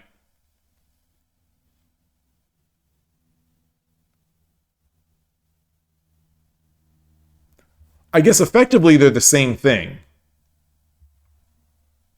They both end up with a gold and the horse for a rook.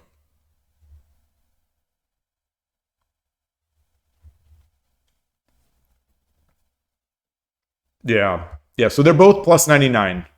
They're both. What about my move? What about that my first move? My first candidate move. My first candidate move of rook drop 5-1. I'm gonna it's not in the top 5. Believe it or not, it's not in the top 5.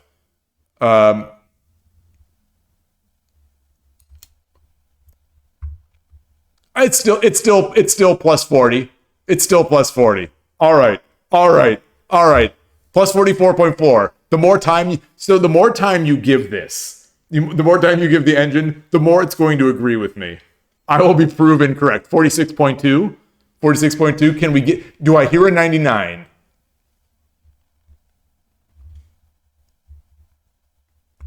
But also, unlike your lines, unlike Cat's lines, this one has a trap built in. There are 3 possible moves. If the opponent drops knight 6-1, then it's mate in 20. So my line has a bit of venom in it. Okay, it finished at depth 20 with 48.2, plus 48.2. Your lines were plus 99. Yeah, you can get a lot of ideas from viewers. Definitely. For the most part in this game, I think I was playing my ideas for the most part. Especially at the end, we were discussing the approaches. But for the most part, through the game, especially early and middle, it was my ideas, better for better or worse.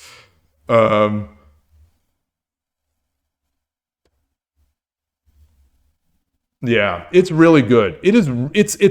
It's like a group study session almost. It's really different. So what was Silver Drop 6-3? Let's see Silver Drops. Oh, Silver Drop 6-3. Oh, yeah. Let's look at that one. Oh, that's the third best move. That's the third best at plus 53.6. Yeah. So slightly better than Rook Drop 5-1. Slightly better. All right. All right. I don't feel so bad about Rook Drop 5-1. I mean, I should feel bad about it because it missed the obvious. No. I did see it. I eventually did see this. Right? I eventually saw. I never on my own saw 6-3. I think I saw this by myself. Maybe I didn't. I thought I did eventually. Well, I'll review the tapes later.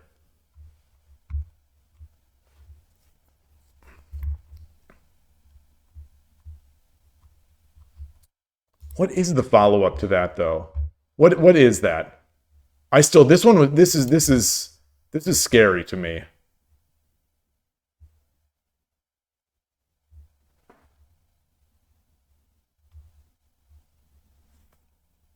Oh, fascinating that once you make this move, now all of a sudden the eval goes to plus 99. So once you actually make it, it's like you kick the engine in the pants and you're like, yeah. What about this?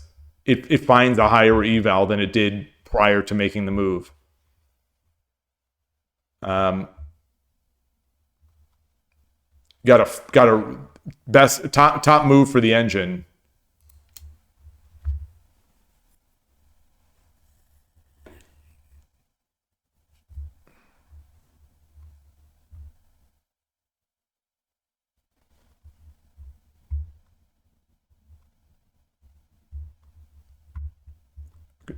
Now it's found mate in 27.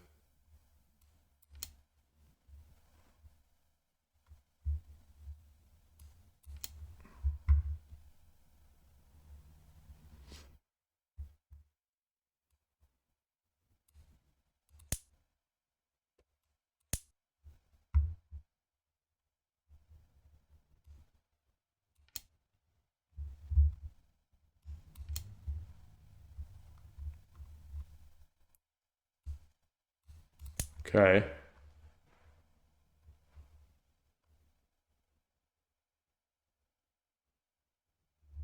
Okay. So, all right. Silver drop 4-9. Silver. Okay, it's changed. Silver drop 4-9.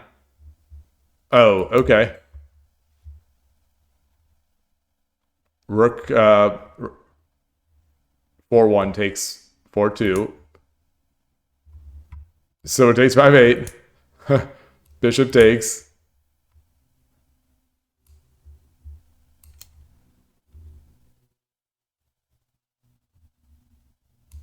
Surround.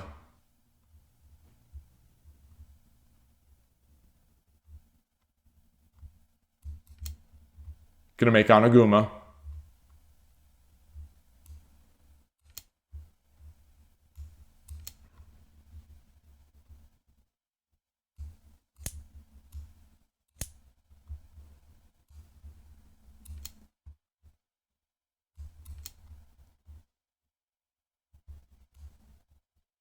Is that? Yeah.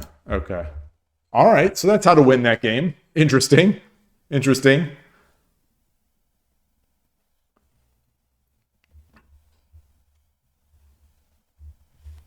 I sometimes do that. I confess. I confess that sometimes I will play through when I'm reviewing my games.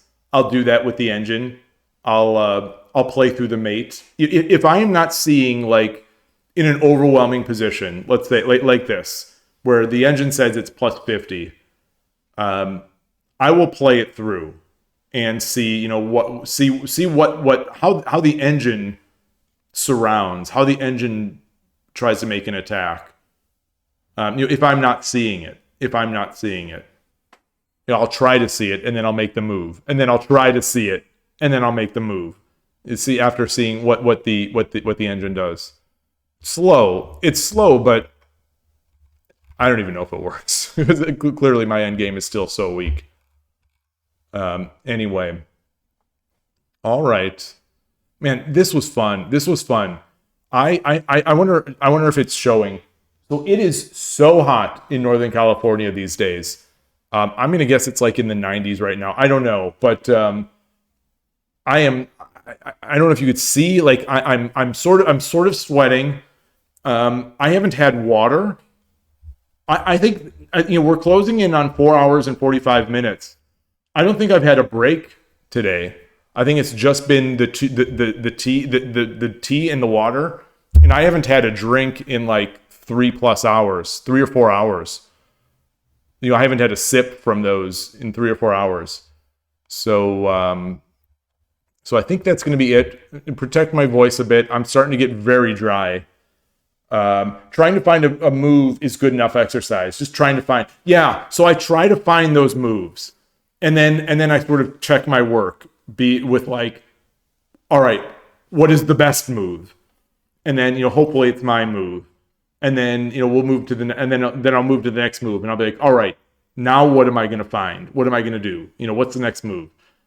And I'll do it, and then I'll check my work, and then I'll look at the engine. So it's like this process.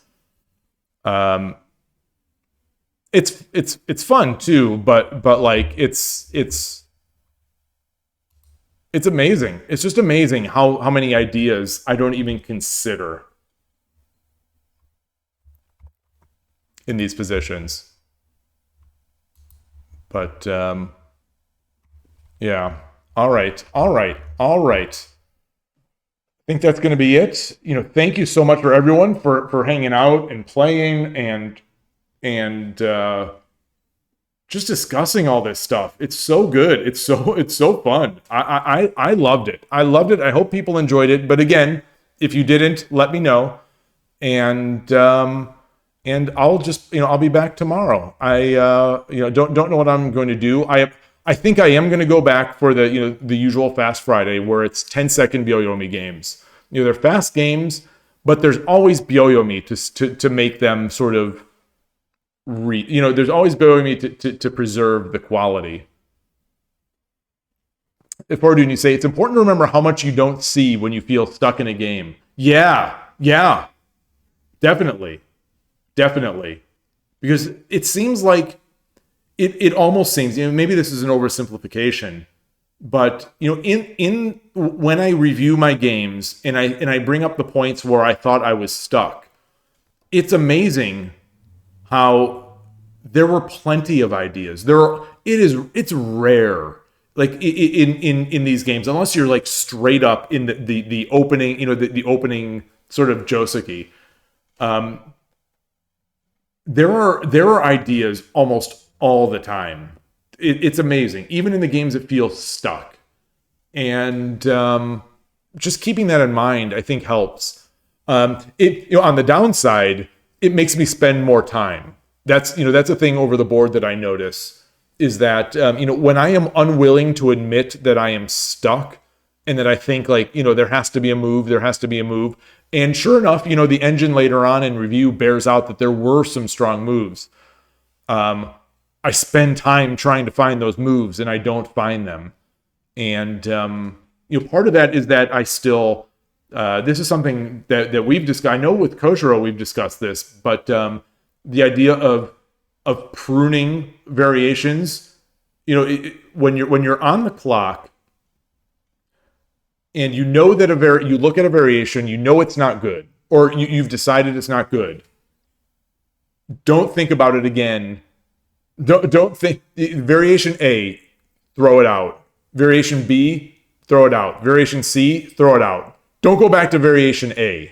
You've thrown these things out. And I think especially early on in my sort of over the board shogi career, I was doing that a lot, where I'm just cycling through the same variations and running into the same conclusions. So just basically wasting time. So yeah.